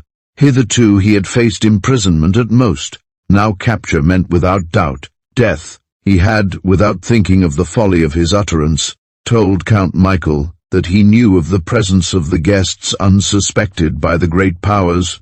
Count Michael had probably staged the supposed escape of the prince and supplied a convenient corpse for his interment. Unrest was in every portion of what had once been the dual monarchy. Beggars on horseback were riding to a fall, and the Balkan volcano was near eruption. And Anthony Trent, alone of those opposed to Count Michael's party, knew where was hidden the man whom the Count was coaching for his bigat role. His escape would mean disaster. By this time no doubt passing countrymen had recognized their overlord and released him. But for lack of a compass, Anthony Trent should even now have been at a port where he could escape to a friendly vessel. He remembered what Lord Rosecarroll had told him of Count Michael's character and autocratic power. Although theoretically shorn of his former absolutism, it was unlikely that peasants who worked on his lands and still felt their dependence upon him should question Count Michael's actions. World news, which spreads rapidly among the herded workers in factories, crept slowly among these land tillers. They had enough to eat and drink and were grateful for that after their years of fighting. Now that capture was imminent, Trent knew that the document must be destroyed. But even in this he delayed, hoping his usual luck might cling to him and make the sacrifice unnecessary. He abandoned the automobile. Its wheels were embedded in black viscid mud, and to extricate them the engine would have to run on low speed and announce the car's position to such as might already be seeking him. If he could pass the day uncaptured, he might at night be able to free the car of its imprisoning mud and make his escape. He had woodcraft enough to be able to mark down the spot where the panhard was hidden. It was high noon when Anthony Trent came in sight of a farm. A big dog came toward him with sharp staccato inquiring barks. He had a way of making dogs his friends, and soon the animal was wagging a welcoming tail. Trent satisfied his hunger and thirst with a meal of early plums and lighted his last woodbine. The Croatian farmers of the district in which he found himself were horse breeders to a man. It was an industry which the government had always approved and encouraged. Without a doubt in the distant barns there was some favorite animal which might bear Trent to safety if his car had been discovered. The watchdog, now satisfied that the stranger was one to be adored, would prove no obstacle. Trent nestled back in some drying hay, well out of sight, he supposed, of observers, and dropped into a profound sleep. It was the unusual spectacle of the watchdog sitting by the mound of hay that attracted the notice of the farmer. He supposed that the animal, part hound and part draft dog, had run some animal to earth. When the farmer saw that the stranger slept there for whom he had, under Count Michael's direction, scoured the forest since dawn, he wisely brought assistance. Thus it was that Anthony Trent, rudely brought back to an unsympathetic earth, found himself seized, bruised and bound before he had time to recover his senses or put up a fight. Peter Sisek it was who carried him to the recovered panhard and threw him violently to the floor, and for every blow that Trent had struck Sisek in fair fight, the Croatian returned with interest. Now that his conqueror was bound and hopeless, one of Peter's assistants sat on the seat brandishing the revolver, which had been the Count's. He talked incessantly, threatening no doubt and insulting the captive, and punctuating his invective with kicks that bruised the American's ribs sorely. He was carried past a mob of jeering servants when the castle was reached, and put in a room which had been used as a dungeon for 500 years. As he looked about the stone-walled cell with its narrow windows through which his body could scarcely pass, even though the heavy bars were sawn through, he knew his professional skill would avail him nothing. There was one safeguard for gaolers, which he sighed to see. Inside the door was a cage of iron where a keeper might stand and be protected from the sudden onslaught of a waiting prisoner. Thus the most usual form of escape was taken from him. Hensey was his first visitor, poor Rotund. Posing Hensey, who had liked Alfred Anthony largely because he supposed it was a semi-educated London cockney, who listened to his worldly wisdom. When he had learned from his master that this pretended chauffeur was the third of the Rose Carroll adherents who had made desperate attempts, he supposed him to be of high degree. With amusement, Anthony Trent saw the change in his manner. Although disgraced and in prison, Hensey paid the respect that he invariably accorded to birth. He told himself that it was because he noted the instincts of blue blood that he had found pleasure in talking with Alfred Anthony.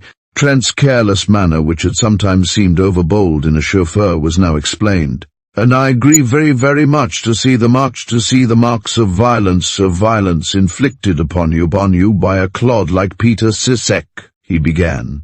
"I knocked the same clod out when he wasn't looking," Trent returned, "and so he had a kick coming." "You didn't come to be merely polite, Hensey. What is it, torture, boiling oil?" "It will not be boiling oil," Hensey answered seriously.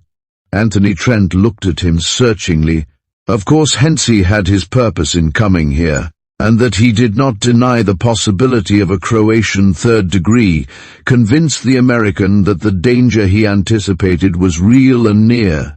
So far as Count Michael's power went in his own castle of Radna, his prisoner might be in medieval times. Trent was a danger to be nullified, and a single life was hardly worthy of consideration in the game the Count was playing. To lose his life was bitter enough, but to lose it after failing and so be denied another chance to make good was agonizing. Hence he gathered nothing from his scrutiny of the other man's battered face. He saw that the forced and rather vacuous grin which Anthony Trent had worn when he lived another part was gone.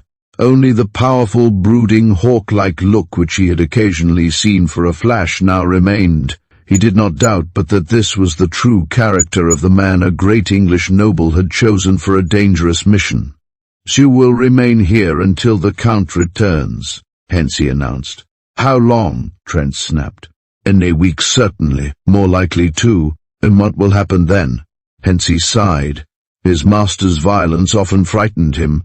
He came of a peace-loving family. "And I cannot say, since I can't go without a daily shave," Trent said, yawning. "And I need cigarettes and the London papers. You can get them for me?" "Send a razor I dare not," Hensey said. "The rest you shall have." "And afraid I shall commit suicide?" "You ought to be glad if I did. It would save Count Michael a lot of trouble. That cage there prevents my slitting the throat of a keeper. A child with a gun could poke the barrel through the bars and put me out of business." "Come, Hensey, be human. I will not live with whiskers. I swear to do myself no damage or anyone else either." "Can you give me the word of a man of noble birth?" Hensey inquired anxiously. "So you cannot conceal your origin from me." "You may not wish it known, but I know." Anthony Trent kept a straight face. Hensey had always amused him. "Hensey," he said seriously, "I must preserve my incognito at all costs. That you appreciate. But if it will make you more comfortable, I will tell you that in my own country there is not a man who has the right to call himself my superior or go in to dinner before me." Hensey's bow was most profound. He had known it all along. This was assuredly the venturesome holder of an ancient title, a man of high birth and born to great honor. Hensey's own Sheffield blades were at his disposal. Chapter 12. St. Anthony, Count Michael returned to his castle after Trent had been for 15 days a prisoner. The prince and his suite were now safely hidden in a far Carpathian retreat, and there was no evidence in Castle Radnor of their occupancy. It had been a dreadful moment when Count Temsvar found himself tied to a tree and his plans in danger of disclosure to his enemies. He had no opportunity of knowing as yet to what use Alfred Anthony had put his knowledge. The London papers told him only that Lord Rosecarrel was the new Secretary of State for Foreign Affairs, and was already making friends with the Balkans and cementing an ancient alliance with Greece. That was bad enough in all conscience, but if it were known that he had hidden a prince, whose only use to him would be the furtherance of his political ambitions, he would be denounced by the government under which he lived. The easy-going, pleasure-loving and almost amiable side of Count Michael's nature was for the moment put aside. The man who took pride in his swift travelling lion and his occasional long drive at golf was banished by the need of the moment for possessing certain and wholly accurate knowledge of what Alfred Anthony was and what he had done. Anthony Trent, when he was brought before the Count, saw this at a glance. He was Francis I in his arbitrary moods, the mood that made that versatile monarch sweep friends to destruction and visit wrath on them who had offended. He was led, manacled, between Peter Sissek and old Ferenc, and brought to the big room in which the Chubwood safe was placed. Hence he hovered nervously in the background. "Son, I have sent for you," Count Michael said, "so that you may have the opportunity of making a confession." "And it is thoughtful of you," Trent told him, "but I have no confession to make. I have some complaints, however. I dislike my present quarters. They are verminous and draughty." "And is it possible," the Count said slowly, "that you fail to understand your position?" "And what is my position?" Anthony Trent countered. "You are a nameless prisoner, absolutely in my power. There is none in the outer world to help you. Those other two who came told me as much. They were sworn not to ask mercy of me or help of my Lord Rosecarrel. When the cases are not parallel," Trent returned equably, "then they ask no mercy of you. I don't either. They did not expect help of, what was the name you mentioned? And man for whom you risk death is the Earl of Rosecarrel. He cannot aid you." Trent shook his head. "Never heard of him. I wonder what put it into your brain that I had any definite plans in coming here except to get a position which you forced on me. But why did you take a certain document from my pocket and leave much money? No, it is idle to fence. I have learnt from London that you were only in the lion factory a few days, and that previously nothing was known of you. You are not a mechanic, that is plain. You came for a certain political document worth in money, nothing. You took it? Now, sir, where is it?" There was no doubting the Count's eagerness or Anthony Trent's astonishment. The Count had not recovered the treaty. So far as Trent remembered, the envelope was in his coat pocket, the same coat he had taken off among the hay, and made a pillow for his head. He assumed, naturally, that when he was roughly dragged from slumber his clothes were searched. A light of triumph came into his eyes at the thought that it did not repose behind those inviolate doors of steel. But it was amazing that the heap of hay had not been disturbed.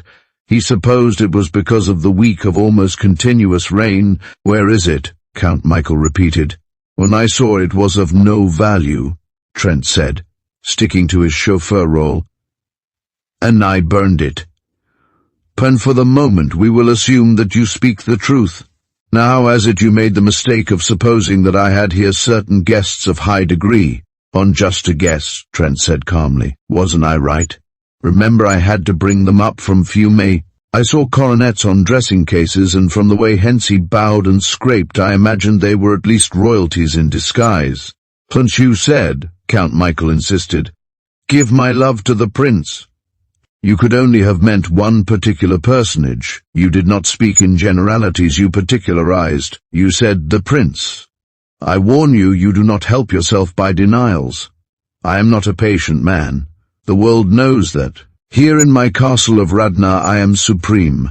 I have not chosen my servants idly. They are committed to me and my cause absolutely. Old Ferenc there would die for me or mine. It is the tradition of loyalty born in him. So with the others, You are surrounded here with those who regard you as my enemy. How can I chide them if, knowing their lord is in peril, they seek to remove it?" "First and second murderers," Trent commented. Executioners," the Count corrected. "It makes no difference what you call them," Trent exclaimed. "I'm glad you look at it in that light," Count Michael said. "Indeed does not make any difference, as you will see. I shall convince you of that by relating the sad accident which befell your friend, Captain the Honourable Oswald Hardcastle, formerly of the Royal Dragoons." "Ah, my friend!" Trent exclaimed. "Certainly," the Count returned. "Sod Lord Rosecarrol's military attaché at Constantinople. Your innocence amuses me. You no doubt know that I owned that great horse Daliborka, a winner of the Grand Prix. I was dissatisfied with my trainer and asked friends at the Jockey Club in Paris to recommend me someone. Captain Hardcastle disguised himself much as you have done. He was no longer an aristocrat, an officer of a great regiment, but a trainer who was an ex-jockey. He was a good trainer and a great horseman. Daliborka's time trials were marvellous. I entered him for the great races in England. My new trainer was so jealous of his horse he would have no strangers near, and none was allowed to follow him in his rides through the grass meadows." Count Michael laughed softly. "Yes, I was deceived, made a fool of, as you have it, but I can confess it as I do in your case with the satisfaction that the last laugh, the last trick will be mine. It was my laugh at the last with Captain Hardcastle. You are interested?" "Sentai was in Paris when Daliborka won," Trent said. "I made money on him." "Most certainly I'm interested. Captain Hardcastle wished for the document which you say you have destroyed. He obtained it. He did not seek to escape as you have done down the main roads." No. He had studied the country profoundly, with all the topographical knowledge gained at the Staff College. He had such complete charge of my large stables that none questioned his right to do as he chose, and I was too busy at the time even to see him. He planned his route carefully. He found out a path to the sea, where there would wait him a yacht. It was, oddly enough, the same steam yacht in which my Lord Rosecarrol makes his cruises. At intervals he placed my horses he had trained for steeple chases, but the first stretch of the journey, 10 miles of velvet turf, he had planned to ride Daliborka. It is sufficient to tell you that we knew his plans in time. He was to start at midnight. It happened that I passed his quarters at 11:30 and detained him in talk that gave him no uneasiness. And then, thinking I was safely here, he rushed to the little outbuilding where my great black horse was saddled. He sprang to its back quickly, and as he did so we lit a torch so that he might see how we laughed last. It was a black horse indeed, but a workhorse, a slow, placid beast which we had substituted. I have never seen real despair seize on a brave man, as it did when he saw he had failed. I enjoyed it very much, Alfred, and the stable hands, who had always resented his iron discipline, the discipline of the soldier, took their vengeance of him in my absence. They are rough, these brave fellows of mine, and do not know their strength." "You mean," Trent snapped, "to let them murder a man who was probably tied as I am tied now?" Count Michael shrugged his shoulders. "Any man who puts his head in the lion's den must not complain if the lion be hungry. This is my house, and I do not welcome thieves." Then there was Sir Piers Edgecombe. I was never sure of him. A big man, slow of movement, and who spoke German so well I believed him to be of Bavaria. He was my butler. These country-bred servants of mine do well enough in most things, but the niceties of table service as I see in your own country are beyond them. Any butler who has to take charge of much valuable plate and old precious glass should at least be able to clean them. This man, he called himself Peters, knew nothing of these things, so I set traps for him. He had a wolf's cunning, but a wise hunter can snare a wolf, and I snared him. I did not bring you here to tell you of them so that you might be entertained. I brought you here to tell you that they who plotted failed and died for their cause. You, who have succeeded and have injured me, are my captive just as they were." "Well," Anthony Trent said, "what of it?" "Simply this. You say you have burned the document. That might be true or untrue. It is possible you have concealed it in some place where I could recover it only after long search. I shall give you a day to make up your mind to speak the whole truth. And after that, you will be glad to tell what you know, Count Michael said grimly. For death will be but a poor triumph to me, that I am willing to admit, but it is the greatest loss that can befall you. Since you are trying to make a bargain with me, perhaps I will say at least that if the document is procured, Alfred Anthony would be free to return to London on one condition. Pinton, which is, and he gave me his word of honour, to forget every face and name he had seen or heard in Castle Radna. Under the circumstances I could allow myself to be so generous, but I should require the most solemn of oaths. The Count leaned forward a little and spoke impressively. Remember again that your death will be but poor consolation for me, yet it is the most terrible thing that can happen to you. I'm not so sure, Anthony Trent muttered. In that moment there was stripped from him the cunning and audacity that success in crime had brought. Often he had seen himself in a melodramatic, almost heroic light, laughing at the nice distinctions of wrong and right, stretching out his hand to take what he wanted, and caring nothing for the judgments of men.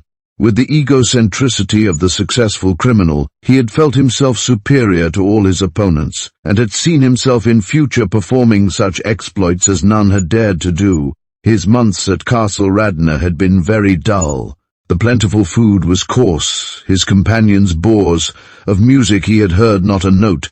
He was anxious to be back again among people he liked. Such a chance was offered him now. He believed if he gave his solemn word that the Count, in order to retain his hold on Lord Rosecarrel, would give him safe conduct to Fiume, yet he was amazed to find that he would not accept Count Michael's offer. Rather than tell him the truth about the document and so bring disaster again on the family of the woman he loved, he was content to give up his life. Perhaps there was another reason which brought him to this way of thinking also. Daphne was not for him. That, long ago, he had realized. Life without Daphne.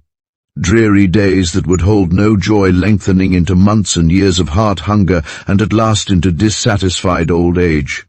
He was brought back from his thoughts by the Count's voice. Of what are you not sure? That I shall not keep my word? I'm not sure that I shall give mine, Trent answered, and you will have a day and a night to think it over. I shall find you in a more reasonable mood when I see you again. But remember this, after tomorrow there will be no other opportunity. I am not a patient man, and I am holding back my anger with difficulty. I do not relish being sick of chagrin. Anthony Trent held up his manacled hands. This is a sporting way of doing things, isn't it? He exclaimed. Until tomorrow. Count Michael smiled. It was dark when the prisoner reached his cell. An oil lamp lit the bare room. It was hung on a nail in the little cage out of reach of any occupant of the stone chamber. Peter Sisek and old Ference had brought him to his prison. They offered him no violence. Evidently they were acting under orders. The Count had made no comment on the bruises that still discolored the American's face. He had been sitting an hour on the edge of his cot when the outer door opened. Trent did not even look up. It was at this hour unappetizing food was brought and thrust under the cage, food he could pick at clumsily with his hands in iron bracelets. Hearing no grating sound of heavy plate being pushed over the uneven floor, he looked up. Pauline stood in the cage with Hensey. The latter was obviously nervous and alarmed. He looked about him in dread, and listened unhappily for sounds that might indicate the coming of others along the flagged passage. "Open the gate," Pauline commanded, pointing to the steel barrier. "If the Count should hear of it," he wailed. "And I will bear the blame," she said. "Be quick. Unless you must be but 5 minutes," he insisted. "And I shall take 10. She retorted, wringing his hands. Hensey, the prey of many apprehensions, left her alone with the prisoner. It chanced that Pauline was aware of some petty thefts on the secretary's part, defalcations which would destroy Count Michael's faith in his probity. It was a threat of exposure which forced him to bring her here. Trent rose when she came in and offered his visitor the single rush-bottomed chair the cell contained. He looked at her warily as one antagonist gazes at another before a struggle. Always she had called up in him this need for caution. Her violent and passionate nature were graven on the face which had brought so many men to folly and disgrace. Hence he had told him many stories of the life she had lived in great cities, and the tragedies which had come to those who had loved her. She was dressed tonight very splendidly. Jewels that should have belonged to the poor countess who was passing her days in retreat were about her neck. An emerald necklace which in other days would have set Anthony Trent's eyes glittering, matched her strange almond eyes.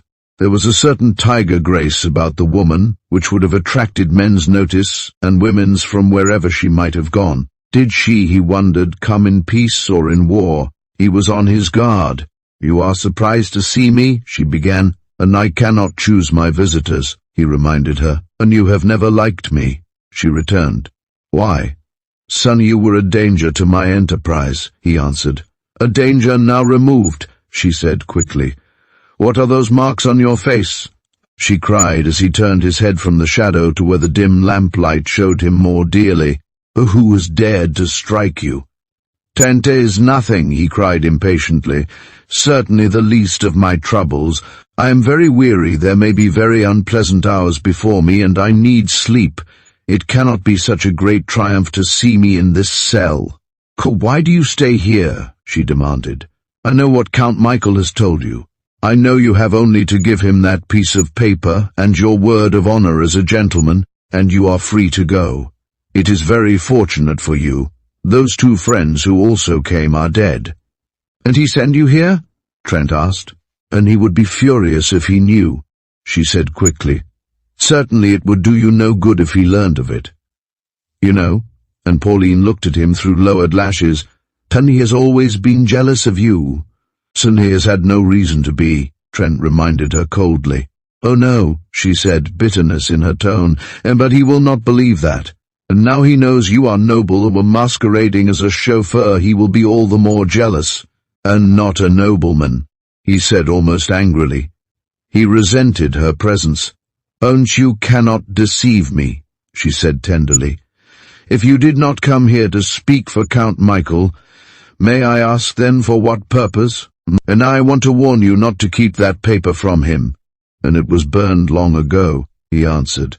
"If he can collect the ashes, he is welcome to them."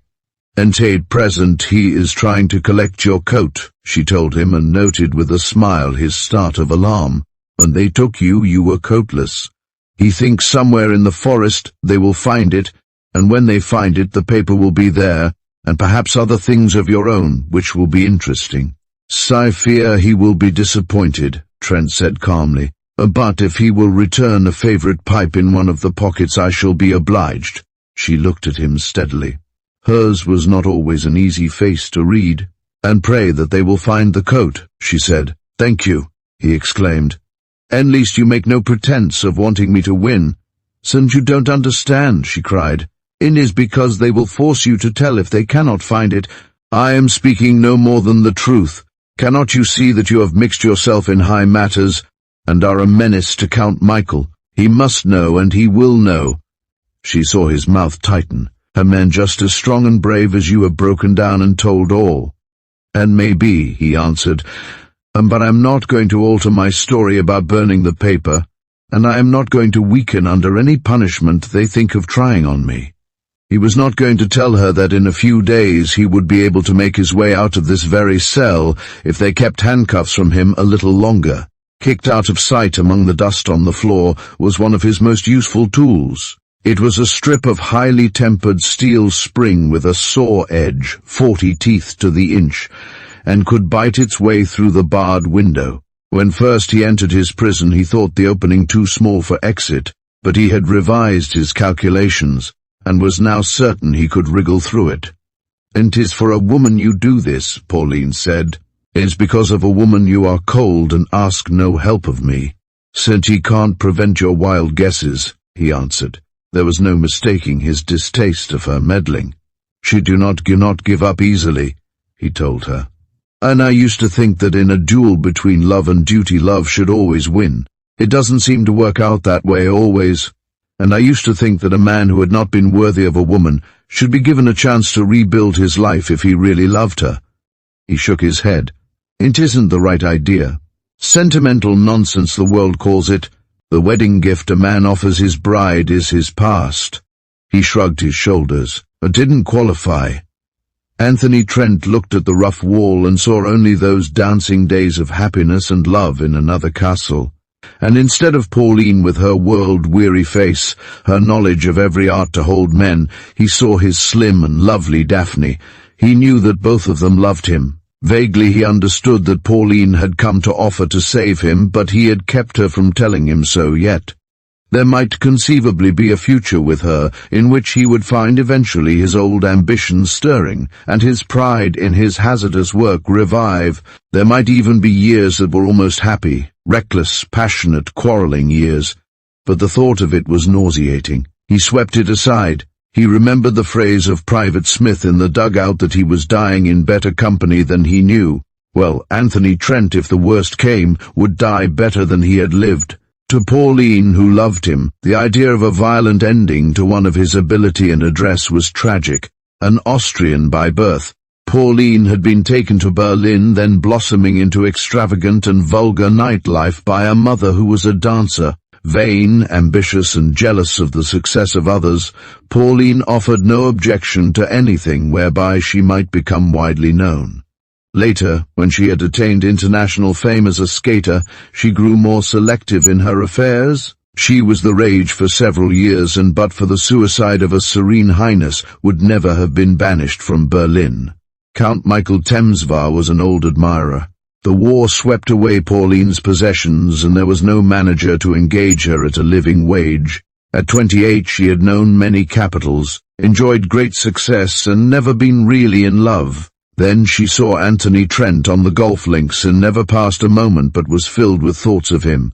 His consistent repulsing of her threw her into moods of anger which she visited mainly on her protector, and when she summoned scorn and anger to her aid in dealing with this Alfred Anthony, she found them only ministers to her infatuation. She looked around as Hensey came into the cell.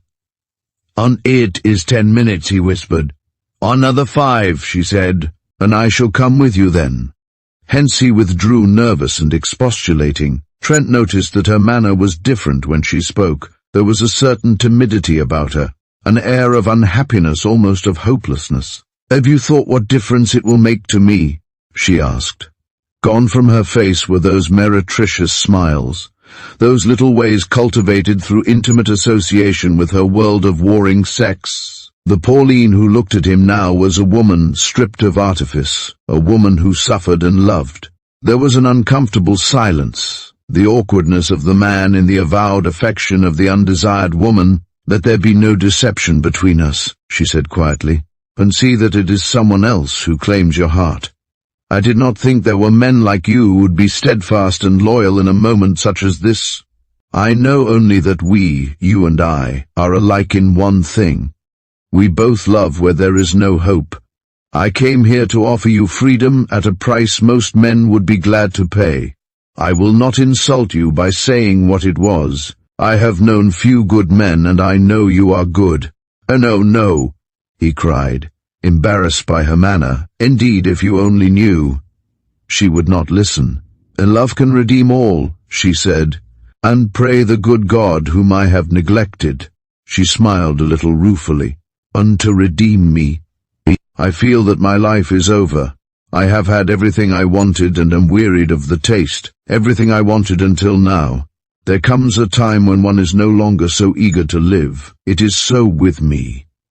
She looked at him wistfully. "Can you believe me when I tell you I want to help you?" "So do believe it," he said gratefully, "and I am glad enough to have a friend in this dismal place." "And let me help you," she said eagerly. "Something tells me you have hidden that paper. I warn you, if it is still in existence, it will be found. Can I get it for you?" Anthony Trent did not answer for a moment. The thought that there yet might be a way of getting the treaty draft to Lord Rosecarrel almost made speech an effort. If that were done, with what energy and hope might he not bend his skill to means of escape? "And I should be putting my honor in your keeping," he said slowly. Her face fell. "And you dare not trust me?" It was caution which had saved Anthony Trent 100 times before, and he hesitated just a moment now. Then he looked at Pauline again and was convinced of her sincerity. And after all, no better way presented itself. "I will trust you," he said.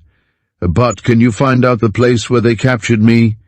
"I know it already," she said. "It is the farm of Zengsi and lies no more than 30 miles away." 30! He cried. "Thought it was twice that distance." "So went miles out of your reckoning. Have you a pencil?" he cried. "And I want to draw a plan of it." "And tell us no," she exclaimed. "But Hensi will be here and he shall get one." The 5 minutes were up, and the Count's secretary entered, entreating Pauline by fear of discovery to come with him. "And a pencil," she snapped. "And paper. A leaf from that little red memorandum book where you keep account of what money you have saved by cheating your master." She waved him away. 3 more minutes," she commanded. And I hid in a mound of hay quite close to the farmhouse. It was the one nearest a tree recently struck by lightning. It was a plum, and the fruit was still red and unwrinkled. I hid my coat there primarily with the idea of it being a pillow. When they dragged me out, I kicked it down and out of sight. 3 things may have happened. 1, that owing to the rain they have not canted the hay. 2nd, that a farmhand found the coat and took the money in it and destroyed everything else. The 3rd contingency is that the document may have been undisturbed. In this case it will be returned when the Count inquires broadcast for stray garments. Yes, Pauline said, excitement in her voice. But tell me exactly what to do. Can you motor to this Zengsi farm without being found out? It will not be easy, but it shall be done. Her air of assurance heartened him. "Pause, you can only find the blasted tree by daylight," he said thoughtfully. In daylight you may be seen. Can you be there at dawn before the farmer himself is up? That is easiest of all," she cried. "Listen to me. I shall wait until everyone here is asleep. Then I shall take the Fiat and get to Zengsi in a little more than an hour. I can hide the car in the forest and make my search. If I find it, I can be back here before any man or maid is stirring." Her face fell. "But what am I to do with it?" "I dare not give it to you who may be searched. It ought to be destroyed," he answered, "and I've sworn to give it to the man who sent me here. I've got it. Put it in the toolbox of the Lion, among the cotton waste. Can you get into the garage?" "Hensi has all keys, as you should remember," she said. "And what keys he has are mine. And then?" "Some will find at the bottom of the big toolbox a couple of keys. They are punched out of 2 thin steel bars. Really, there are 4 keys. It is most important that you bring them to me. You will not forget, when your life hangs on it. What else?" "We must be quick. I do not fear Hensi, but his master must not find me here. Seth, the coat has been removed. You must go to the farmhouse. There is a watchdog who barks, but he pines for affection, and you can win him easily. Find out who has the coat. If it isn't in the hay, someone on the farm has it.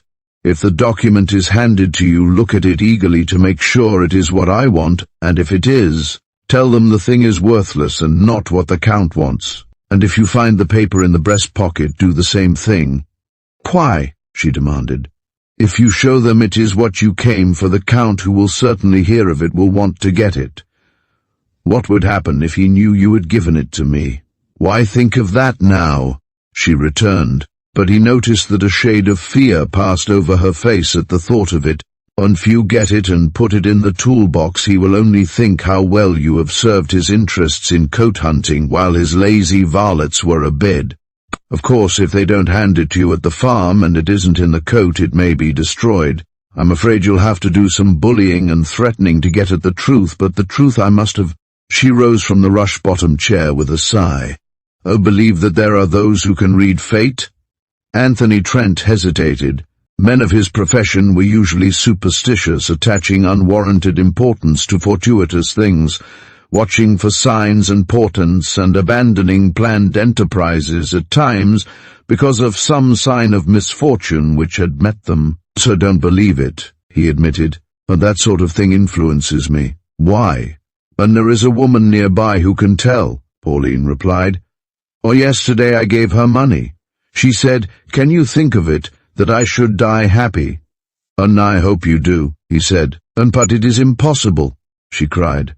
None clings to life as I do. I am tired of this life.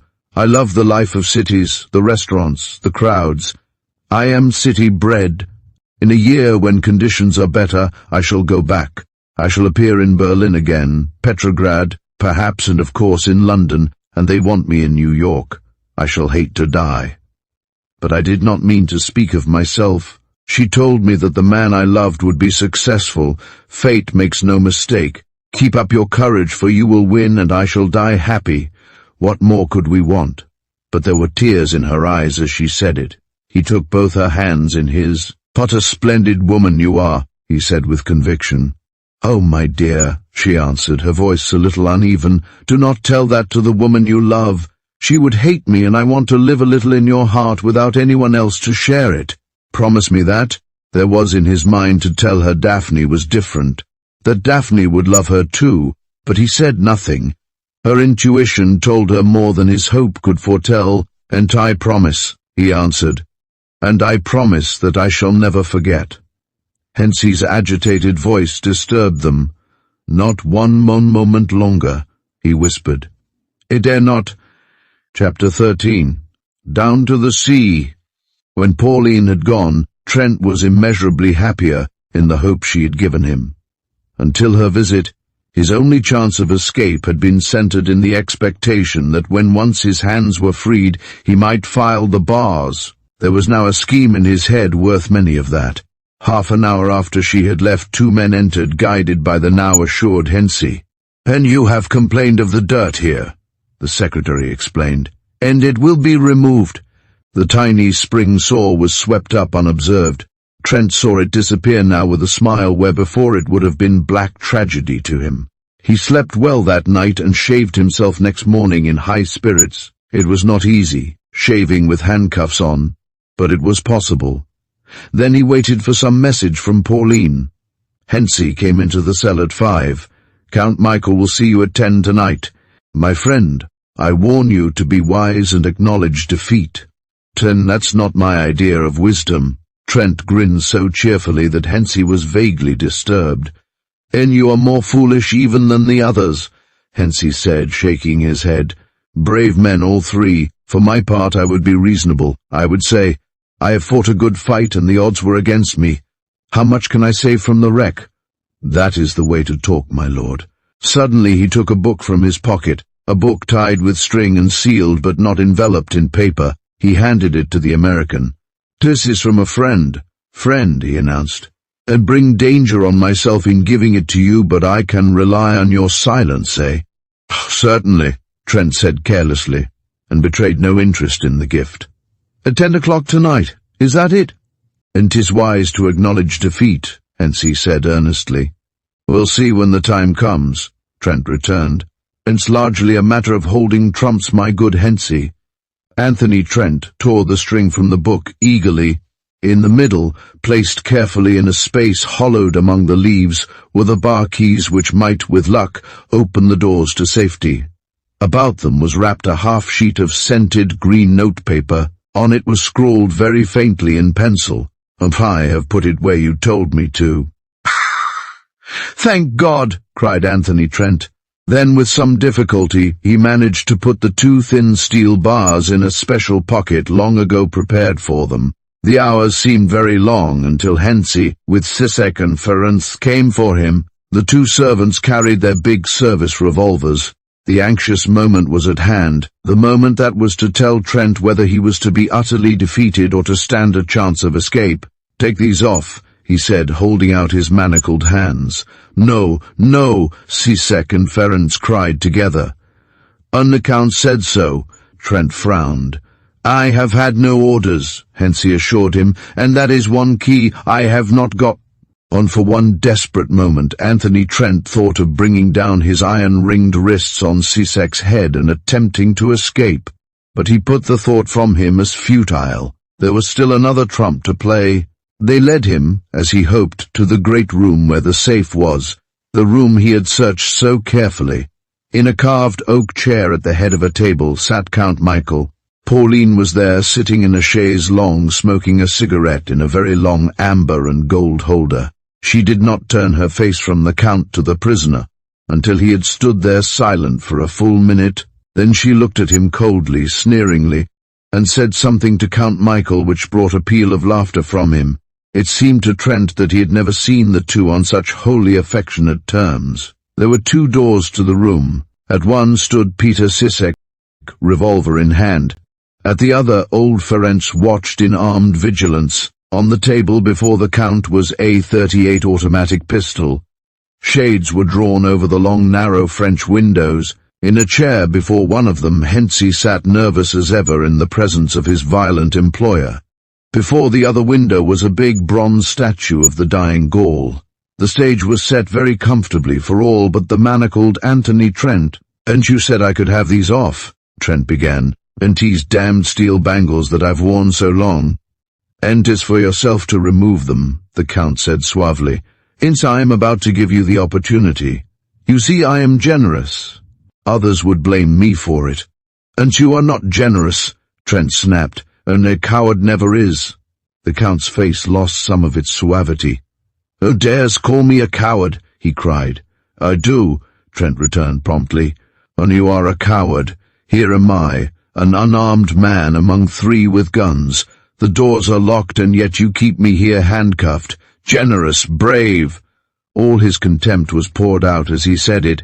"If I take them off, will you give me your parole d'honneur, to make no effort to escape?" Anthony Trent turned to Pauline. "Madame," he said, as though to a stranger, "I cannot congratulate you on the courage of your friend. So afraid is he of one single man that he wishes me to give my word I will not try to escape. He forgets I am unarmed, in a strange and vast house filled with his servants, with death threatening me at any suspicious move. Are all your noblemen of Croatia as cautious as he?" Pauline did not reply to him. Instead she spoke to the Count in German. "Pay no attention to him," she counseled, "as I know that you are brave, my Michael. Let him laugh at you for a coward if he wishes. I would not have him hurt you or frighten you for the world." "Frighten me!" cried the Count. "Hurt me!" He flung a little key across the table to Hensey. "Take them off," he commanded. Trent examined his reddened wrists with a frown. "This should never have been done," he declared. Then he turned to Hensey. "And I need a cigarette." "So I did not bring you here to smoke," Count Michael said acidly. "And I brought you here to interrogate you. Remember that." "Sen I have been without a decent smoke for nearly 2 weeks," Trent returned. "And I want one. Unless I have some, I shall not answer any one of your interrogations. Think it over, Count." Hensey looked at the American reproachfully. He had supplied his prisoner with the best of tobacco. That he had done so surreptitiously robbed him of the privilege of recrimination. The 2 guards, not understanding a word of the conversation, could not deny Trent's statements. Count Michael Temsvar looked closely at his former chauffeur. He was standing on the rich red rug between the 2 windows. He was biting his lips, his face twitched and his fingers worked nervously. It was plain that he suffered as drug-takers do when deprived of their poisons. There was a cedar-lined silver box of cigarettes on the little table by Pauline's chair. This Hensey was commanded to place before the prisoner. Anthony Trent's symptoms were admirably assumed. He inhaled and exhaled in silent delight, and his face grew more peaceful. But he was still unsettled and nervous. The Count, remembering his iron nerve driver, attributed the change as much to imprisonment and fear as to lack of tobacco. In a sense it was a tribute to his power over the man who had thwarted him. He watched Trent stride up and down by the 2 windows, and ascribed it to a growing sense of the ordeal about to be undergone. I've got to keep moving," Trent said. "I've been tied up in a kennel for 2 weeks. If you must, I shall permit it," the other answered. But I warn you that the length of this table must be your limit, otherwise my faithful men may have to shoot, you understand?" "Perfectly," Trent said, growing more affable. "And I even give you my parole d'honneur, not to go near the doors. Why rush on certain death?" "So aren't you are growing sensible," Count Michael said, smiling. "And you knew it would come.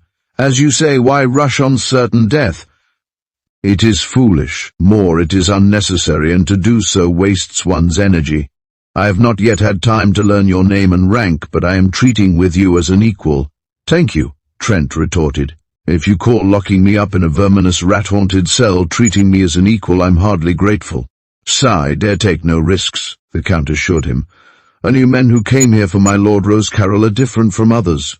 I have not forgotten that Sir Piers Edgecombe killed 3 of my honest lads before he died. There are others who would have treated you less well than I. Now, where is the paper you stole from me and say you burned? And what is the fate of ashes tossed to the 4 winds?" "That was never burned," the other snapped. "Somewhere it exists in your pocket where I saw you place it. Remember this before you answer. If by your aid alone I find it, you may leave this castle." "How?" Trent demanded. "To walk into ambush outside? For there will be 20 square miles of country where none dare touch you. Do you need more than that, you, who cast aspersions on the courage of others? Is it possible you are afraid? Ponders the other alternative. And to join your friends." The Count laughed cordially. The idea seemed to amuse him. "We'll make the 3rd grave, first the trainer, then the butler, and last the chauffeur. I wonder what your chief will send me next." "He will have no need to send anyone else," Trent said affably. By this time his nervousness had disappeared and he was cool and calm as ever. "You mean he will give up the attempt? Why should there be another when I have already succeeded?" "'Tis his bravado!" the Count cried. It was his turn to be nervous now. The importance he attached to the possession of the paper seemed out of all proportion to its value. Trent knew little of the great eternal European game of politics. For a few moments in Paris the New World had its glance at the complicated working, but forgot it when booming trade held sway and salesmen took the place of diplomats. The elimination of the new Foreign Secretary meant a great deal to Count Michael. The other knowledge which Trent stored in his mind was equally dangerous, but there were others who could attend to that. No matter what part Anthony Trent played, the Count had assigned him the role of the defeated, and happens to be the truth, Trent returned. He could see that Pauline was now listening intently. Her pose of antagonism to the stranger was swept away by her anxiety for his safety. Her heart thrilled to see him standing there, debonair, smiling, dominating. It seemed madness to her, this avowal of success. "And you are learning wisdom," Count Michael commented. "Well, we may define the term differently," Trent smiled. "So I did not burn the paper." "Pah!" the Count breathed excitedly. "Now we have it." And I preferred to keep it so that I could assure the Right Honourable the Earl of Rosecarroll, Secretary of State for Foreign Affairs, that I had indeed succeeded. You will understand my feelings. Perhaps it was bravado, but none seems to believe that such papers ever do get burned. You, Count, seem to doubt it. Where is it? The Count snapped. Your life depends on your truth, and I have put it in a safe place, Trent said, resuming his pacing of the room. The Count's excitement banished the air of toleration he had with difficulty affected toward one he hated. Where is it? He bellowed. Anthony Trent was smiling and his eyes were bright. It was one of his moments. I am going to fetch it, he said urbanely. Long ago he had made a careful survey of the possibilities of the room in which he stood. He had thoroughly scrutinized windows and doors as likely aids to future needs. Every pair of eyes in that great room was turned on him. Sisek and Ferenc, understanding no word, only saw that he was unmoved, unruffled, almost joyous in the presence of the great Count Michael. They could not understand it at all. They only hated him the more. Hence he was rather thrilled with the spectacle. Here was a young and handsome man of a type he had longed to be, no doubt the bearer of an historic title, who in the presence of great peril dared to laugh at the head of all the Thamesvars. Count Michael felt the constricting collar that now almost choked him. These other two who had preceded Alfred Anthony met death bravely, but they acknowledged failure.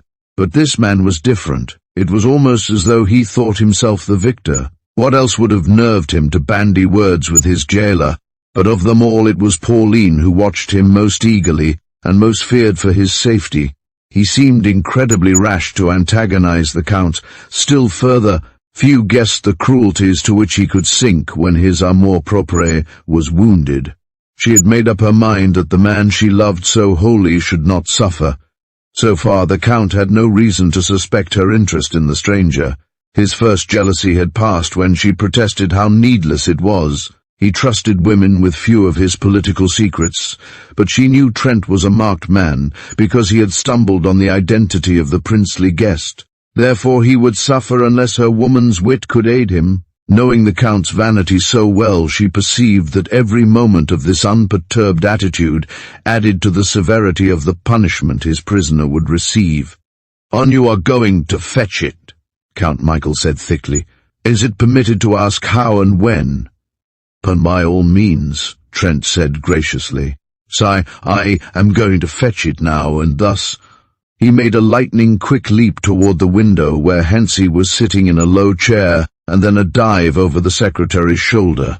Through the small panes of glass he went like a hurled rock. The shade torn from its roller wrapped itself about his head and shielded him from flying glass and piercing splinters. 2 shots rang out, and he heard Hensey's voice raised in a shriek of agony. There were other sounds which drowned even this. The Count's voice bellowed forth instructions.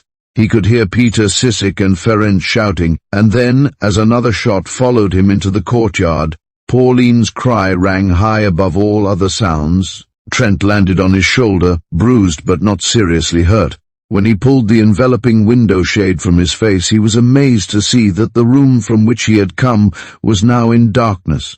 He could hear the men thrashing about it in a fury of rage at being unable to find the way of pursuit. Whether failure of the current was the cause, or someone had pressed the button, the delay was of incalculable value. Trent raced across the paved courtyard and pried open the door of what had been the prince's apartment. It was unoccupied, as was that of the adjoining room where the military aide had slept. At the bedroom door leading to the corridor, he listened carefully but heard no sound. He opened it quietly to come upon a servant passing by. It was an unmannerly fellow who had often jeered at him when they used the common table, a tall, awkward, stooping creature with a malicious face. His eyes opened wide when he saw it was the detested English chauffeur. Visions of reward darted across his brain, and he made a movement as to apprehend the foreigner. He was instantly gripped with a hold which agonized him as he sought to break it, and forced into the bedroom from which Trent had just come. Then the door was locked and he was a prisoner. When, a minute later, his master and the others came bursting through, he supposed them to be other than they were, and hid under a bed where the redoubtable Sissek pursued him and beat him soundly until his identity was established. Leaving him in the room, Trent made his way carefully to the armoire, that rock of refuge in a weary land, and entered it noiselessly. It was established that no stranger could have left the castle by any of its exits. Such as were not barred had servants near them. It was clear that Alfred Anthony was concealed somewhere in the vast building.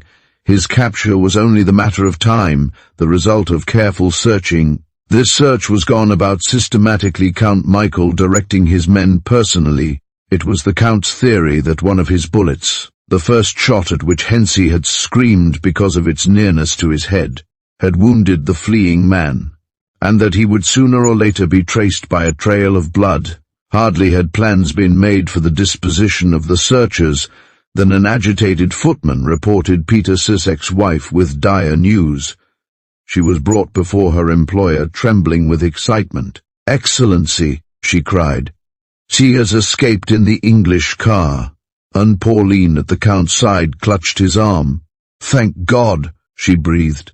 "And they shall suffer who let him pass," the Count roared. "Swine, children of swine, spawn of the devil. When let me go after him, Excellency," Peter Sissek pleaded. "I will bring him back to you dead or alive as you command." "Fool," the Count shouted, "why should you to do this, you who have not his skill nor so fast a car? Get you to Agram? I will telegraph to Fiume and Zara and Trieste and have him stopped for a thief." "But," Pauline protested, "how dare you let it be known that it is the paper he has stolen? Dare you invite notice of it?" The Count looked at her very oddly. Never had he looked so coldly. "Is it also his car?" he asked. "If I no right to that?" Weeks before, Anthony Trent had hidden a spare key to the garage in a secret place. From the moment of closing the door of the armoire behind him, climbing down the copper pipe and starting his engine, Anthony Trent had not consumed more than 4 minutes. As he drove it out of the yard, he saw Mrs. Sissek running toward him. Soon they would be on his track again. He did not care. He knew there was never a driver in all Europe who could hope to catch him between Castle Radna and Fiume. A quick glance had assured him all was well with his Lion. 2 extra wheels were carried which could be put on in 3 minutes. There was gasoline in his tanks, and the purring hum of the motor was like a Beethoven symphony to his ears, and he knew that somewhere in the toolbox was concealed the little scrap of paper which had cost 2 lives already, and might take his own as toll were he not careful. He prayed that the gods of chance might give him no less than an even break. Down the mountainside he went singing. At night there was little or no traffic. The peasants were early abed, and the way would be deserted until he struck the Marie-Louise road. Anthony Trent knew that not a car in the garage would pursue him with any chance of success. They would probably send a telegram from a Graham, but that contingency did not worry him very much. It had taken no more than a minute of his time to do damage that would take 100 times as long to remedy. He smiled to think of the savage Sissek trying to start his Panhard. Then they would attempt to get the Fiat going, and finally the old and tricky Mercedes, and they would all balk because that skilled mechanic Alfred Anthony had had his finger in the pie. At the roar of his engines, magnified in the night silences, peasants turned over and went to sleep again. It was their lord or one of his exalted guests who passed. Sometimes one of them would hear, floating out for a moment, the sound of his singing. It was a night of triumph and hope for Anthony Trent. He had succeeded where others had failed. The hours brought him nearer to a sight of the woman he loved, and he could not put away from him the hope that somewhere happiness and content might wait for them. There was not an untoward incident in his journey until he reached the high land overlooking the harbor of Fiume. Day would break in less than an hour. Stopping his motor, he took the rain-stained document from its shelter. Pauline had not failed him. She showed her thoughtfulness by placing sandwiches and a flask of wine in the toolbox. He thought of her with a flood of gratitude. Until this reminder, he had forgotten her very existence in the thought of the other woman. Trent had not come idly to Fiume with the bare hope of being able to make his escape. He knew that there were in port several British destroyers that lay off a certain breakwater, which he had observed on many occasions. Tied up at this stone pier were a number of rowboats. It would be an easy task to pull off to a destroyer and climb aboard. No commander would deny him the privilege he sought, and there was not a gun in Fiume which dare be trained on a British or American vessel. It was Anthony Trent's way to look for opposition in his ventures and be a little uneasy if he met none. So far things had gone almost too smoothly. He had threaded his way through the narrow streets of Fiume without other than a few labourers when he was suddenly halted by a policeman. The policeman stood before the Lion and waved his sword. It was plain he laboured under stress of great excitement. 3 others of his kind came running from a side alley. It seemed to the policeman that the great automobile made a vicious jump at him. He leapt aside with marvellous agility as the accelerated Lion passed him on its way to the pier. There was just sufficient light for Trent to see the destroyer lying at her anchorage. Everything would have been comfortably done, but for the cries of the pursuing police. A groom of Count Michael's had ridden a fast horse into Agram, and the Fiume authorities were bidden apprehend a thieving chauffeur driving a blue and silver Lion. There was so liberal a reward that the police force was almost disorganized in contemplating it. Pursuers among civilian laborers and sailors joined in the chase. Trent's heart sank to see the little cove where the boats were tied was not empty at this early hour as he expected. There was a group of 7 or 8 fishermen getting their nets ready. Their quick ears caught sounds of the disturbance and saw that the man in the motor was to be caught. They seized a 2-inch hawser and stood across the pier barring the motor's way. 4 men holding to one end and 3 to another. Trent took the situation in at a glance. Stupidly enough, the fishermen supposed themselves to be able to stop the car of their own strength. Had they fastened the hawser around the cleats at their side, Anthony Trent would have gone down to defeat. It was plain that he could not carry out his plan of rowing to the destroyer with these men at his heels. There was one last desperate thing to do. The great car responded to the accelerator, and by the time it had reached the men holding the rope, it was going at 50 miles an hour over the smooth stone breakwater. 2 of the men were jerked clear into the water. They were all thrown down, and one had an arm broken. Fascinated, they watched the great car racing down the pier straight to destruction, as they supposed. Then they looked, horrified, as it seemed to hurl itself from the jetty, hurtle through the air and disappear in a tomb of foam. When police and fishermen strained their eyes and could see no trace of the chauffeur, they naturally assumed he had been caught in the car. "He has killed himself!" the sergeant cried. "He was mad," said another. Anthony Trent had no difficulty in freeing himself from the sinking lion. It was his wish to swim underwater as far as possible, and so elude those who watched for him in the faint light. There was a strong current running, and the destroyer lay a couple of cable lengths distant. It was a hard swim, clothes encumbered as he was, and he dare not discard the garment that held the paper. There was a despairing moment when he thought he could never make headway against the tide which would take him back into the harbor. It was an astonished marine who saw the dripping, exhausted man clamber aboard and fall to the deck. "And I must see your commander at once," Trent cried, when his breathing was easier. Lieutenant Maitland, awaked from his sleep, was not inclined to see him. "What's he like, and the devil is it all about?" he demanded crossly. "He's about knocked out," the marine answered, "and he says he won't tell his business to anyone but you." Lieutenant Maitland put on a bathrobe and interviewed the stranger. He was instantly taken by the man's face and manner. He saw, too, that he was dealing with one of his own class. "And I have important dispatches for Lord Rosecarroll, the Foreign Secretary, which I must get to him at once." "Is?" Maitland said interrogatively. "And want you to take them and me," Anthony Trent said.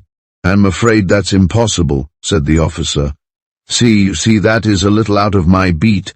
Even if your papers were for the First Lord of the Admiralty, I could not proceed to a home port without instructions. I am bound for Malta and weigh anchor in a little while." Anthony Trent was silent for a moment. He knew that private matters concerning Lord Rosecarroll and his son had nothing to do with the government directly. He knew, too, that to commandeer a destroyer for a private errand was inadmissible, but he was determined to get back and had no appetite for Fiume. There was a trump card which he had yet to play. "Why does a squadron of destroyers stay so long in Fiume?" he asked. "When Admiralty orders," Lieutenant Maitland said briefly. "When they are here because trouble may break out at any moment. The information I carry is necessary for the interests of your country and my own. I'm an American, as I supposed you guessed. You will be thanked by the Prime Minister for taking me and my information back." "And why not cable it?" Maitland suggested. "I'll wireless it for you in code." "Son dare not trust it," Trent said emphatically, "and they wouldn't believe it anyhow. Mine is a preposterous story, but it's one that your government needs to know. Can't Malta get on without you a little? It won't take long. You fellows travel at 40 miles an hour. Search who is to judge of the importance of the information," Maitland demanded. "So I have to think of that. If you are spoofing me, I run the certainty of court-martial. Really, I think I must beg you to be decently careful in asking this of me." "That's only fair," Trent agreed. "Does the name of William, Prince of Misselbach, mean anything to you?" "Only that I went to his funeral when he escaped from that island prison of his and was drowned. I was on the port guard ship at the time. I understand the Allied powers breathed a sigh of relief that he had chosen to drown himself." Anthony Trent pointed to a group of boats at the end of the pier from which he had taken his leap. They were growing distinct in the light. "And those fellows," said Anthony Trent, accepting one of the officer's cigarettes and grappling for my body. "They believe I'm dead, drowned as deep as ever Prince William of Misselbach ever was. You have just as much right to think the prince dead. I've seen him. I know where he's been staying since his escape, and I know who is behind the plot to put him on the throne of Hungary. Now, Lieutenant, do we steam back to England, or shall I cable it? And I'll take a chance and slip back to Portsmouth." What you need is a hot bath and some hotter coffee. By the time you've fed and got into some of my togs, we shall be on our way back to fame or court-martial." The lieutenant grinned cheerfully. He was still a boy for all the stern years he had witnessed disaster by sea and land. Also, he liked Trent. It was rather a lark, he thought. "Oh, by the way," said Trent suddenly, "if they wig-wagged you from shore that you were harboring a man supposed to have stolen a lion automobile from Count Michael Temesvar, the man who is at the bottom of the plot, would you feel bound to deliver him up to justice? I ask because I think some sort of police are on the way here now." "My dear man," said Lieutenant Maitland, "you have the good fortune to be aboard the fastest destroyer on God's wide waters. Also, steam is up and we shall have started before the harbor authorities can get aboard. If they can overhaul my old dear, you may ask me that question again." When it was certain that Trent had made good his escape, the black rage that took hold of Count Michael plunged his household into a distress that showed itself on every troubled face except that of Pauline. She was not easily able to conceal her joy in Anthony Trent's good fortune. The prophecy of the gypsy that he would escape was fulfilled. She knew that rage must be eating at the Count's heart, a rage compared with which all his other frenzied outbursts were as nothing. As a rule, he made Pauline his confidant, desiring only that she approve of his behavior.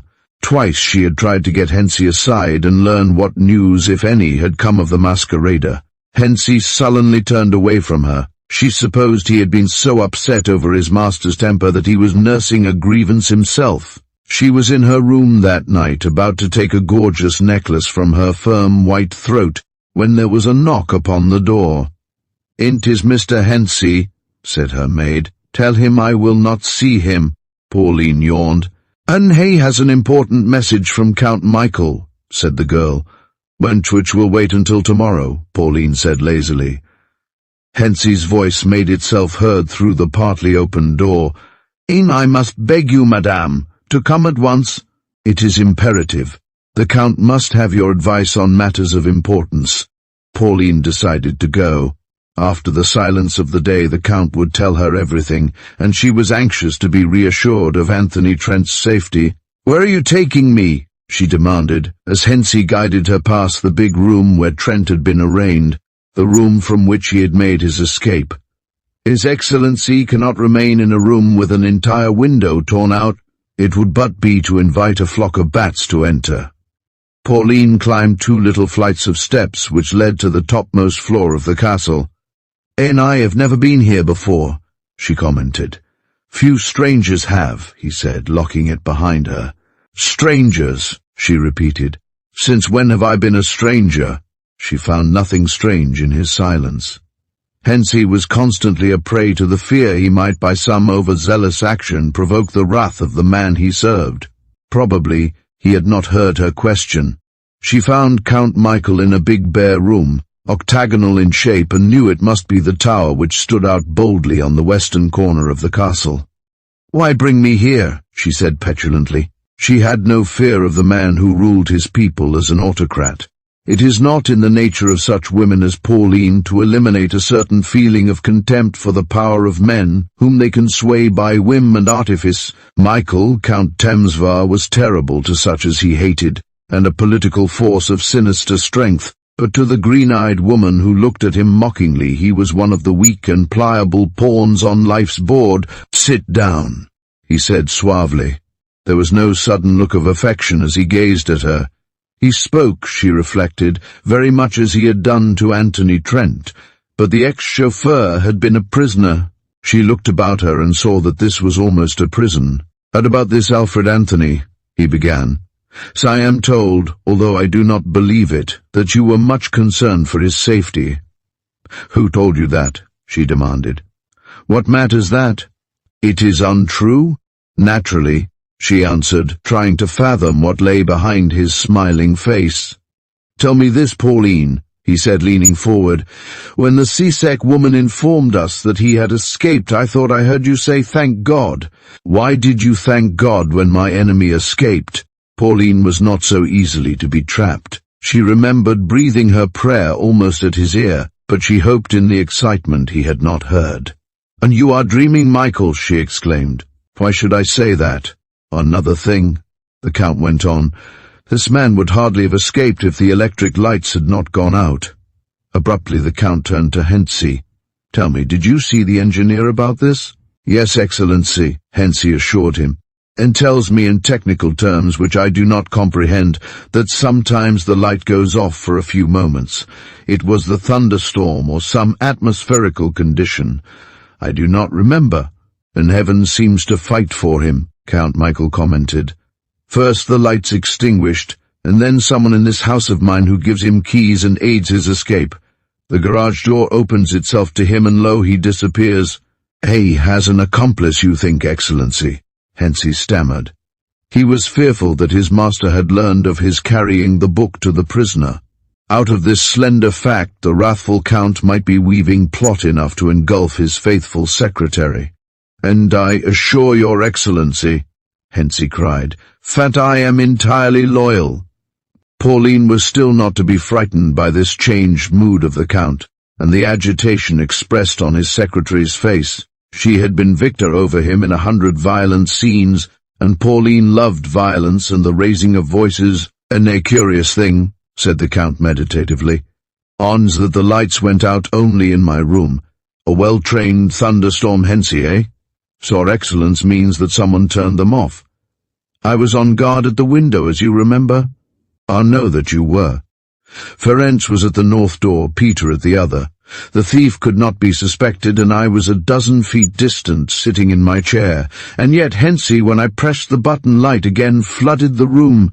And I suppose you are hinting that I did it? Pauline said calmly. When the Count smiled, it was another man looking at her, a man to whom she was a stranger. For the first time a thrill of uneasiness took hold of her. Is hinting the right word? Count Michael retorted. Sam might have done it, Pauline admitted. Saying, I remember when I heard the crash of the broken glass jumping up. I probably put my hand out to steady myself and touched the knob without noticing it. How unfortunate. Again, said the Count, as I must question your right use of words. You said unfortunate, did you not? There is one other thing which has puzzled me, Count Michael went on. And Peter Sissek's wife thinks she saw you come back to the garage 2 mornings back soon after sunrise. She was wrong? She was right, Pauline replied. I could not sleep, so I went out to try and find the missing coat. Well, what loyal helpers surround me, the Count murmured. Before you retire to your well-earned night's rest, one other question. As many as you please, said Pauline, some of her burden of anxiety lifted. What is it? Hans Thief knew of the presence here of certain exalted personages. He had never been anywhere but in the kitchen quarters and his own room. No servant of mine would have told him anything. There were many hours when I was busy and you played golf that you could have told him.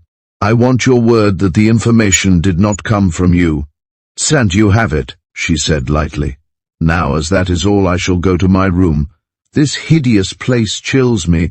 Psh, Pauline, Count Michael said sternly. See, I have given you every chance to tell the truth. You have lied. It is in your nature to lie, but I thought that one of your training would know when the time came to speak the truth. Such an hour is at hand. The man was your lover. You helped him to escape. That I am certain of. You have betrayed me and my cause, and your cause too, because you are a light of love, a thing who will accept a purchase price and then play false. Oh, my poor Michael, she said commiseratingly, and you drink too much of your own plum brandy. Tonight you are crazy. Tomorrow I shall have you begging for a smile from me. As it is, I find you tedious. Hensey, open the door. The secretary made no move to obey her. She shrugged her shoulders. Neither of the men judged from her manner the fear that began to enwrap her.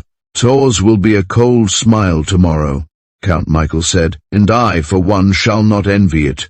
You have betrayed me, but in the end I have triumphed. They have caught him, Pauline. They are bringing him back to you. Do you think you will be there to aid him when he is my prisoner again? If Count Michael wished for tribute to his victory, it was his now. The confidence left her face. She was white and smileless. The courage and bold carriage of her splendid body seemed taken from her. She leaned heavily on the bare table. Hensey, a prey always to emotion, could have wept for her, forgetting she was his master's enemy. To Count Michael her attitude had the effect of whipping into white heat his repressed and savage rage. He had tried to believe that he still stood first in her affection. It was the vanity of the successful man, whose desire has outlived his fascination. No woman could be stricken to the earth by news of the capture of a man unless he were unutterably dear to her. It was clear confession of the victory of Lord Rosecarrol's agent. What desire for mercy had been in the Count's heart died down. There came in its place the craving for instant and brutal revenge. "So you did help him?" he said in a low, harsh voice. "Yes," she answered. "So I thought I had helped him to succeed." "And you admit you told him of the presence here of the prince?" "If you like," she said wearily. "If I denied it, you would not believe me." "Take note of that, Hensey," the Count commanded him. "It is important, this admission of guilt." Pauline hardly heard him. The shock of learning that the man she adored had been recaptured overwhelmed her. She tried to shut out the thought of what punishment would be meted to him now. "And I will talk more tomorrow," she said brokenly. "Do you not understand that for you there will be no tomorrow?" She could see now that the Count hated her. Jealousy had swept from him all memory of past affection. He could only think of himself as one betrayed by the man he hated. In vain she might look for mercy here. "I am to be murdered?" she said, looking from one to the other of the two. "Once you are to be executed," he said. "And took your oath to support this movement, and you have betrayed it. I have given you your chance to confess, and instead you perjured yourself." He raised a service revolver from his table. It was Hensey who in this last black scene rose above his fears to plead for her. The Count waved his protests aside. The woman did not move. "Madame," Hensey cried almost hysterically, "you must not believe what His Excellency tells you." "Silence," the Count cried angrily, but Hensey would not be stayed. At heart he was generous, and in a dumb, hopeless fashion he had long cherished an affection for Pauline. "And he escaped," Hensey continued, "when we have just learned that they did not capture him. Already he is on a fast warship of his country, far from fear of pursuit." It was as though a miracle had happened. The color came again into Pauline's cheeks, and the drooping, broken figure grew tall, erect, and commanding. "So you lied to me, Michael," she said slowly, "and you were ashamed to admit that he had beaten you. But I should not have lost my faith in him so easily." She turned to Hensey. "Thank you, my friend. You have made me happy." "And silence," the Count cried. "Prepare yourself." "So cannot hurt me now, Michael," she laughed. Hensey thought she looked like a young girl, splendid and triumphant with the wine of youth. "And at most you can take my life. As I can never have him whom I love, I do not mind. Perhaps I am a little grateful to you. Why does your hand tremble, Michael?"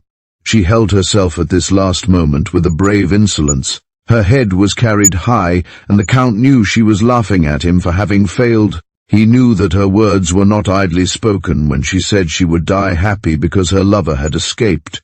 She stood there flouting him, jeering at him, this woman through whose actions his own safety was imperiled, the woman whose fascination had so long enthralled him, and he realized that although it would be his hands which would strike her to the dust, yet she would be the victor. Untrembling, she looked into the black mouth of the revolver. "Why do your hands shake?" she repeated. "Are you afraid he will come back and rescue me?" Hensey covered his eyes as the spurt of flame jumped at her. It was his shriek which rang out. Pauline met her death triumphant, smiling, unafraid. Chapter 14. In the Cabinet Meeting. A fast destroyer is a wet and uncomfortable craft, but Anthony Trent had never enjoyed a voyage so much. Life in Castle Radnor had been a greater strain than he knew. He felt the need for relaxation. The trout stream called him, the golf links tempted him. He felt very much as he had done years before at Dartmouth when the rigors of the training period were finished with. He was safe. He was free, and he was speeding northward ho with the paper in his pocket, which had seemed impossible of attainment. "I dare not run into Portsmouth," Maitland confided in him, "and I'd have to report to the Admiral commanding, and this news of yours is not for his ears yet." "Can't you get nearer London than Portsmouth?" Trent asked. "We're headed for Sheerness at the mouth of the Thames." I can lie quietly off Canvey Island and then train it to town. Later on, when my irregular proceedings are dilated upon, I can get the First Lord of the Admiralty to back me up. By the way, he said later, and you know the Grenvilles well? Very well, Anthony Trent answered. Why? Then you probably know Rudolph Castoon.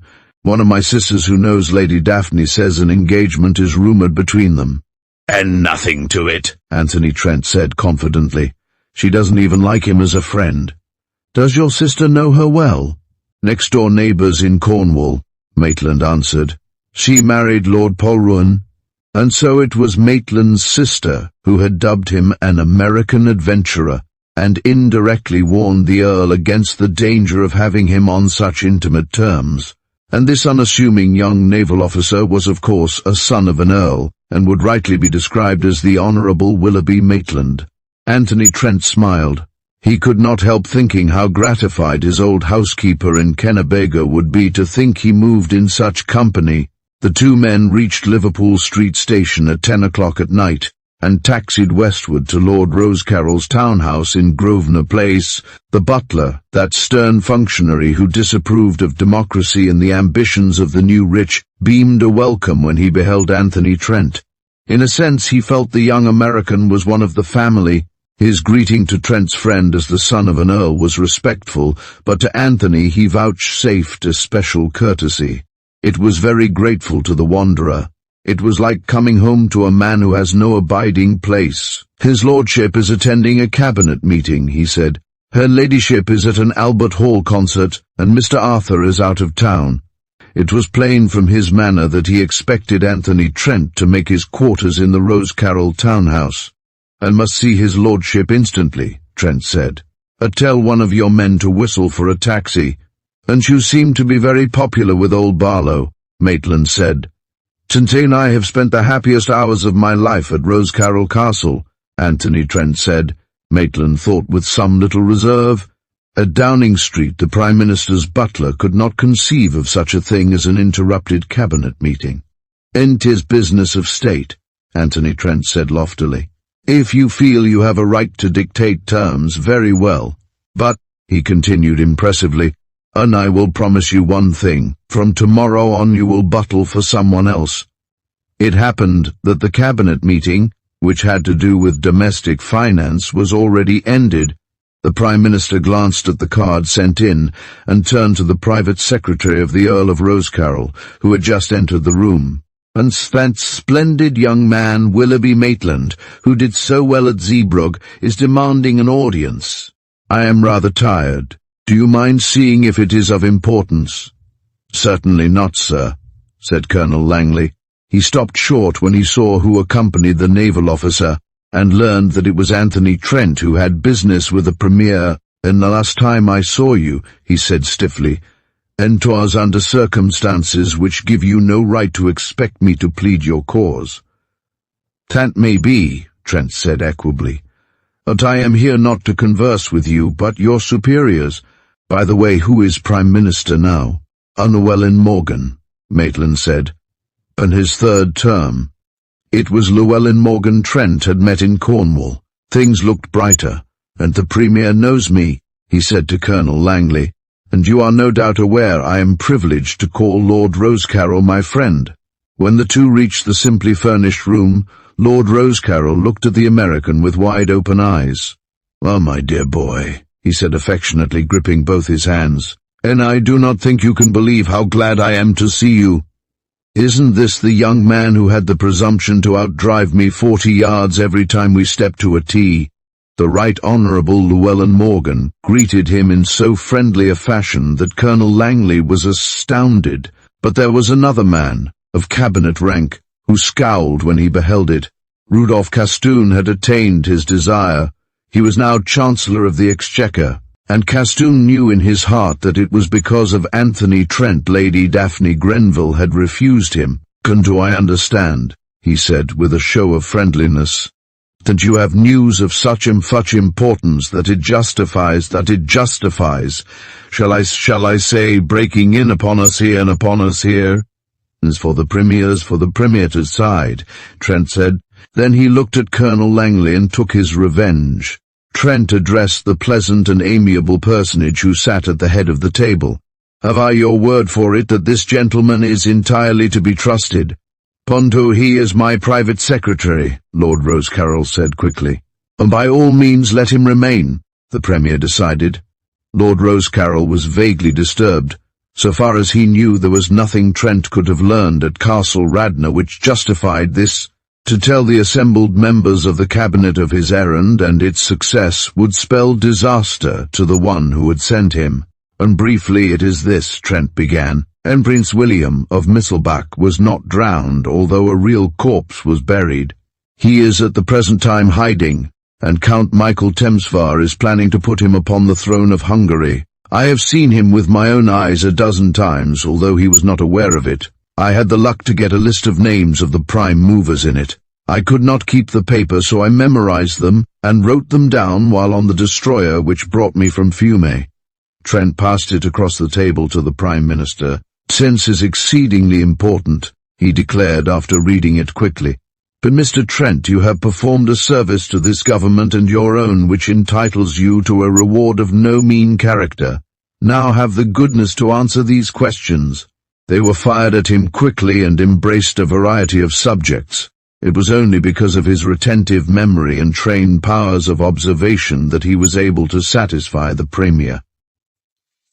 "It is unfortunate," said Rudolph Castoon, "that Mr. Trent was not able to bring us the original document. One's memory, even when one's intentions are of the best, can play off tricks." He said it so obviously to discredit the American that Trent flushed and disclosed something that he had not meant publicly to announce. "Do you know Baron Adolf Castoon?" he asked. "Naturally," Castoon answered. "One does not easily forget to know one's eldest brother. And I have news of your eldest brother which will cause you infinite concern," Trent said, with sympathy in his voice. "Baron Adolf is financing this revolutionary movement. I brought him up from Fiume one day, and being assured I did not understand a word of German, he was indiscreet enough to talk about it." "And it is a lie," Rudolph Castoon cried. "Adolf is loyal to the interests of the Allies. His public speeches are evidence of it." But I am speaking of private speeches," Trent said, smiling. "What were you doing that you came to drive him?" "Acting as chauffeur," Trent replied, "and sawed many interesting facts in my brain during that 4-hour ride." "Of course," Castoon said, turning to his chief. "And you do not believe this, sir?" "I can only say that Baron Adolf's printed speeches, a copy of which you sent me, did not interest me greatly. I am much more eager to hear what he said in private." "First of all," Castoon said, "may I ask why it was this young man went to the trouble of acting as chauffeur? It may be, of course, that it is his profession." "That's interesting," Colonel Langley commented. "Why did he go there at all?" "And I went," said Anthony Trent, "because Lord Rosecarrel, who knows Count Michael and mistrusts him, asked me to go. He had an idea that I might be useful. I went, and I think I can assure him I have succeeded in what he desired me to do." Lord Rosecarrel breathed a sigh of relief. So, after all, this mysterious American had freed him from bondage. Mr. Llewellyn Morgan looked at his friend reproachfully. "And to have kept it from me," he said. "And to credit belongs to Mr. Trent and not to me," said Lord Rosecarrel. "And to give merely a hint and have it followed to successful conclusion by another is not the lot of many. For my part, I can never cease to feel under obligation to him. From what we have heard," said the Premier, "it's under the seal of the most absolute secrecy." He turned to Castoon. "I'm sorry for the news you have heard, but it was not a matter of surprise to me. I have long heard unpleasing rumors as to the Baron's sympathies. You understand that he must not be apprised in any way of this?" "Certainly, sir," Castoon returned stiffly, "and I can hardly see the necessity of reminding me of it." When the meeting had broken up, Anthony Trent was amazed to see Colonel Langley's outstretched hand. "I must apologize," he said frankly, "and I did not know that you were working for my chief, or that he regarded you so highly." "You shoot, I suppose?" "And crazy over it," Anthony Trent admitted. And I wish you would be one of the guns next September the 1st. My place is at Dereham Old Hall in Norfolk. You have never been to that part of the world, I imagine?" Anthony Trent looked at the tall colonel and understood. "Never," he said. But I shall be delighted to come." Maitland remained after the others left. It was necessary that the Premier should endorse his conduct with his own chief. "British destroyers are not designed as passenger boats. Of course you are going to make your headquarters with us," Lord Rosecarrel said, and pointed to his waiting limousine. "But I think not," Trent returned. He had not forgotten that when he planned to go to Castle Radnor, he gave his word that he would seek no reward. To go back to Grosvenor Place would seem as though he had forgotten this. "But I insist," the Earl said. "Mon, you are asking me to put myself in torment," he returned. "Fiddlesticks," the other cried. "How youth exaggerates." Anthony Trent felt it was weak of him, but he climbed into the car. The thought of seeing Daphne again was intoxicating. He was grateful that there was silence during the 5-minute ride. The butler informed his master that Lady Daphne had come in and was now in bed. "Did she know I was here?" Trent asked him. "Oh, no, sir," said the man. "I did not see her ladyship." The Earl pushed a silver cigarette box over the table of his library. "I don't want to talk of politics," he said. "Until tomorrow." "But nor I," Trent answered, and passed the draft of the treaty to the other. The Earl held it in his fingers until the flame reached them. The paper was now ashes and a memory. "On Anthony Trent," said the Earl, "and no matter what you have done or what things have conspired to make your life unfortunate, you are a chivalrous gentleman. Let me smoke in silence for a little. My heart is too full for speech. And now," he said later, "let me tell you about Arthur. He is splendid. He is my own lad again. The years that the locusts have eaten are still blotted from him. He has confidence in himself. He is marrying one of the dearest of girls next month. You are back in time. It is no secret that you are to be his best man." "That's good news indeed," Trent said heartily. "And Tade has made me very happy," the Earl said slowly, "and incidentally made me examine my conduct rather more severely than I had ever thought of doing." "I'm afraid I don't see what you mean, sir," the younger man said during the long pause. "And I will tell you. Here was the girl, young, beautiful, of a great family. She had everything to offer, and my son loved her. Here was the problem. Had I the right to let her marry him when there lay behind him those misspent years? I wondered whether I was not bound to tell her father of what he had done. It was true he was not responsible, but nevertheless, he had done them. In the end, I persuaded myself that where love existed as it did between my son and the woman he is to marry, pasts counted for little." Anthony Trent looked at him for a long time in silence. "Had you any especial reason for telling me this?" he asked. Lord Rosecarrel smiled. "I am tired and must sleep," he said. "In my wits may be wool-gathering, but you know me well enough, I hope, to be sure that I have my reasons for making confidences." "I'm afraid to say what I think," stammered Anthony Trent. "And then put it off until tomorrow," the Earl laughed. "So go and sleep, my dear boy, even though it may be in torment. We breakfast rather later here than in the country. I don't suppose Daphne will be down until 10. We keep such late hours." Chapter 15. Anthony the Triumphant. The butler tapped upon Trent's door before 9 next morning.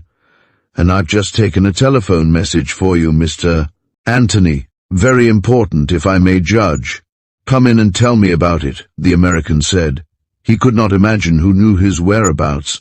It must be Maitland, he supposed, who had promised to see him before he joined his destroyer again if it were possible. "It's from the American Embassy," the butler informed him. "What?" Trent demanded. "Are you sure?" The American Embassy. What had he to do with that? Once behind the doors, he was on American soil and subject to her jurisdiction. It was a message saying that the ambassador must see you at once. I took the liberty of saying I thought you could get there by 9:30. A motor will be waiting when you have dressed. Anthony Trent sat on the edge of his bed and saw all his high hopes dash to earth. Someone must have told the ambassador of this young fellow countryman of his who was on intimate terms with a cabinet minister, and the ambassador with the aid of his intelligence department must have run him to earth. For a moment he wondered whether it would not be wiser to make a run for it. Maitland, now assured of his bona fides, would not hesitate to take him with him, and land him at some lonely spot on the Italian coast by night. He had money and his wits. It would be beginning life over again, but it would be better than disgrace here in London. Then his fighting side asserted itself. He would not be frightened into flight before he was convinced flight was necessary. There was another visitor in the American ambassador's waiting room, a man of middle age who smoked an excellent cigar. He turned as Trent entered.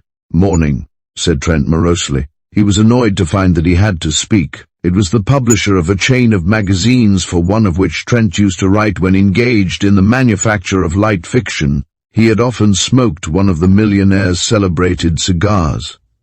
"Good morning," said the publisher graciously. "It's a long time since I saw you." "And the ambassador keeps extraordinary hours," Trent commented. "He's a businessman," the other explained. "Not bred to the old-time diplomacy, just a plain businessman."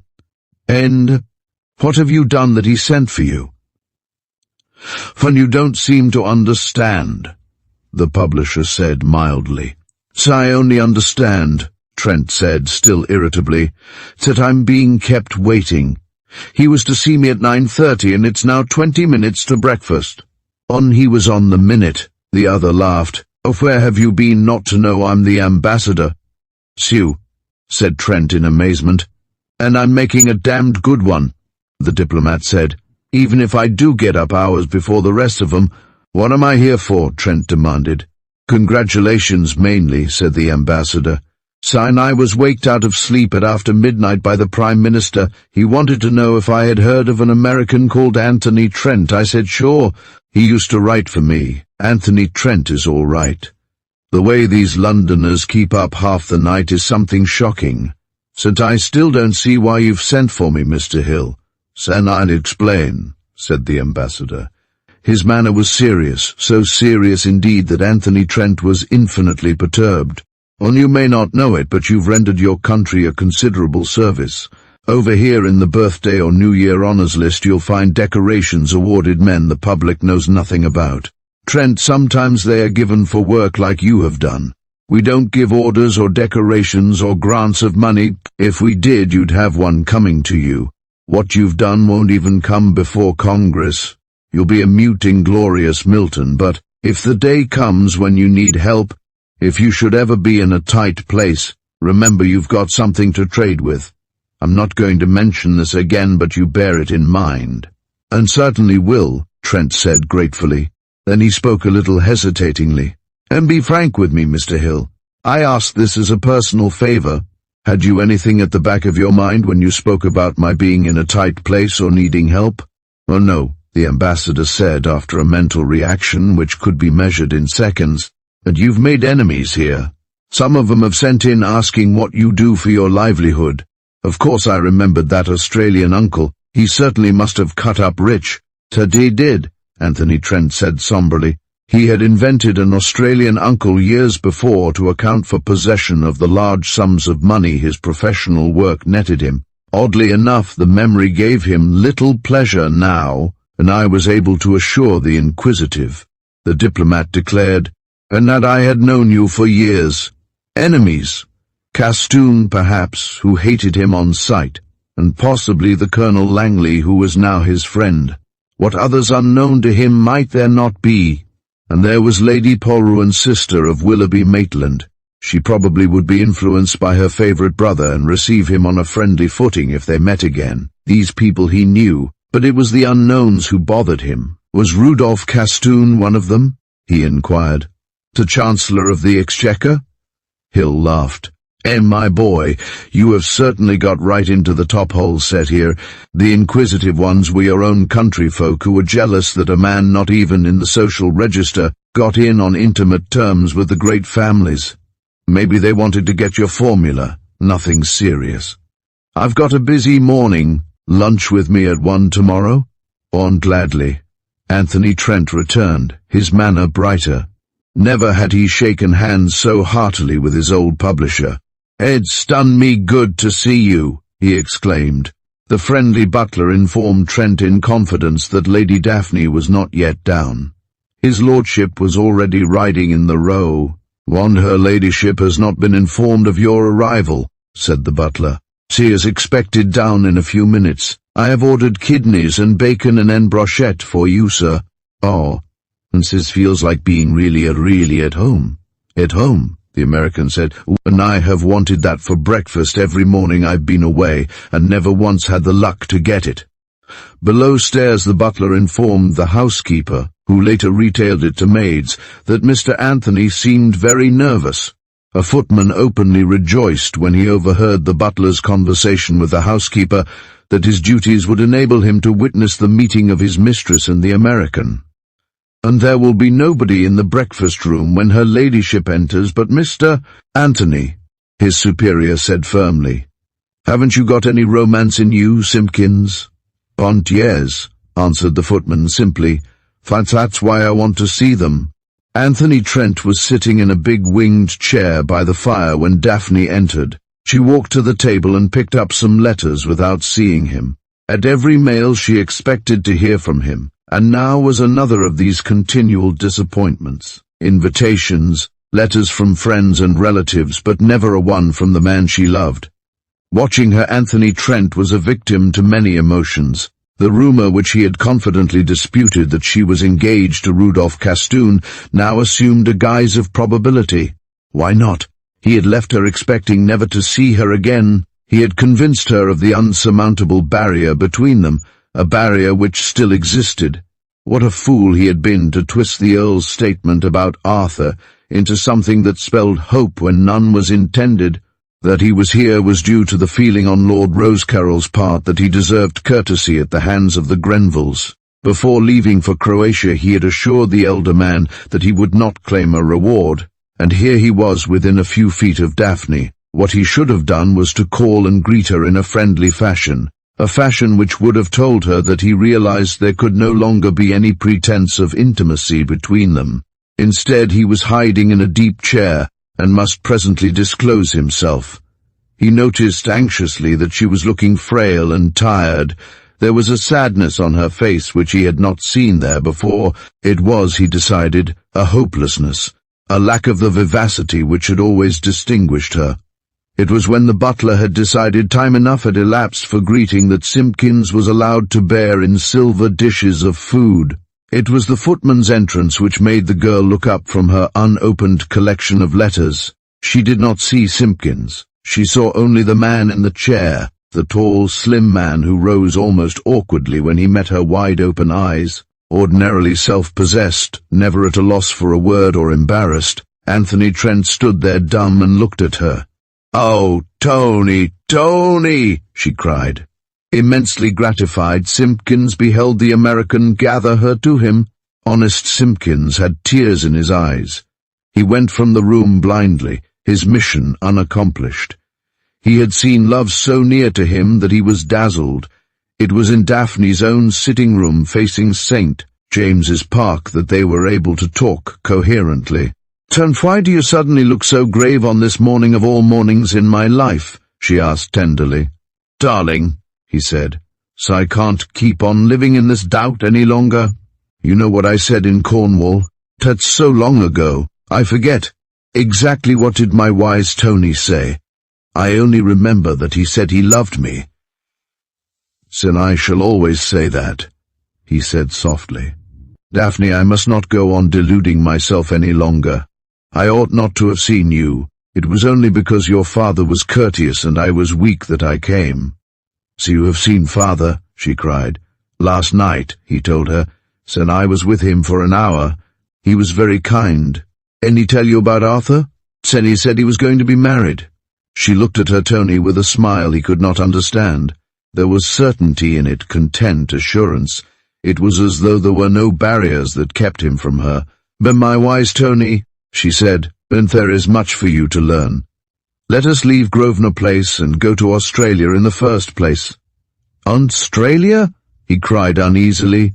For the second time within a few hours, the island continent had arisen to confound him. "Yes, Australia," she said. "Do you remember that my father bought a place there for Arthur?" He had often heard of it. It was a magnificent property of 100,000 acres. Great flocks of sheep and cattle grazed on it, and there were hundreds of horses. There were lakes on it, where the rainbow trout grew to 15 pounds in weight. He had seen photographs of the big house with its tennis courts, its outside swimming pool, its walled gardens.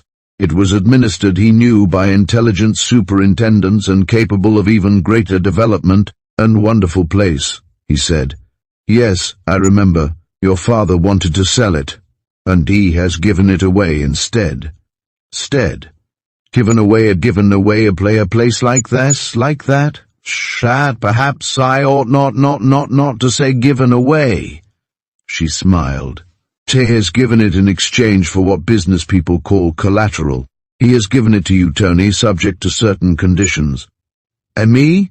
he cried. "Oh no, impossible. I couldn't take it." "Once you haven't even heard the conditions," she said. "So go with it. It must be kept in the family." Anthony Trent had a vision of the future. He saw himself a clean man again, a man with hard work before him and great responsibilities. He remembered his country's ambassador and the cryptic utterances which might mean so much, the new life in the new country where none knew him, the realization of those dreams of children who need never be ashamed of their parentage, and all this was offered him. Daphne, looking at him, saw that the eyes which she had sometimes thought were hard were softened now. None but she had ever seen tears in the eyes of Anthony Trent, who had once been the master criminal. "Oh, Daphne," he said brokenly. "Daphne, thank you for joining us for the secret of the silver car. We hope you enjoyed the twists and turns of this suspenseful tale. If you liked the story, don't forget to like, subscribe, and hit the notification bell for more thrilling detective mysteries."